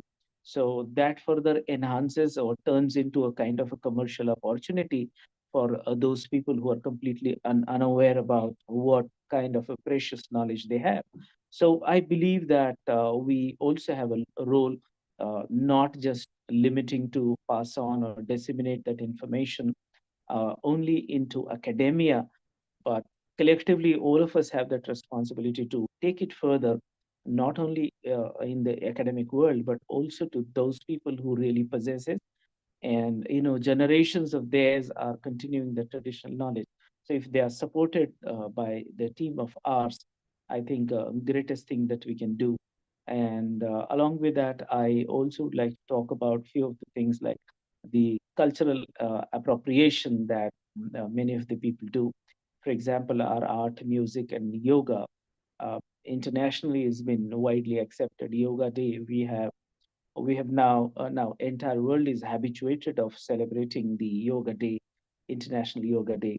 So be it yoga, be it music, be it art. Now Indianness is reflected in all of those areas. We can also utilize our digital exploration and document those things through that. And I think even I would like to learn from the expert librarians today and the directors of various libraries that how we can play an important role in this. My limited understanding with that digital documentation, I mean it's not a rocket science though, but then I have not gone through that. But digitization of certain documents that we have done at the University of Mumbai, from that I imagine that it's not really a big project. We can easily do that. But oldest documents, if you could digitize and keep it open for all, and that's how you see. I had recently a presentation in Bhubaneswar University, and there I had a presentation on, not exactly on Indian knowledge system, but I spoke on that how ecofeminism in certain literature I mean, typically the Indian traditional literature and documents, how they talk about the ecofeminism, that was an area. And I could really get help from all the documents which are digitized, all the original texts, like some of the Vedas and all. We have no access to Vedas, where they are kept. That way we may not know, but then through digitization, easy access to all such ancient documents, and you can refer to those inaccessible documents which are accessible easily now. So that's one of the things that I would like to bring to your notice. As I mentioned about the GI, that is geographical indications, which are also related to some of the products and skills that also we can keep in mind. As I mentioned about some of the tribal communities, we can also undertake projects like community-driven, some of the projects wherein communities can be enhance their own skills, supported by the existing technology, plus the expert skills from all of us. And while doing all of these things, it is necessary that ethical research collaborations can also be established. These days, AI is also utilized for various research areas or all walks of life. So maybe AI intervention in preserving this knowledge and also having patents registered for us, even that could be utilized. And who else could be the best person in the world who can than the librarians themselves? So we have that kind of a future directions to be given from the community who is involved here today in online mode. And I'm sure all these deliberations today in today's this conference will not only complete all the sessions, but also will cherish that information that would be extremely useful in academics. And it is in this sense, I really expressed my happiness over the topic. My greater pleasure to be with all of you scholars and to be in the college of our friend, Principal Dr. Anil Singh Ji. I congratulate the management. I congratulate all the organizers and everyone participant here today. With these words, I wish you all the very best, and thank you very much for your patient listening. If you have any questions, we will definitely be happy to respond and discuss on that. Thank you so much, sir, for your valuable time and valuable guidance. Thank you, madam. Thank you so much. Now, I would like to welcome our next resource person for the third session of this seminar, Dr. D.K. Veer, sir, ex-director, KRC, Baba Saheb Ambedkar, Marathwada University, Sambhajinagar. Now, I would like to call upon Dr. Vishnu Pawar, sir, to introduce resource person of this session. Thank you very much, ma'am. Dr. V.K. Veer, sir, is one of the renowned personality in the field of library and information science in the India. He has the very vast experience in the field of library and information science. Sir has worked as a librarian 4 years in Marathwada Agriculture University Library, Parbhani. He has worked as a librarian in a Government College of Education, Parbhani. Sir has worked as a KRC director since 2008 to 31st July 2023 in Dr. Baba Saheb Ambedkar Marathwada University, Aurangabad. Sir has completed his PG in Commerce. Then he has completed his MLISC and PhD in the Library and Information Science. Sir has authored more than 18 books and have published more than 105 research papers in various journals. Sir has participated more than 80 international and national conferences and seminars. He is the life member of 5 national level library professional associations in India and abroad. Sir has received many prestigious awards such as Anant Narayan Gore Award for Merit First in DLIC in 1986, Granthamitra State Level Award in 2010, UGC Teacher Fellowship for PhD during 2002, Certificate of Excellence National Award in 2015 by Karnataka State Library Professional Association for adopting various IT application in Dr. Babasaheb Ambedkar Marathwada University Library. He was the subject expert for various committees, selection committee of college librarians, university librarians, assistant professor in different universities. He was the member of Board of Studies in the subject Library and Information Science in various universities. He was the member of RRC in various universities. He has delivered many keynote addresses in national and international seminars, conferences. Sir was the editor. Sir is the editor of the Grantha Parivar monthly journal, which has more than 5,000 subscribers. Sir has worked as a research supervisor in various 4 universities in Maharashtra, such as BAMU, YCMU, SRTMU, and North Maharashtra University, Jalgaon. On his supervision, 30 students have completed their MPhil degree, and 15 students have completed their PhD degree. Sir has delivered many lectures in the national and international seminars, webinars, and conferences. With this brief introduction, I would like to invite Dr. D.K. Veer, sir. Thank you, sir. Thank you so much, Pawar sir, for the brief introduction. Now, I would like to invite Dr. D.K. Veer, sir, to deliver the session on the topic, role of libraries and emerging technologies in protecting and preserving traditional knowledge. Welcome, sir.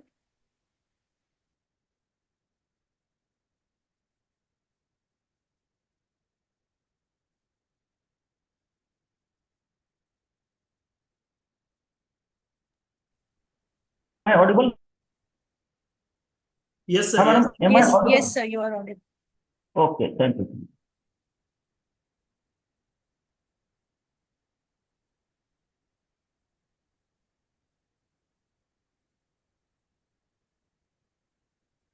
Screen is visible, madam? Yes, sir, it is visible. You can start, sir. Okay, no problem. Thank you. First of all, thank you to the organizing team, especially SB College and the principal Anil Kumar Singh, as well as the librarian Modi ji, who has given this golden opportunity to share my views, especially role of libraries and emerging technologies, especially in the field of traditional knowledge in digital era. Hence, traditional knowledge is a very vast treasure of knowledge to appropriate because of immense potential. Traditional knowledge, particularly related to the treatment of various diseases, has lead for development of biologically active molecules, especially biopiracy. Codified Indian traditional knowledge continues since this information exists in regional language and there exists a language barrier due to which the patent offices are unable to search this information as art before granting patents. Formulations used for the treatment of human elements from traditional knowledge are time tested since they have been in practice for centuries. The reliability of the traditional medicine system coupled with the absence of such information with offices provide an easy opportunity for interlopers for taking paid from these therapy formulations derived from traditional medicine systems.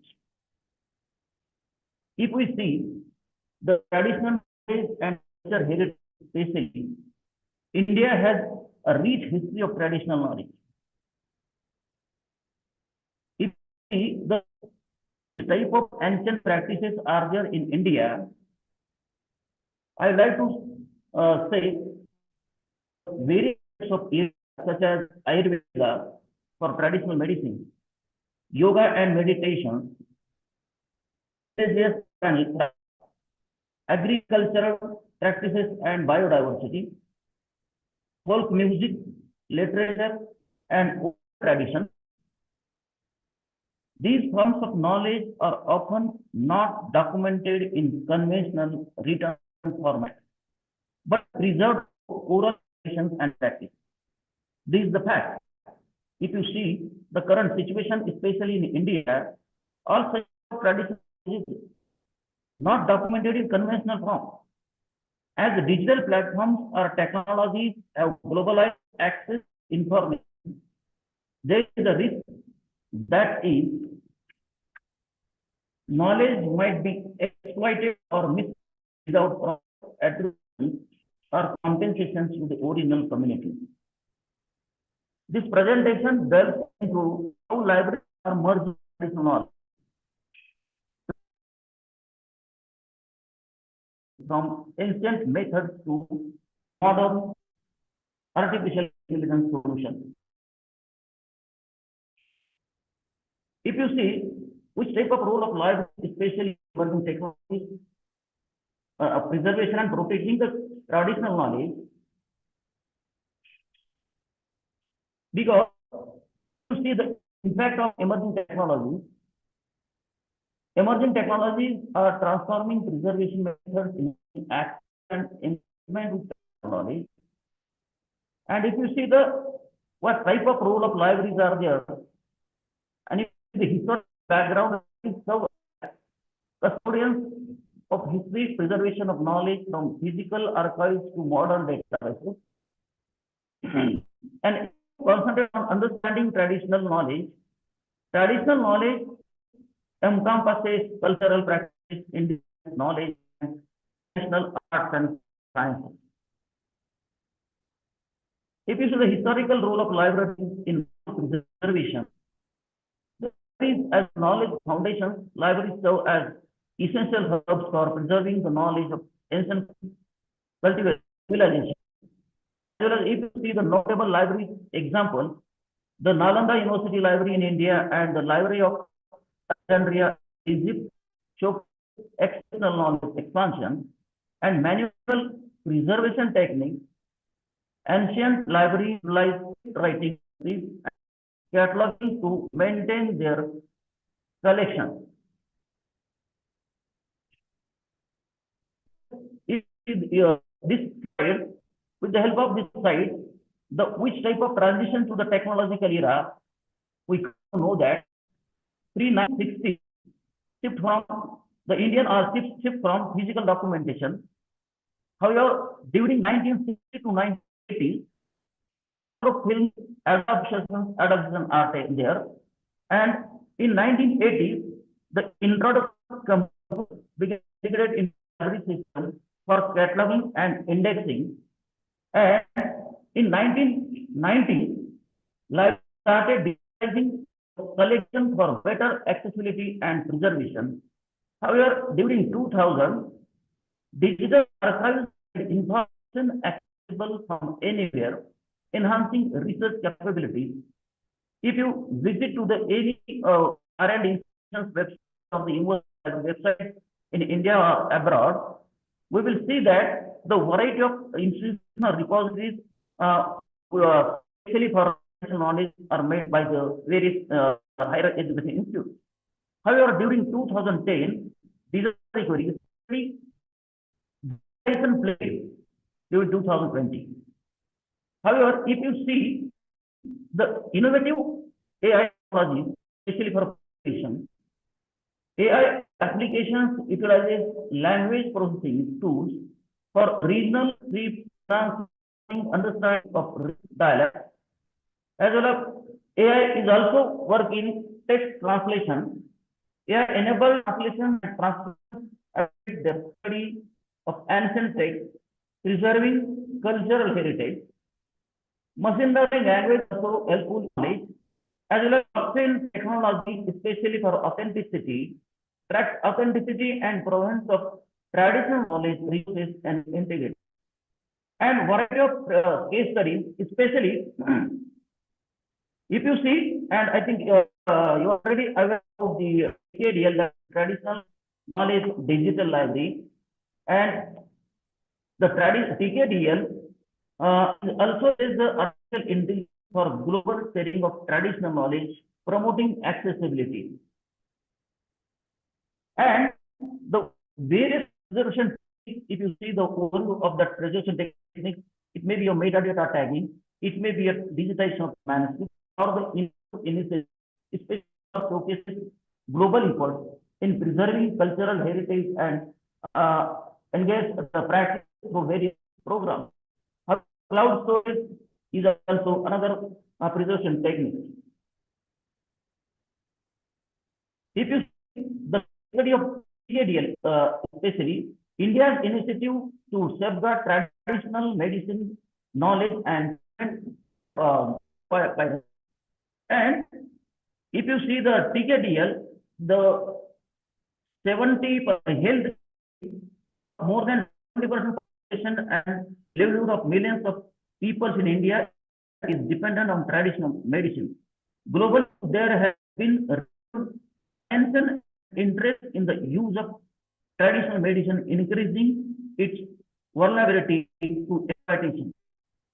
Therefore, traditional knowledge digital library has overcome the languages and format barriers by systematically and scientifically converting and structuring the valuable kinds of the ancient text on Indian system of medicines. That is international, especially Ayurveda, Soa, Rikpa, as well as yoga into 5 international languages, namely English, Japanese, French, German, and with information technology. If you see the Ayurvedic knowledge-based digitization, utilization of AI technology to translate and Ayurvedic, making them accessible in multiple languages for wider recognition and use. As far as global collaboration, involvement in UNESCO Memory of the World program, which aims to preserve and significant document heritage. If you see the statistical highlight of digital archive 2000 to 2017, in 2010, the accessibility of the digital archive is 10%. However, during 2017, the accessibility of digital archive increases up to 60%. The future prospects in digital preservation, artificial intelligence and IoT integration, utilizing AI as well as IoT to automate the preservation process of rare and fragile materials. Augmented reality applications, if you see the employing are for interactive access to cultural heritage, making it accessible to broader audience. However, building collective networks, establishing global partnerships to enhance the digital preservation of traditional knowledge. And while addressing ethical challenges, navigating the ethical issues and technological issues and sharing the protection of sensitive knowledge. If you see the bridging traditions and technology, libraries continue to play a pivotal role as gateway to the past. The emerging technologies ensure the longevity and accessibility of traditional knowledge. Collaboration between technologies and communities is key to success. However, call to action in digital preservation initiatives and protect intellectual heritage. If you focus on the typical of digital library serves as vital repository for preserving traditional knowledge and accessible for all. The TKDL, that is Traditional Knowledge Digital Library, in India is a prime example safeguarding indigenous knowledge, making it accessible. If you concentrate especially on statistical figures, which is maintained by the National Digital Library, especially focus on the list of knowledge is currently available in the TKDL database is listed, differentiated by the Indian traditional systems of edition. As per the record given by the TKDL, there are 119 number of volumes used for transcription is on Ayurveda edition. However, 55 text is very available on Unani. 91 text. One text is available on Soa Ipa. However, 15 Yoga. That means there are 281 number of texts, especially including volume, especially the website on TKDL. And as far as concerned, the TKDL outcomes against biopiracy. And for that purpose, if you see the how many number of cases are available on the website of TKDL, the record shows that European Patent Office number of cases 154, 34 cases in United States Patent and Trademark Office. Controller Design and Trademark, there are 134 cases are there. Therefore, type of Canada, United Kingdom is also Patent and Trademark Office covers variety of cases, and as per the record, 375 cases is made available with the help of that patent office, especially given by the TKDL. The World Digital Library focuses on preserving global heritage, providing a platform especially for diverse and culture and history. Scalability of digital library is that the can scale to accommodate vast amounts of information supporting extensive knowledge. However, global the digital divide, granting researchers and studies worldwide access to various IPR and traditional knowledge. Significance of IPR prevents ethical use of traditional knowledge. However, documentation influence is also proper documentation of traditional knowledge supports IPR enforcement.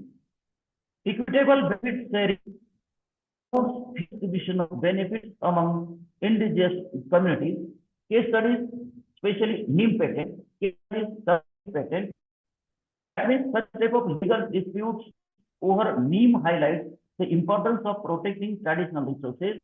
As far as the turmeric patent case price challenges in example violations regarding traditional knowledge, and especially the libraries are playing a very wider role to provide official evidence for traditional knowledge in misuse.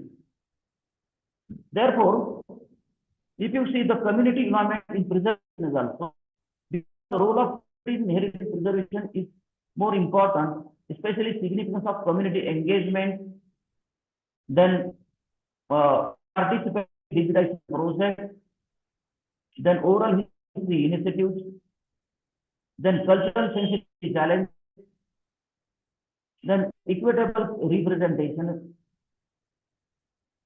However, cloud computing for knowledge preservation, the solution on digital preservation, the cloud computing especially provides scalable solutions for extended data archives for digital preservation, especially for disaster capability. Cloud system ensures redundancy and effective disaster recovery, safeguarding valuable data and loss. So, initiative, as well as data security challenges, as well as ethical consideration is also for computing more important.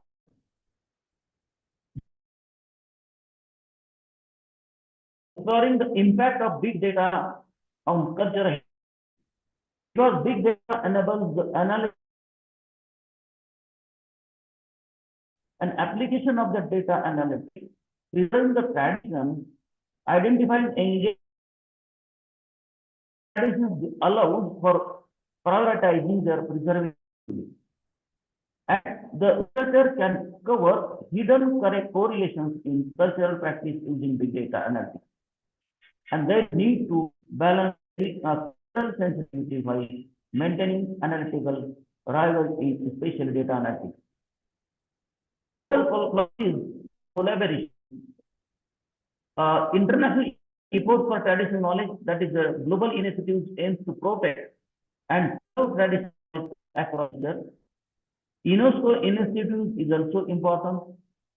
NIOGA protocol ensures fair sharing benefit of genetic information resources aid, and libraries act as crucial mediators between agencies and local knowledge. Bridging traditional and modern knowledge sees that the integration of knowledge systems, traditional practices, agricultural preservation, and role of libraries also solve vital resources in both traditional and contemporary knowledge, and emerging technology facilitate the connection between knowledge.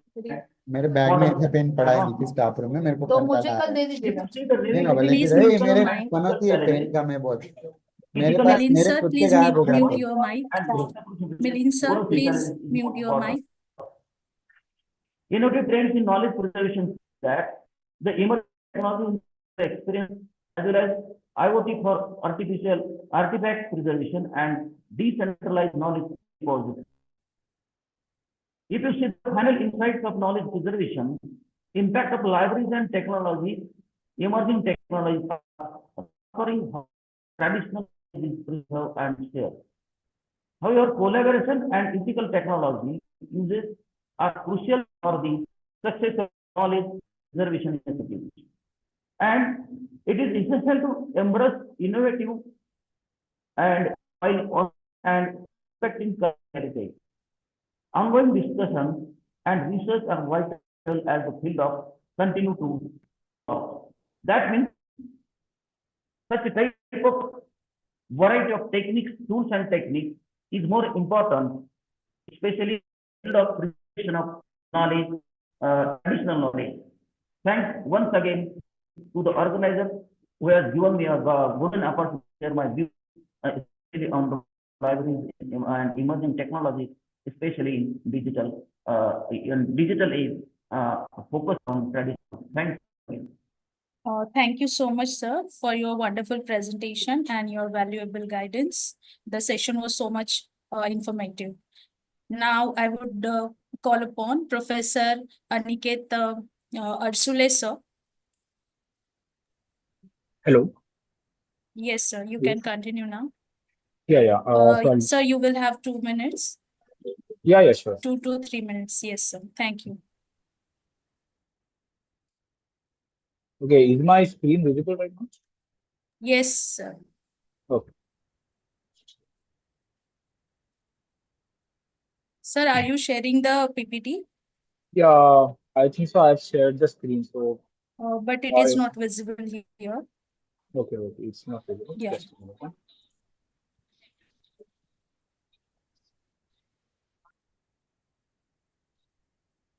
Is it? No? No, sir. No? Yes, right now it yeah? is visible. Yes, sir. Okay. Hello, everyone. Good afternoon, first of all. Now, as I've been informed that I have a very limited time for me at disclose it. So I'll be very brief and I'll be talking just the important part of my paper. Now, my paper name and the title of my paper is basically Archiving IGS Corpus. Okay, so past, present, and future. Basically, I'm dealing with the history of how we are preserving our ancient documents and how, we are dealing with the archiving techniques, the different archiving techniques, till independence in the past, ancient medieval, and then in future, of course, right?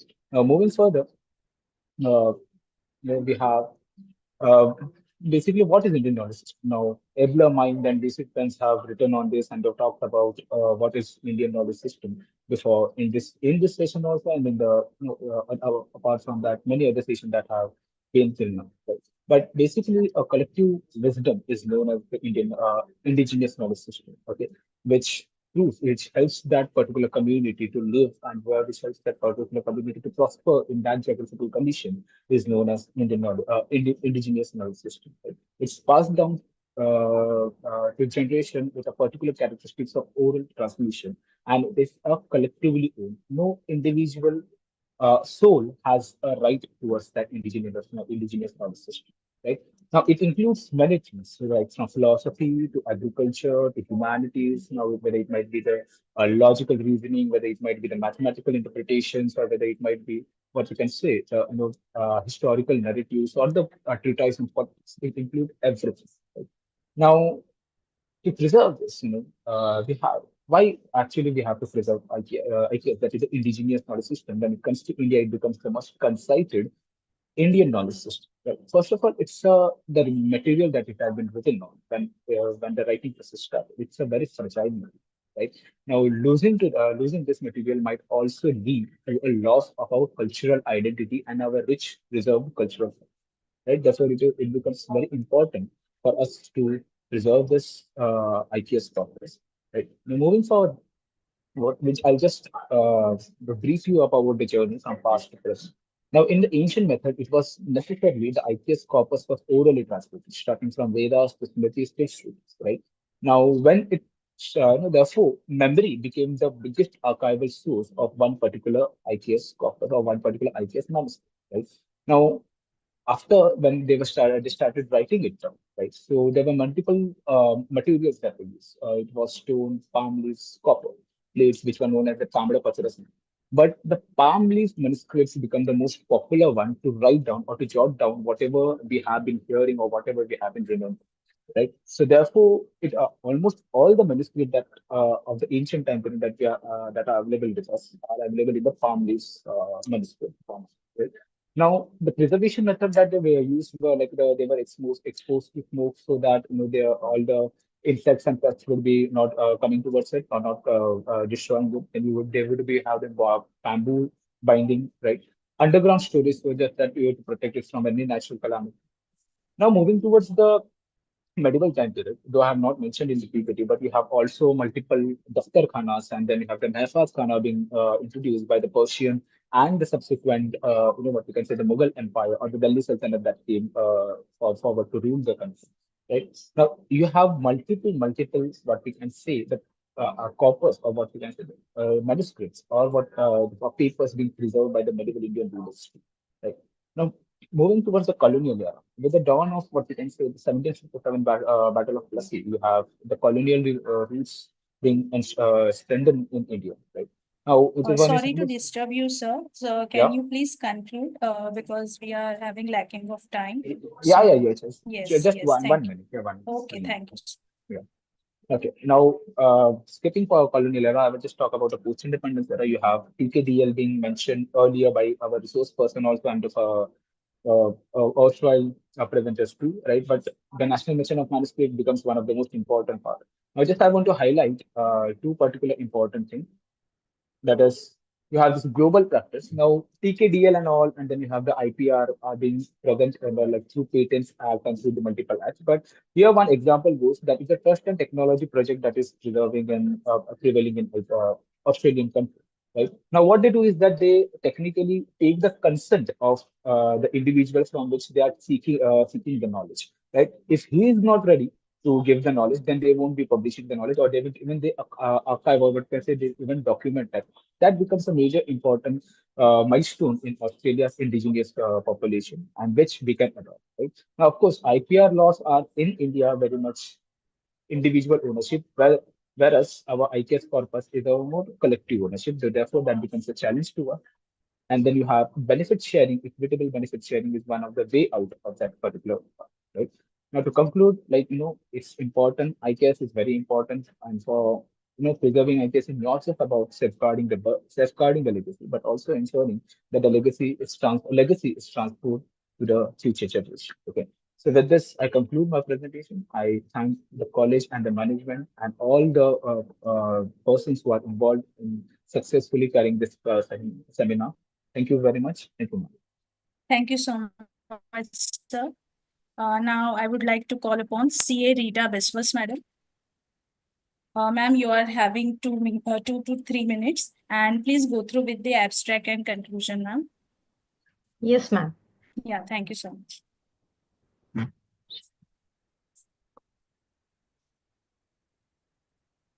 My screen is visible, ma'am? Yes, ma'am. Right now it is visible. You can start. Yeah. Good afternoon. Namaskar. Good afternoon, ma'am. As all previous speakers have spoken about preservation through digitalization, my paper emphasizes on how introduction of GST has put an impact on our country's GDP, employment, export through digitalization. So the topic's name is Impact of GST on India's GDP. So I will, since there is a time constraint, I will try to have a brief about my research paper. It tells that since the introduction of 2017, GST has helped to boost our country's GDP by reducing cascading taxes, improving business operations. At the same time, it had certain challenges like compliance costs, sectorial adjustments, etc. But with the time, it has overcome these challenges as well. There were certain features, there were certain objectives with which it was being rolled out, and it seems that with the time, it is taking care of and it is achieving all these objectives. My scope of study is restricted to how it has impacted country's GDP along with employment generation and exports of the country. If we see this table, it is clearly evident that as GST is growing year after year since 2017, country's GDP, with exception to 2020 and 21, it has an overall similar progress with GST. These exceptions are basically due to COVID. Second is, if we can see with GST and employment, it has a linear correlation, positive correlation. As GST increase, the employment also increases. And with the third one, GST and exports, with GST revenue increase, the exports have also been increasing. So this shows that through digitalization, the things have become simple, and there, with the increase in GST revenue, it has put a positive node to our employment, to our GDP, as well as to the exports of our country. To conclude, I would say that GST has supported all the informal sectors as well as formal sectors, and it has made the broad base to our indirect tax network. It has contributed to government revenue. It has supported entrepreneurship. It has supported MSME. It has supported Make in India by making and simplifying tax structure and boosting domestic production. Similarly, it has also enhanced the exports of our country. So post-pandemic, it has shown a tremendous increase in the tax revenue, which has really helped for the government's development programs. Thank you. Thank you so much, ma'am. I'm delighted to welcome chairperson for the third session of this seminar, Dr. Moushmi Datta Madam, Principal, Nagindas Khandwala College, Mumbai. In brief, I'll introduce Dr. Moushmi Datta Madam is the principal of Nagindas Khandwala College with 30 years of teaching experience. Professor Datta Madam is an expert in geography, GIS, remote sensing and management. She holds 2 PhD and is a PhD guide at the University of Mumbai. With more than 100 publications, 8 research projects and 3 patents she has presented at reputed universities worldwide. She is currently working on a Government of Australia patent as the second scientist on an 8-member panel. Dr. Moshmi Datta Madam contributions in research and education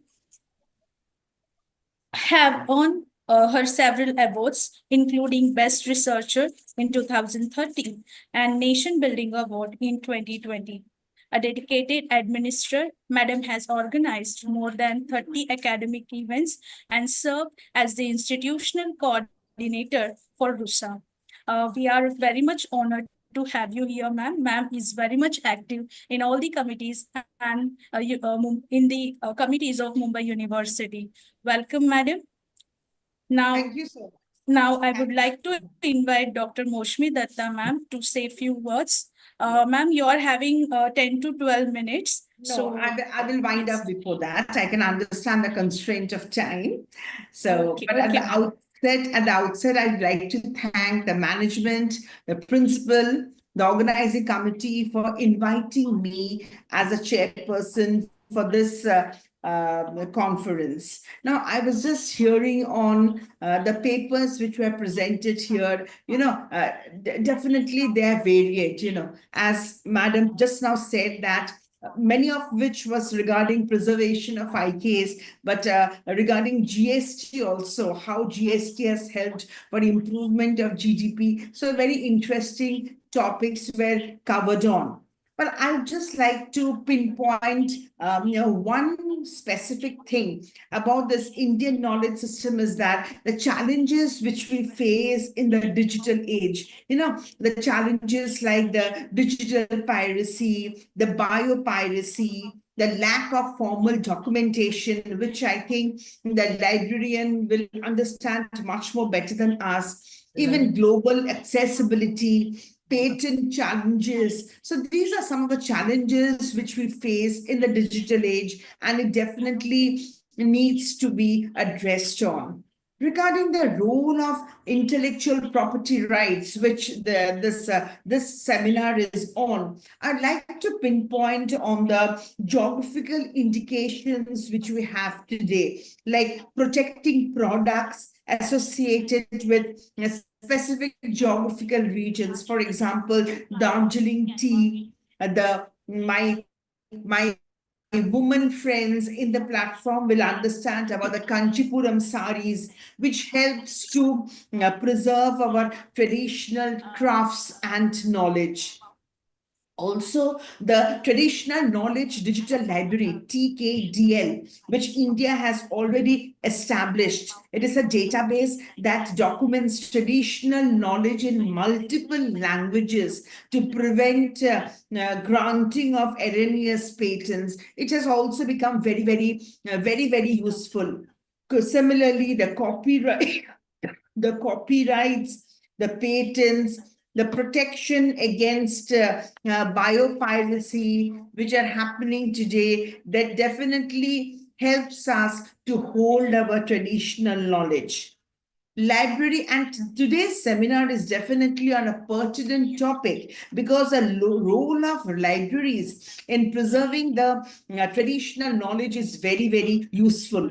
It helps in documentation and archiving, in access and dissemination of knowledge, education and awareness. It also helps in collaboration with indigenous communities. Similarly, I am very much also interested, and I also want to quote here regarding the emerging technologies which are there in protecting traditional knowledge, like digital libraries and archives, artificial intelligence and machine learning, blockchain of knowledge protection, which has become very, very famous nowadays. GIS and remote sensing is also playing a very important role in mapping and documenting traditional land use patterns, the sacred sites, the indigenous environmental practices, which the government is really looking into it. Also, the technologies like augmented and virtual reality, which we call it AR and VR technologies, they're also allowing the users to experience traditional cultural practices in a different manner.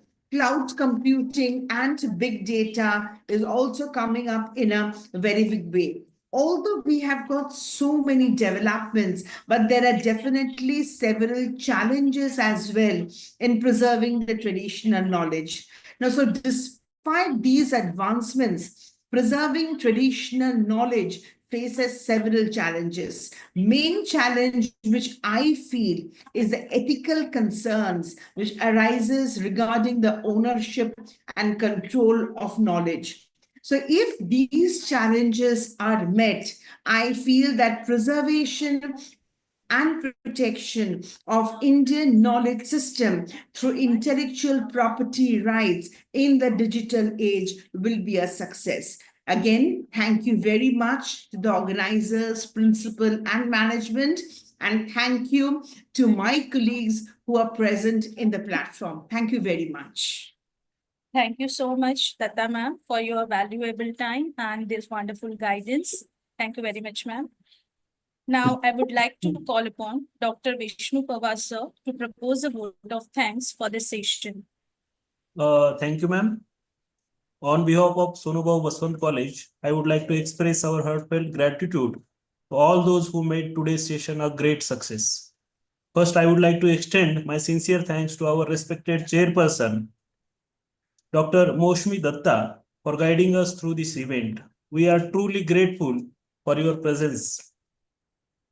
We are also deeply thankful to our esteemed resource persons, Dr. Archana Pathak, Dr. Baliram Rathod, and Dr. D.K. Veer sir. Each of you has shared valuable insights on the Indian knowledge system, and we are grateful for the knowledge you have imparted. We appreciate the time and effort you took to be with us today and for making this session so engaging. Once again, I thank our chairperson, all resource person, all the paper presenters, and all participants for making this event so successful. Finally, I would like to thank all the authorities of the Sonubhau Baswant College and Dr. S.S. Wagmode sir for giving me an opportunity to make an introduction of the resource person and chairperson and propose a vote of thanks. Thank you. Thank you very much. Thank you very much. Thank you so much, ma'am. It was our pleasure. It was my pleasure. Thank you. Yes, sir. It is our pleasure too, ma'am. Thank you so much. Thank you. Bye. Yeah. Bye, ma'am. Thank you so much, sir. Thank you, immense Anil Singh sir. Thank you. Thank you. Thank you. Dhanyawad. Thank you. Sir is always providing us opportunity. I'm extremely thankful to him. And he's always ready to guide us whenever we are in some problem. And we are always in problem. मेरा सौभाग्य है. नहीं sir, आप हमेशा रहते हो हम लोग के साथ, so ये बहुत अच्छा है. Thank you sir so much. Thank you. Thank you, ma'am. It gives me immense pleasure to honor this beautiful audience and all the dignitaries who have joined here to this valedictory session of the online national seminar. First of all, a warm welcome to the backbone of Mumbai University and the most dynamic personality, Honorable Pro Vice Chancellor, University of Mumbai, Dr. Ajay Bhamre sir, for gracing this valedictory ceremony. I would like to extend a special welcome to today's chief guest, Honorable Principal, Dr. Vasant Pandit Mali sir, Sadhu Bera Girls College, Ulhasnagar.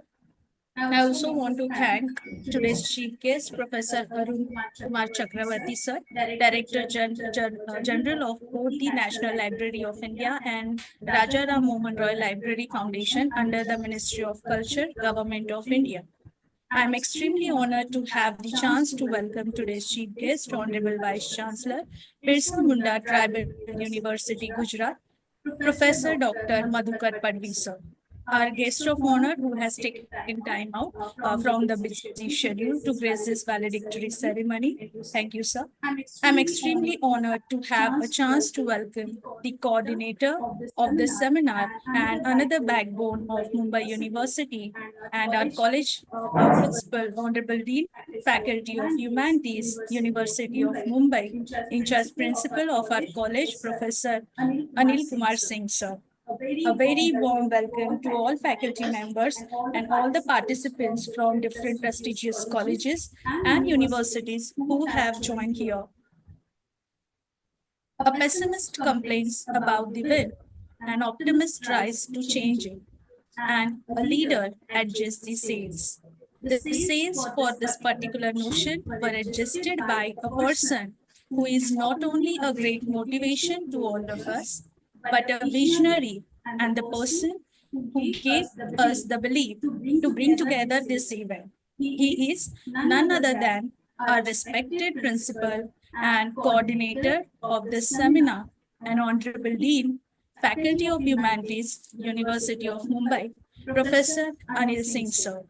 I would like to invite Professor Anil Singh, sir, to deliver the prefatory remarks for the valedictory session. Welcome, sir. Thank you doctor वल madam. जब हमने ये national seminar 10 बजे से प्रारंभ किया था, तब से लेकर के कंटिन्यूअस हमारी पूरी टीम जो है कंधे से कंधा मिला करके इस संगोष्ठी के लिए तत्परता से काम कर रही है। सोनुभव बसवंत महाविद्यालय Shahpur, department of library, IQAC और ISSR WRC मुंबई के सौजन्य से ये एक दिवसीय राष्ट्रीय संगोष्ठी का आयोजन किया गया है, जिसके समापन सत्र की अध्यक्षता professor doctor Madhukar bhai Padvi sir, honourable vice chancellor Birsa Munda tribal university Gujarat sir बहुत ही बिजी शेड्यूल में से अपना बहुमूल्य समय सर हमारे बीच दे रहे हैं और समय पे जुड़ना ये एक सबसे बड़ी उपलब्धि है। हमारे दूसरे प्रमुख अतिथि प्रोफेसर डॉक्टर अरुण कुमार चक्रवर्ती सर, जो कि DLIS NSU कोलकाता से जुड़े हुए हैं। सर, मैं महाविद्यालय की ओर से, बॉम्बे यूनिवर्सिटी की ओर से आपका भी शब्द सुमनों से स्वागत करता हूँ। हमारे अगले चीफ गेस्ट डॉक्टर वसंत पंडित माली सर, जो कि वाटुमल साधुबेला गर्ल्स कॉलेज के प्रिंसिपल हैं और माली सर केवल सरनेम से ही माली नहीं है, उन्होंने यूनिवर्सिटी के भीतर भी अपने कार्यों के द्वारा बेहतरीन उपलब्धि प्रदान की है। ऐसा कोई भी कमेटी नहीं है जिसका प्रतिनिधित्व हमारे सम्माननीय माली सर ने न किया हो। मैं सभी का शब्द सुमनों से स्वागत करता हूं और इस सत्र में जुड़ने वाले अभिमत देने के लिए जो प्रातः 10 बजे से लेकर के अब तक लगातार इस संगोष्ठी में जुड़े हुए हैं, उन्होंने क्या पाया और क्या उन्हें और पाना चाहिए इस संगोष्ठी के जरिए, मैं चाहूँगा कि वे भी अपनी प्रतिक्रिया यहाँ पर व्यक्त करेंगे। एक बार पुनः मैं अपने महाविद्यालय की ओर से, मैनेजमेंट की ओर से, मुंबई विश्वविद्यालय की ओर से आप सभी विद्वानों का हार्दिक स्वागत और अभिनंदन करता हूं और प्रोफेसर ओवाल मैडम को आगे की गतिविधियों के लिए माइक सौंपता हूं। धन्यवाद। Thank you so much, sir, for your valuable guidance. Now, I would like to call upon Professor Sohail Nabi, sir, from Central University, Jammu and Kashmir, to give the opinion about this seminar.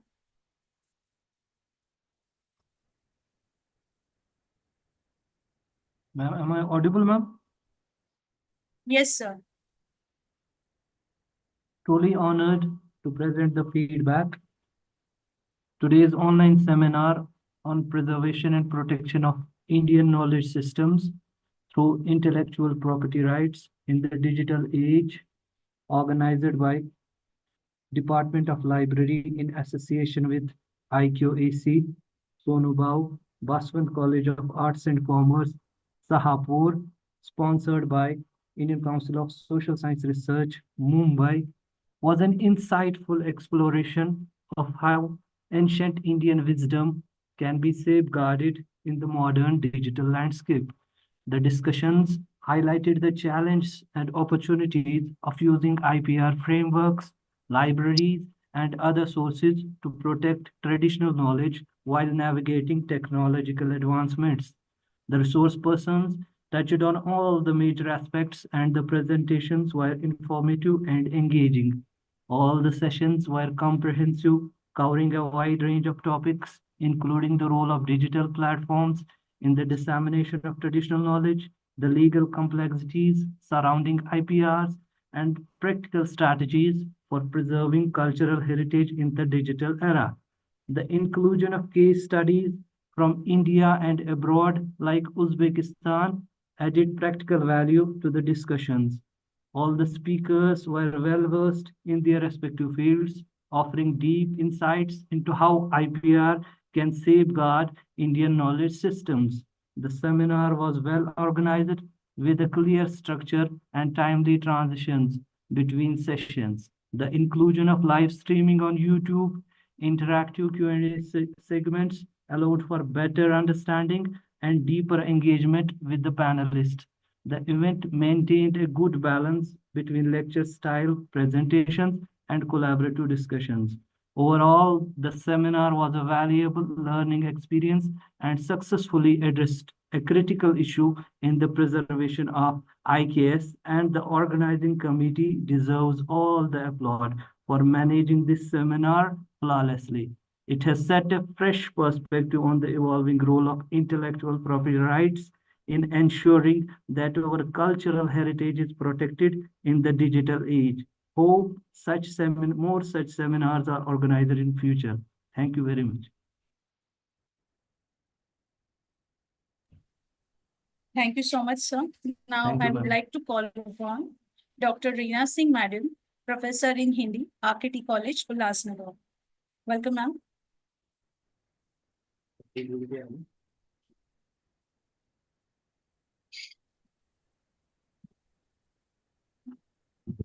Hello Yes, ma'am. आवाज आ रही है Yes, ma'am, you are audible. Ma'am आपने अभी क्या बोला मुझे सुनाई नहीं दिया Yes, ma'am, आवाज आ रही है आपकी.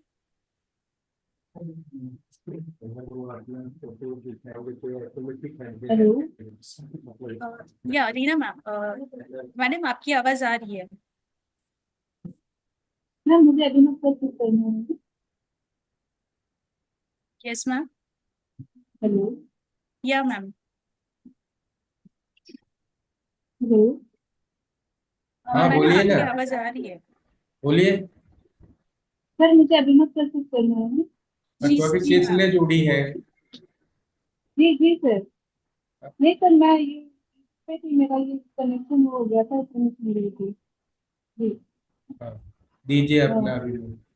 जी जी धन्यवाद सर सर्वप्रथम यहाँ उपस्थित सभी मान्यवरों को मेरा स्वागत है और मुझे इस सत्र में अभिमत प्रदान करने का अवसर दिया गया इसके लिए बहुत बहुत धन्यवाद।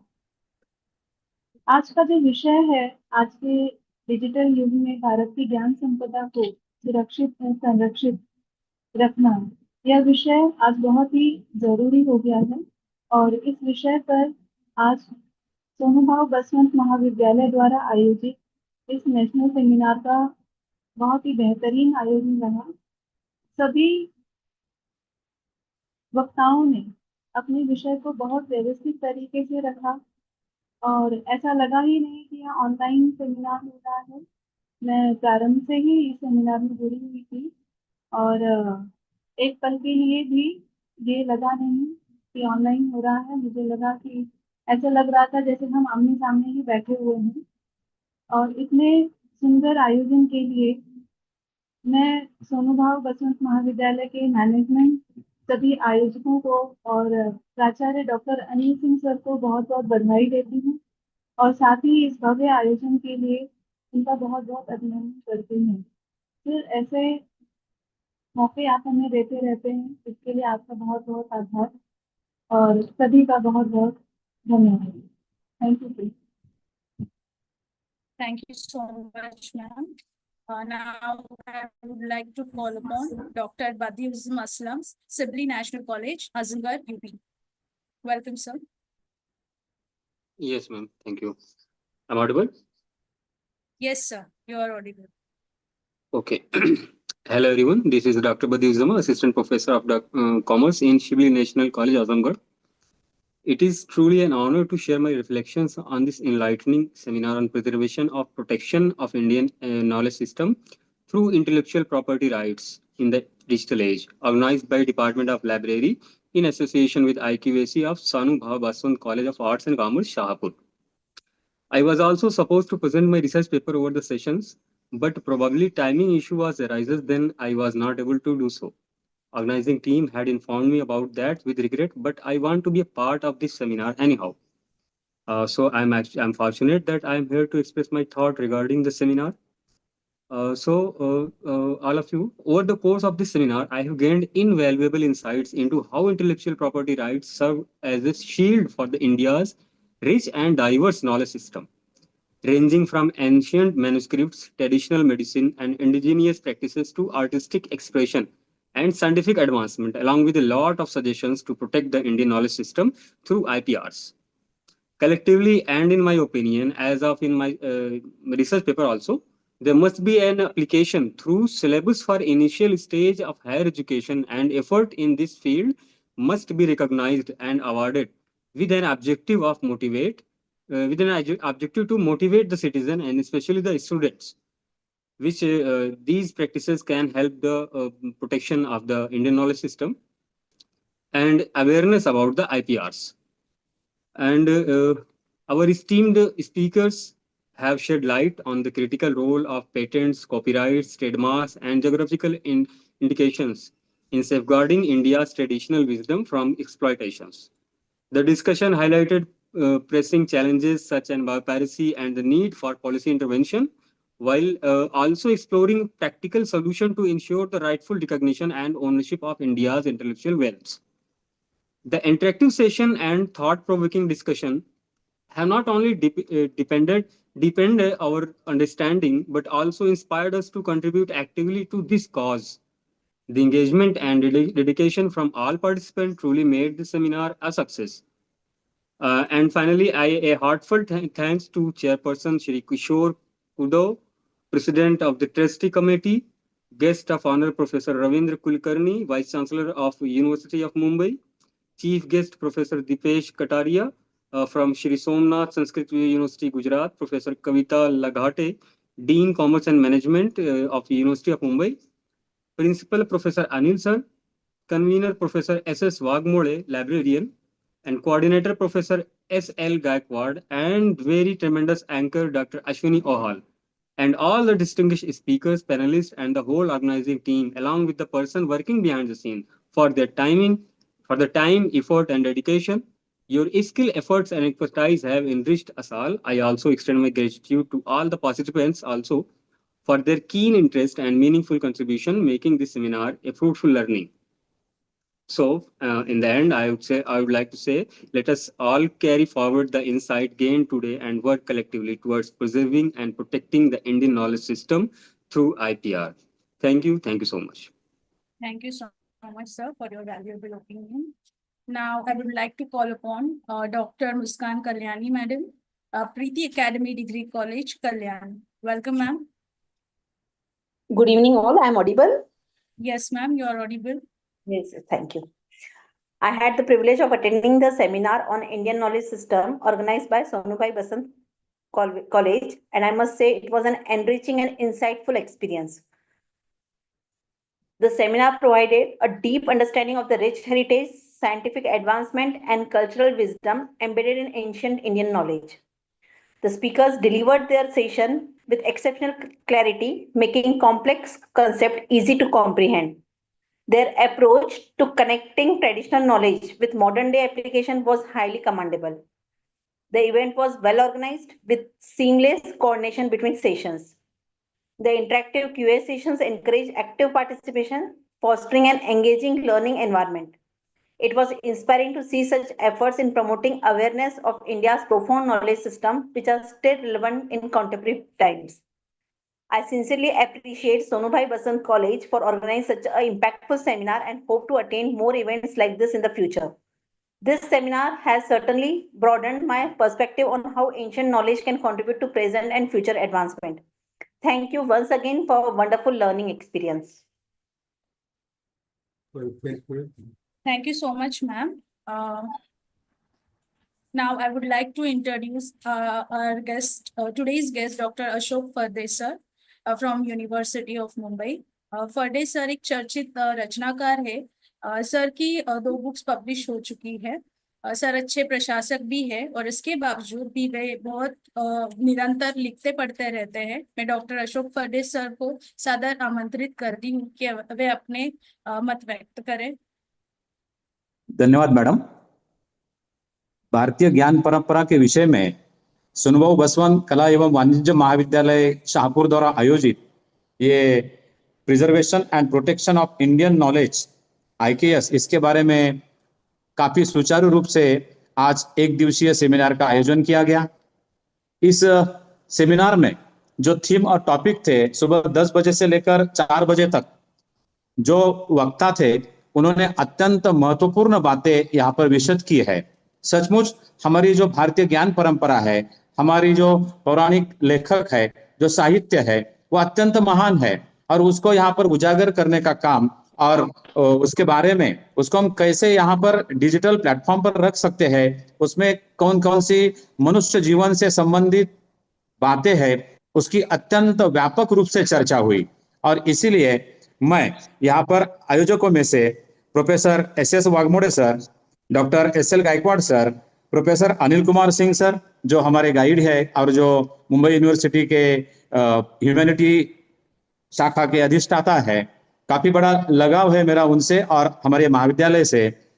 तो मैं इन सब को साधुवाद देता हूँ कि ऐसे ही सुचारू रूप से वर्कशॉप का आयोजन हो और इस यूनिवर्सिटी से जुड़े हुए, इस सेमिनार से जुड़े हुए, अपने पूरे भारतवर्ष से जुड़े हुए लोगों को भारतीय ज्ञान परंपरा जो अव्याहत रूप से यहाँ पर बहती है उसका लाभ मिले, यही मैं यहाँ पर अपना मंतव्य रखता हूँ और मेरी वाणी को विराम देता हूँ. मैं आयोजकों का दोबारा एक बार यहाँ पर तहे दिल से शुक्रिया अदा करता हूँ. धन्यवाद. धन्यवाद मैडम. धन्यवाद sir for your valuable time. The fragrance of flowers spread only in the direction of the wind, but the goodness of a person spreads in all directions. Ladies and gentlemen, we are delighted to have with us Chief Guest, Honorable Principal, Dr. Vasant Pandit Malvi sir, as the Honorable Chief Guest of the valedictory ceremony. It gives me immense pleasure to welcome our Honorable Chief Guest to all of us. I would like to invite Dr. Seema Patole Madam to introduce Honorable Chief Guest, Principal Dr. Vasant Pandit Malvi sir. Thank you, Dr. Namaskar everyone. Dr. Vasant Malvi sir. Dr. Vasant Malvi.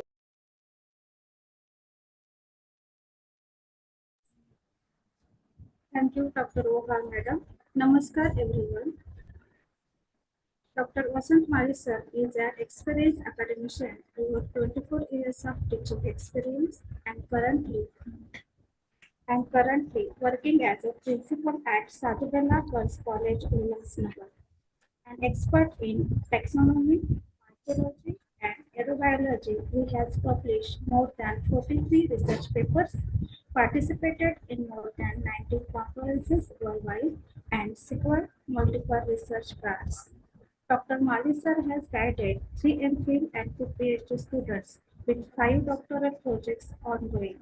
A journal editor, advisor, and founding member of the Marathwada Biotechnical Society, he has received prestigious awards including Mahatma Jyotiba Phule Lifetime Achievement Award. Dr. Vasant Malvi sir has also authored 3 books on botany and environmental science. Welcome, Dr. Malvi sir. Thank you so much, Madam. I would like to request today's Chief Guest, Honorable Principal Dr. Vasant Malvi sir, to deliver the address for the session. Welcome, sir. Thank you, madam. I am audible. Yes, sir, you are audible. Welcome, sir. Respected dignitaries, Madhukar Padvi sir, Vice Chancellor Birsa Munda Tribal University, Professor Arun Kumar Chakravarti, Dr. Ashok Farde, Deputy Registrar, University of Mumbai, esteemed guests, scholars, faculty members, and dear participants. At the outset, I am first extend my heartfelt congratulations to Professor Anil Singh, in-charge principal and in-charge dean, University of Mumbai, management of Sonubhai Basant College, Department of Library, organized this national seminar in association with Internal Quality Assurance Cells, Sonubhai Basant Art Commerce College Shahpur, organizing committee for successfully conducting this national seminar on preservation and protection of Indian knowledge through intellectual property right in the digital age. I would also like to express my gratitude ICSSR Western Regional Mumbai for sponsoring this seminar, which has been platform for insightful discussion and valuable knowledge exchange. The topic also during the seminars, all personalities, resource persons, very informative and knowledgeable lectures in national education policy, which emphasize the revival and integration of Indian knowledge system into our modern education framework. One of the richest contribution of Indian knowledge system in Ayurveda, in ancient system of medicine that has stood the test of time and continue serve as a foundation for holistic health and well-being. Ayurveda and intellectual property right in the digital age. Ayurveda, rooted in the Vedas, is not just medicinal practice but a comprehensive science of life, incorporating diet, lifestyle, and preventive cares. However, in the digital age, the risk of misappropriation, unauthorized commercialization, and loss of traditional knowledge due to lack of proper legal framework is increasing. Intellectual property rights play a crucial role safeguarding Ayurveda from exploitation while ensuring its rightful recognition globally. Traditional knowledge protecting our rich Ayurveda text and formulation must be safeguarded from bio-piracy and unauthorized patents. The traditional knowledge digital library is a great step in this direction, preventing foreign patent on the traditional Indian knowledge.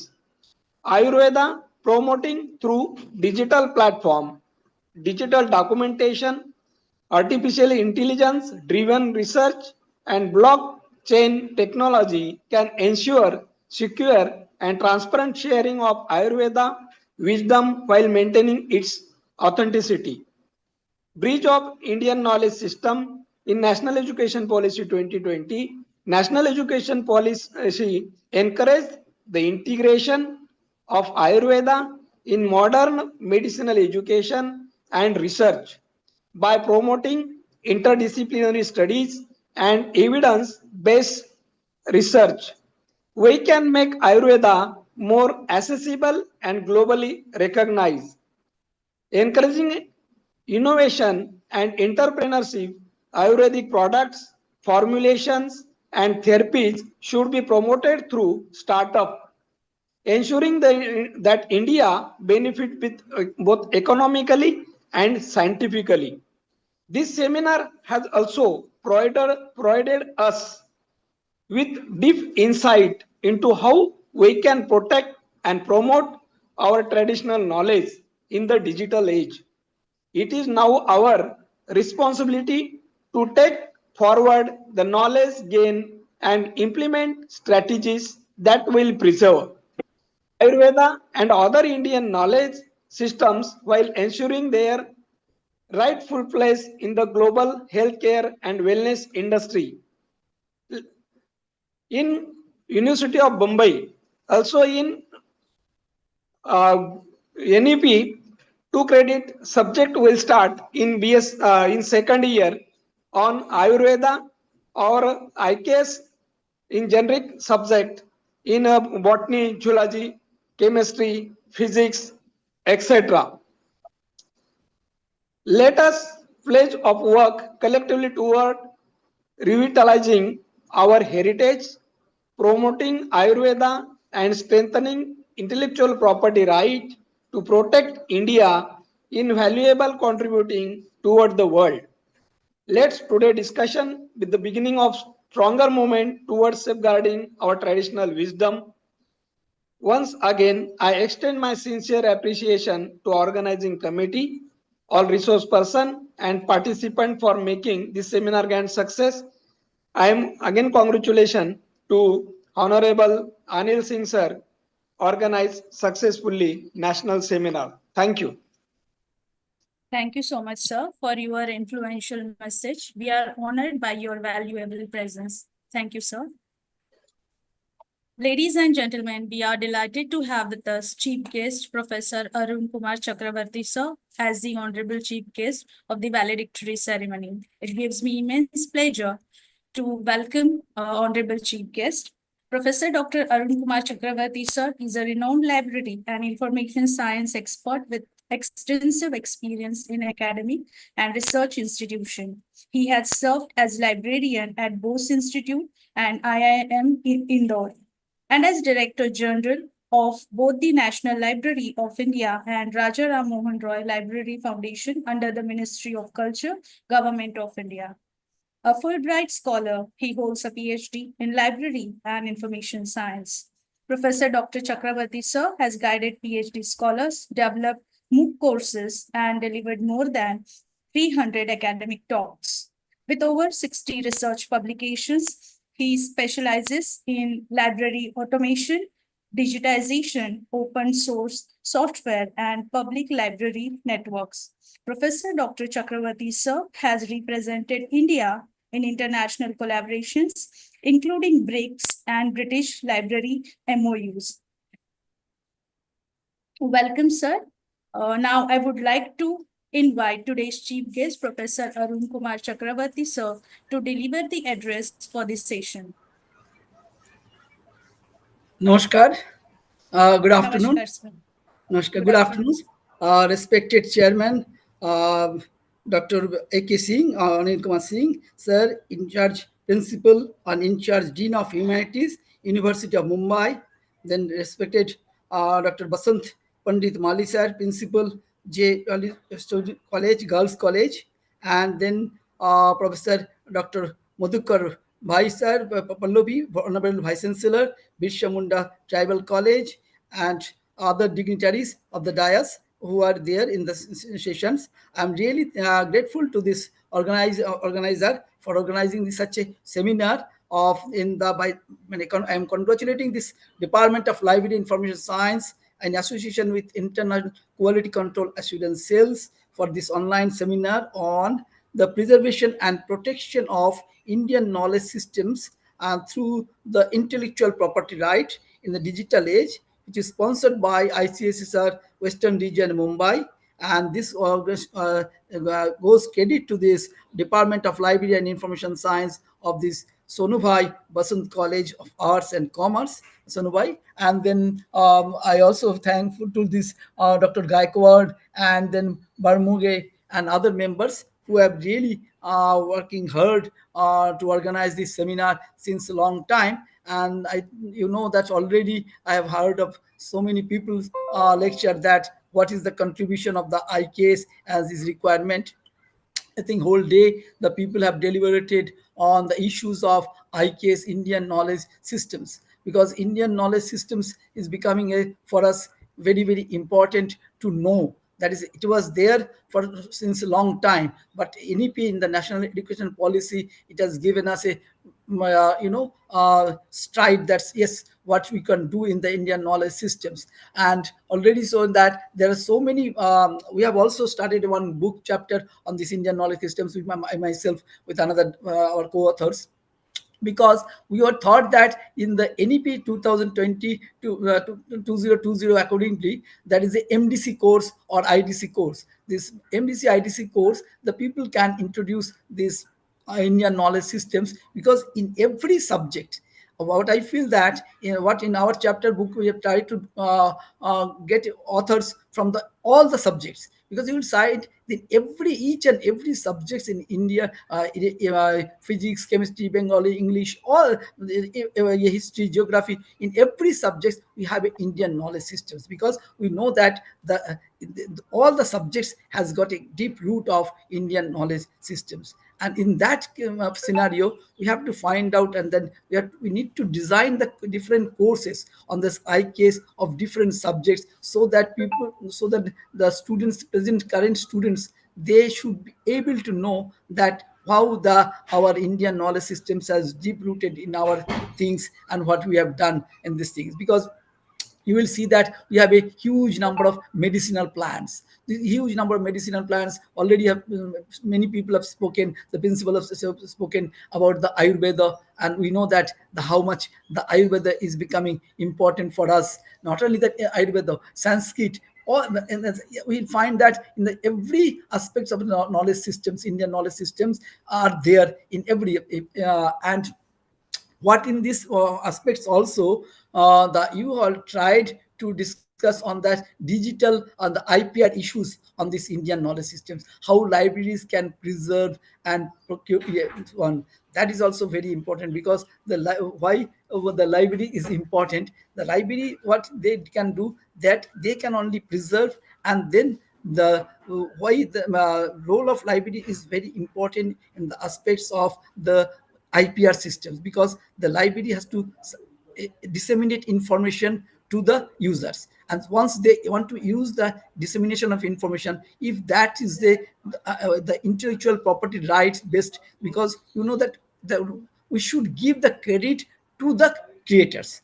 That is the most important for the purpose of the IPR. And IPR issues, if the library people, the professionals, library people, they know very well that which are the issues, which are the resources that can be utilized by the others, and how much these resources really acknowledged by the people who have written in their citations, whether they have cited the article or not. That is the most important part of any of the citation, and that library people can give a guidance to the people. So that is why the preservation and conservation part of an Indian knowledge systems IPR issues is becoming very, very important. You should know that, see, in India, we have lost so many things. I don't think many of you know that the Sir Jagadish Chandra Bose, I was in a Bose Institute, Sir Jagadish Chandra Bose, he missed the the patent of his Nobel Prize. Because why he missed the Nobel Prize?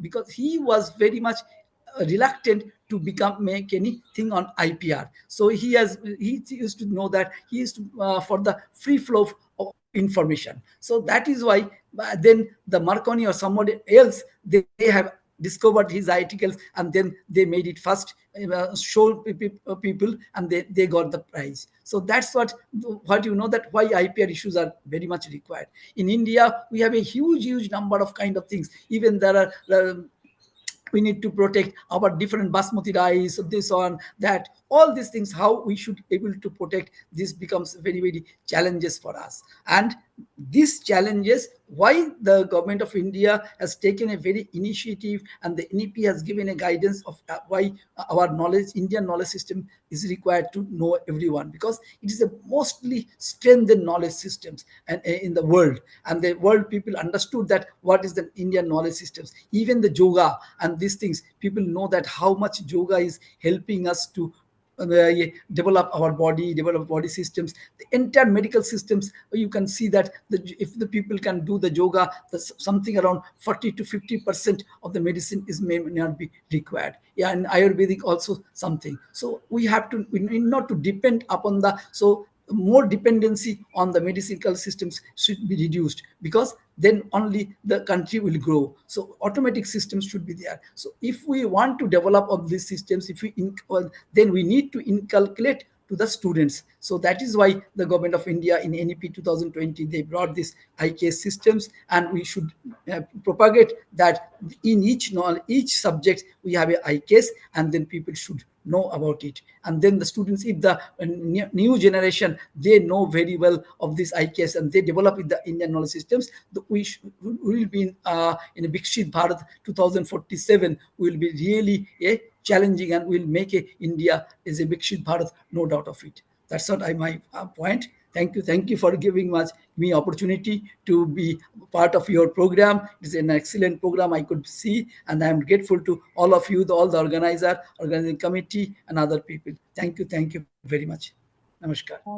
Thank you so much, sir, for your valuable guidance. We are honored by your valuable presence. Thank you very much, sir. Ladies and gentlemen, now I want to share one message from our Pro Vice Chancellor of Mumbai University, Professor Ajay Bambre, sir. Due to busy schedule, sir cannot join the seminar, but sir has given best wishes to the seminar. So I, on behalf of entire organizing committee, I thank to Honorable Pro Vice Chancellor, University of Mumbai, Professor Ajay Bambre, sir. Now, I'm very much delighted to have with us chairperson of the session, Vice Chancellor, Professor Dr. Madhukar Padvi, sir. It gives me immense pleasure to welcome today's chairperson. Professor Dr. Madhukar Padvi, sir, is the first Vice Chancellor of Birsa Munda Tribal University, Gujarat, serving since December 15, 2020.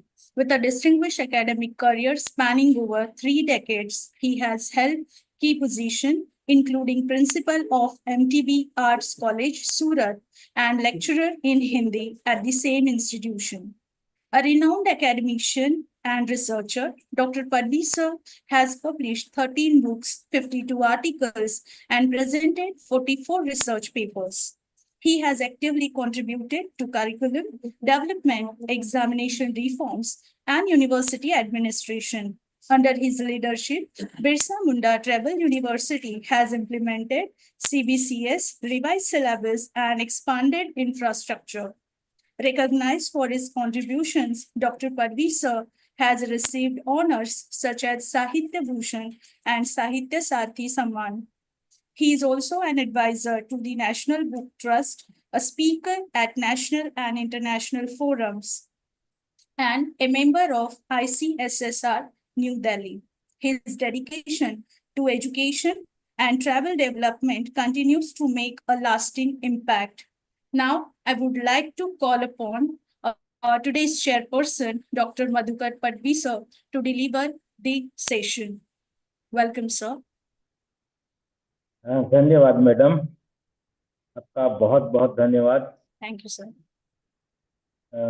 सोनूभाऊ Baswant college of arts and commerce Shahpur और ICSSR के द्वारा sponsored preservation and protection of the Indian knowledge system through intellectual property right in the digital age. सबसे पहले तो मैं इस मंच पर उपस्थित अभी मैंने सुना कि हमारे प्रो वाइस चांसलर साहब भामरे साहब इसमें खास करके वैलिडिक्टरी फंक्शन में उपस्थित रहने वाले थे, लेकिन अन्यत्र कहीं उनके आम होने की वजह से नहीं आ पाए. तो सबसे पहले मैं भामरे साहब को और डॉक्टर रविंद्र जी को, जो हमारे बम्बई यूनिवर्सिटी के वाइस चांसलर साहब हैं, उनको भी मैं याद कर रहा हूँ, नमन कर रहा हूँ. और इस मंच पर वैलिडिक्टरी फंक्शन में उपस्थित डॉक्टर अरुण चौधरी जी, अभी कुछ समय पहले ही मैंने माली साहब को सुना, और इनके साथ ही जिन्होंने इस कार्यक्रम का राष्ट्रीय सेमिनार ऑनलाइन ही सही और मेरे बहुत ही पुराने मित्र ऐसे AK सिंह साहब और यहाँ उपस्थित सज्जनों, देवियों, अध्यापक मित्रों और देश विदेश से पधारे हुए स्कॉलर मित्रों, मैं सबसे पहले इस मंच को वंदन करता हूँ, क्योंकि हमारी एक भारतीय प्रणाली है कि जहाँ भी जिनसे भी मिलते हैं वो हमारे स्वजन है, हमारे वसुदेव कुटुंबकम जिसको हम कहते हैं, पूरी पृथ्वी पर रहने वाले सभी जीवों के इस परिवार को मैं वंदन करता हूँ। यही हमारी भारतीय शिक्षा प्रणाली है, यही हमारी भारतीय ज्ञान परंपरा है। तो यहाँ मैं आप सबको पुनः एक बार वंदन करके मेरी बात को आगे रखना चाहता हूँ। मित्रों, आप जैसा कि जानते हैं कि भारतीय ज्ञान प्रणाली जिसको हम कहते हैं, IKS जिसको हम कह रहे हैं, भारतीय ज्ञान प्रणाली वर्षों से विकसित हुई ज्ञान की एक विशाल निधि है। इसमें आयुर्वेद, योग, वैदिक विज्ञान, संस्कृत साहित्य, पारंपरिक कृषि पद्धतियां, स्वदेशी कला रूप जैसे क्षेत्र इसमें शामिल है। यह ज्ञान प्रणाली हमारे भारतीय संस्कृति और इतिहास में गहराई से निहित है और इसे पीढ़ी दर पीढ़ी परंपराओं, पांडुलिपियों और अभ्यासों के माध्यम से संचारित किया गया है। हालांकि इस युग में, यानी कि डिजिटल युग में, खास करके हम लोग जानते हैं कि इस युग में हमारा ये जो पारंपरिक ज्ञान है, हमारी जो परंपरा है, हमारे भारतीय ज्ञान प्रणाली की जो परंपरा है, इस परंपरा में ज्ञान को डिजिटल युग में सबसे अधिक व्यवस्थित रूप में डिजिटल माध्यमों के द्वारा प्रस्तुत किया जा रहा है और यही इसके लिए खतरा भी। मित्रों, यहाँ इस ज्ञान परंपरा का, भारतीय ज्ञान परंपरा का हम इस युग में कैसे संरक्षण कर सकते हैं, इसका प्रोटेक्शन कैसे कर सकते हैं, ये हमारी चिंता का एक विषय है। और मुझे लगता है कि डॉक्टर सिंह साहब ने इस परंपरा को जीवित रखने के लिए और हमारे जो मान को नेशनल लेवल से इकट्ठा करके इस पर एक बृहद परिप्रेक्ष्य में हमारी जो भारतीय ज्ञान प्रणाली है, इसको हमारे भारतीय समाज के सामने रखने की कोशिश की है। तो मैं सबसे पहले तो डॉक्टर अनिल सिंह जी को, उनकी जो IQAC की टीम है और जो आयोजक हैं लाइब्रेरी जो है डिपार्टमेंट, इनको मैं साधुवाद देता हूँ कि ऐसे एक बहुमूल्य विषय को राष्ट्रीय सेमिनार का एक विषय बनाया और बृहद परिप्रेक्ष्य में जो विद्वान है, इसके जो जानकार हैं, इनके द्वारा समाज के सामने प्रस्तुति की है। न केवल विद्या जगत में बल्कि समाज के लिए भी ये परंपरा को जीवित रखना, हमारी जो ज्ञान प्रणाली है हजारों वर्षों में विकसित हुई है और इस परंपरा को जीवित रखना, सुचारू रूप से प्रोटेक्टेड रखना, ये हमारा सबका दायित्व है। तो मैं पुनः अनिल जी को साधुवाद देता हूँ, धन्यवाद देता हूँ। मित्रों, भारतीय ज्ञान प्रणाली की एक व्यापक और बहुआयामी ज्ञान परंपरा है और जो कि सदियों से विभिन्न विषयों को इस परंपरा में हम समाहित करके देखते हैं और इसका एक भाग विशेष रूप से आजकल जो देख रहे हैं, हमारी पारंपरिक चिकित्सा प्रणाली जो है, इसमें आयुर्वेद, सिद्ध यूनानी चिकित्सा शामिल है। ये चिकित्सा प्रणालियां प्राकृतिक उपचार, आहार संबंधी नियमों और जीवन शैली में सुधार पर आधारित है। उदाहरण के लिए आप जानते होंगे कि आयुर्वेद की जो हमारी परंपरा है 5000 वर्षों से भी अधिक समय से प्रचलन में है और इसमें हर्बल औषधियां, योग, ध्यान से समग्र स्वास्थ्य के लिए ये जो चीजें हैं महत्वपूर्ण मानी जाती हैं। इसी प्रकार योग भी भारतीय ज्ञान प्रणाली का एक महत्वपूर्ण भाग है, एक अंग है और जिसे मानसिक और शारीरिक स्वास्थ्य के लिए अंतरराष्ट्रीय स्तर पर मान्यता प्राप्त है। तो ये भी हमारी भारतीय ज्ञान प्रणाली का एक विभिन्न विशिष्ट अंग कहें तो ये विशिष्ट अंग है। इसके अलावा भारतीय ज्ञान प्रणाली में वैदिक गणित जिसको हम कहते हैं, खगोल विज्ञान जिसको हम कहते हैं, विज्ञान के ये जो विषय हैं ये भी शामिल है। इसी तरह वैदिक गणित जो कि जटिल गणनाओं के लिए उन्नत तकनीक प्रदान करता है, जबकि यहाँ भारतीय जो खगोलविद हैं जिसमें आप देख सकते हैं महर्षि आर्यभट्ट, ब्रह्मगुप्त, जो कि खगोल विज्ञान के क्षेत्र में महत्वपूर्ण योगदान किया है। भारतीय कृषि प्रणालियों की बात करें तो इस प्रणाली का भी एक महत्वपूर्ण हिस्सा है और इसमें आप देख सकते हैं कि आजकल हमारे गुजरात में हमारे महामहिम राज्यपाल श्री गवर्नर श्री जैविक खेती और जो हमारी परंपरागत खेती है उस पर बिल्कुल पूरे देश में इस ज्ञान की जो गंगा है बहा रहे हैं। इसमें जैविक खेती, फसल चक्र, जल संरक्षण जैसी जो पारंपरिक कृषि तकनीकें जो भारत में हजारों वर्ष से चली आई हैं उसका एक जो कि पर्यावरण से भी इसका एक संबंध है। तो इस चिकित्सा पद्धति, कृषि, ये सब विकसित कर रहे हैं।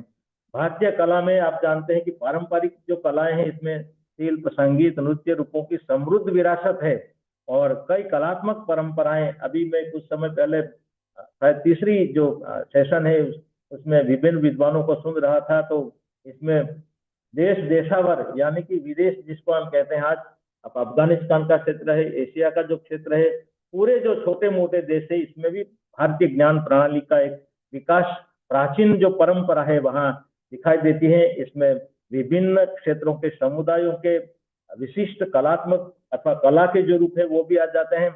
जैसा कि आप जानते हो कि मधुबनी चित्रकला है, पश्मीना शॉल जो है उसकी भी बात आती है, चन्नापटना खिलौने, भारतीय सांस्कृतिक संपदा का ये सब प्रतिनिधित्व करते हैं।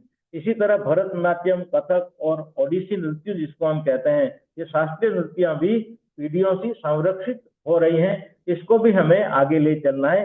तो मेरा कहने का तात्पर्य है कि इस भव्य परंपरा को, हमारी जो भव्य विरासत है, हमारी जो सांस्कृतिक विरासत है, इसको भी हमें जीवित रखना है। जबकि डिजिटल युग में इस पर एक खतरा मंडरा रहा है और इसी बीच हमें हमारा जो एक ज्ञान परंपरा का जो एक विरासत जो है इसको जीवित रखना है और इसके लिए हमें ये जो संरक्षण उसको मिलना चाहिए, वो देना चाहिए, उसका प्रोटेक्शन करना चाहिए। तो प्रोटेक्शन किस तरह से देंगे? तो यहाँ ये जो बौद्धिक संपदा जिसे कहते हैं, आजकल एआई का जो जमाना आ गया है, बौद्धिक परंपरा अथवा बौद्धिक संपदा जो है उस बौद्धिक संपदा को कैसे हम जीवित रख सकते हैं? तो इसके लिए यहाँ ये डिजिटलाइजेशन का युग है। इस युग में हमें जो विभिन्न सरंजाम है जो हमारे वैज्ञानिकों ने आविष्कार किए उसका सहारा लेकर हमारी ये जो ज्ञान परंपरा है, इस परंपरा को भी हमें जीवित रखना होगा, क्योंकि आसानी से, सुलभता से ये हमारे सामने आ रहा है, तो उसका दुरुपयोग होने का भी खतरा बढ़ गया है। जो ज्ञान सार्वजनिक हो रहा है, सार्वजनिक होना भी चाहिए, लेकिन उसका जो खास करके महत्व है, इस महत्व को कोई उसको बिना समझे ही एडॉप्ट कर लेता है। कहीं जो आप जानते हैं कि प्लेगरिज्म वाली जो बातें आती हैं या चोरी की बातें आती हैं, ये हमारी ज्ञान संपदा है, उसको हमें सुरक्षित रखना होगा, अन्यथा इसका दुरुपयोग होने का खतरा आजकल बढ़ गया है। और यहाँ जैसा कि आप जानते होंगे कि पेटेंट के जरिए हम इसको जीवित रख सकते हैं कि भाई आजकल नए नए जो आविष्कार हो रहे हैं, नए आविष्कारों के लिए हम लोग पेटेंट मांगते हैं, तो कहीं दूसरा व्यक्ति जो है जिसको जानता नहीं है, केवल उठांतरी करता है, तो ये बचाना होगा और इसीलिए हमें पेटेंट का भी उपयोग करना होगा, क्योंकि ये सार्वजनिक ज्ञान है। वैदिक परंपरा जो है या सांस्कृतिक परंपरा जो है सार्वजनिक है, हजारों सालों से ये विकसित हुई है और आज इस पर इस तरह का एक खतरा मंडरा रहा है। तो ऐसे समय में हमें ये जो खास करके हमारी विरासत है भारतीय ज्ञान परंपरा की, उसको बचाए रखना है। तो पेटेंट के जरिए हमें, अथवा तो जिसको हम कहते हैं कि कॉपीराइट जो है, उसके लिए भी हमें ये एक प्रयास करना चाहिए, ताकि हमारी जो सांस्कृतिक विरासत है, सांस्कृतिक धरोहर है, इसको बचाए रखने का उपक्रम किया जा सकता है। खास करके जैसे इस ज्ञान को कोई ले लेता है जिसके समझ में नहीं आता है और उसका कोई दुरुपयोग कर लेवे, विकृति से प्रस्तुत कर देवे, तो हमारी जो परंपरा है उसको भी नुकसान हो सकता है।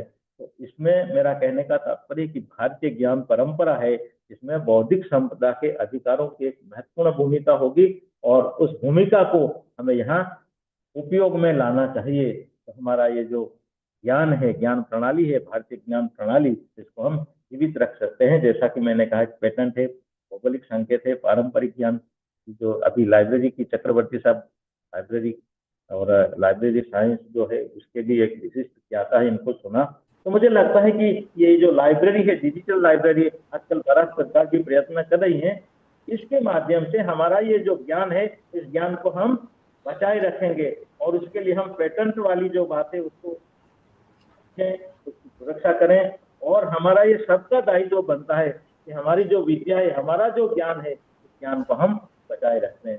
मेरा कहने का तात्पर्य है कि मित्रों, भारतीय ज्ञान प्रणाली जो समृद्ध सांस्कृतिक विरासत है, बौद्धिक विरासत का एक प्रतिनिधित्व करती है, तो इस युग में संरक्षित रखना, सुरक्षित रखना हमारा दायित्व है। और बौद्धिक संपदा अधिकार इस परंपरागत जो ज्ञान है, इस ज्ञान को रक्षा प्रदान करने में समर्थ है, हमें इसका उपयोग करना चाहिए। और ज्ञान जो है, इस ज्ञान को हमारी भारतीय परंपरा का जो ज्ञान है बताया है। मित्रों, आज पूरे दिन यहाँ इसी पर चर्चा हुई है। मैंने तीसरी जो सेशन है, 2 सेशन नहीं सुन पाया, लेकिन तीसरी सेशन में कुछ मित्रों को हमारी ये जो भारतीय ज्ञान प्रणाली है, न केवल भारत में बल्कि देश विदेश में, आज आप देखते हैं कि हम लोग योग दिवस मना रहे हैं या दूसरे जो इस तरह के तीज त्योहार है हमारी परंपरा में आते हैं, वो देश विदेश में मनाए जा रहे हैं। और हमारी एक प्रणाली है, स्वस्थता के साथ हम जिए और स्वस्थ रहें और दूसरे भी स्वस्थ रहें।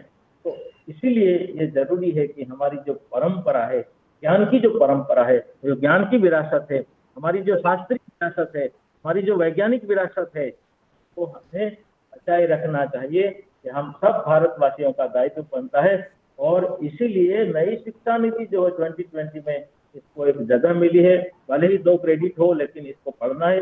हम अपनी जो ज्ञान की परंपरा है उससे वाकिफ हों। तो मुझे लगता है कि आज बहुत सारी चर्चा हुई है और खास करके हमारे अनिल सिंह जी, उन्होंने मुझे भी आग्रह किया इसमें आप भी शामिल हो जाइए, सम्मिलित होइए। और मैं सम्मिलित हुआ, मित्रों को सुना, मुझे आनंद होता है, खुशी होती है कि हमारे पास ऐसे लोग हैं को लेकर चिंता करते हैं कि हमारी ये जो संपदा है, हमारी जो विरासत है, हमारी जो सांस्कृतिक विरासत है, भारतीय ज्ञान परंपरा है, इसको हम बचाने में समर्थ हैं। और इस युग में जहाँ खतरा है, वहाँ हमारे पास दूसरे ऐसे संसाधन है जिससे हम उसकी सुरक्षा कर सकते हैं।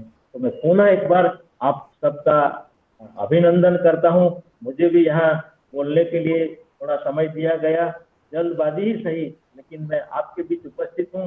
मुझे लगता है कि अपने स्वजनों के बीच में उपस्थित हूँ, इसलिए मेरे मन में जो भी बात आई है मैंने रखी है। मैं पुनः एक बार अनिल सिंह जी की जो पूरी टीम है, पूरा महाविद्यालय है और हमारी बम्बई यूनिवर्सिटी, इन सबको मैं साधुवाद देता हूँ कि हमारी भारतीय ज्ञान प्रणाली जो है उसको बचाए रखने में अपना एक बहुमूल्य योगदान दे रहे हैं। तो आप सबको पुनः प्रणाम करके मैं मेरी वाणी को विराम देता हूँ। आप सबका पुनः एक बार धन्यवाद, आभार। जय हिंद, जय जय Garvi Gujarat. Thank you so much, sir, for your blessings and for your valuable guidance. We are very much glad to have you here, sir. Thank you very much. Now, I want to make some announcement for the participants. Please fill up Google feedback form for your valuable suggestions, and it's useful for certificate and journal copy sending to you. And your hard copy and certificate of journal copy will reach to your doorstep within 10 to 15 days. Thank you so much, everyone.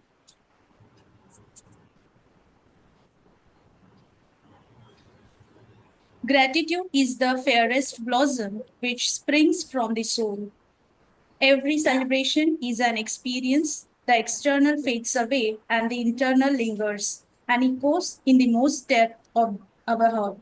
We are reminded that events like this are milestones on the journey of life and reminders of God's fidelity all through. As we come to the close of our valedictory ceremony, I invite Dr. Seema Bartole Madam to propose the vote of thanks for the valedictory ceremony. Welcome, ma'am. Thank you, Dr. Goa, madam. Namaskar, everyone. Respected dignitaries and esteemed guests, faculty members and participants, it is my great honor and privilege to propose vote of thanks on behalf of the organizing committee for the valedictory session of this online national seminar on preservation and protection of Indian knowledge system through intellectual property rights in digital age. I extend my deepest gratitude to Honorable Vice Chancellor, University of Mumbai, Professor Ravindra Kulkarni sir, and Honorable Vice Chancellor of the University of Mumbai, Principal Dr. Ajay Bhamre sir, for their blessing. I would like to thank the chairperson of this session, Honorable Vice Chancellor Professor Padvi sir, for his kind presence and sharing his wisdom with us today. I am sincerely grateful to our chief guest, Honorable Principal Dr. Vasant Mari sir, for taking the time to join us and make this valedictory ceremony even more special. I also extend my sincere appreciation to Chief Guest Professor Arun Kumar Chakravarti sir for his kind presence and valuable contribution to this session. I would like to thank you to Deputy Registrar, University of Mumbai, Honorable Dr. Ashok Pherde sir for his valuable presence. I would like to thanks to Sohel Nabi sir, Dr. Reena Singh madam, Dr. Aslam sir and Dr. Muskan Kalyani madam for your valuable opinion. I would like to thank you Dr. Jagdish Kulkarni sir, Dr. Dattatreya Kalbande sir, Dr. Ravindra Latkar sir and Dr. Vishnu Pawar sir for your kind cooperation and guidance. We received more than 300 research papers, so I would like to thanks to all the researchers. I would like to also thank you to ICSSR WRC Mumbai for your support. A special note of appreciation goes to Honorable Principal to our college, Professor Dr. Anil Singh sir, whose support and motivation have been constant source of encouragement for us. I extend my sincere gratitude to respected Vice Principal of our college and coordinator of this seminar, Dr. Santosh Gaikwad sir, for his dedication and guidance in organizing this seminar. A hearty thank you to IQAC coordinator, librarian of our college and convener of this seminar, Professor Dr. Shahaji Wagmore sir, for his invaluable contribution in making this seminar a grand success. A special mention and appreciation to Dr. Ashwini Ohal madam for her excellent anchoring throughout the seminar. I would also like to thank all the participants and professors for extreme colleges and universities for their enthusiastic participation and engagement, which have played a vital role in the success of this seminar. Lastly, I would like to extend my gratitude to Nanvardhini Trust Management Committee members, faculty members, and the teaching and non-teaching staff of Sonubhav Baswant College of Arts and Commerce, Shahpur, for their dedicated efforts in making this seminar a memorable one. With this, once again, express my sincere thanks to each and every one of you for your presence, participation, and valuable contributions. Thank you all. Thank you so much, Dr. Seema Patel and Madam, for your valuable support and such a wonderful vote of thanks. Now, I would like to request all the ladies and gentlemen, please switch on your cameras because we have to click one picture. We have to click one screenshot. So please switch on your cameras, all of you. Everyone who have joined in the seminar, please switch on your cameras.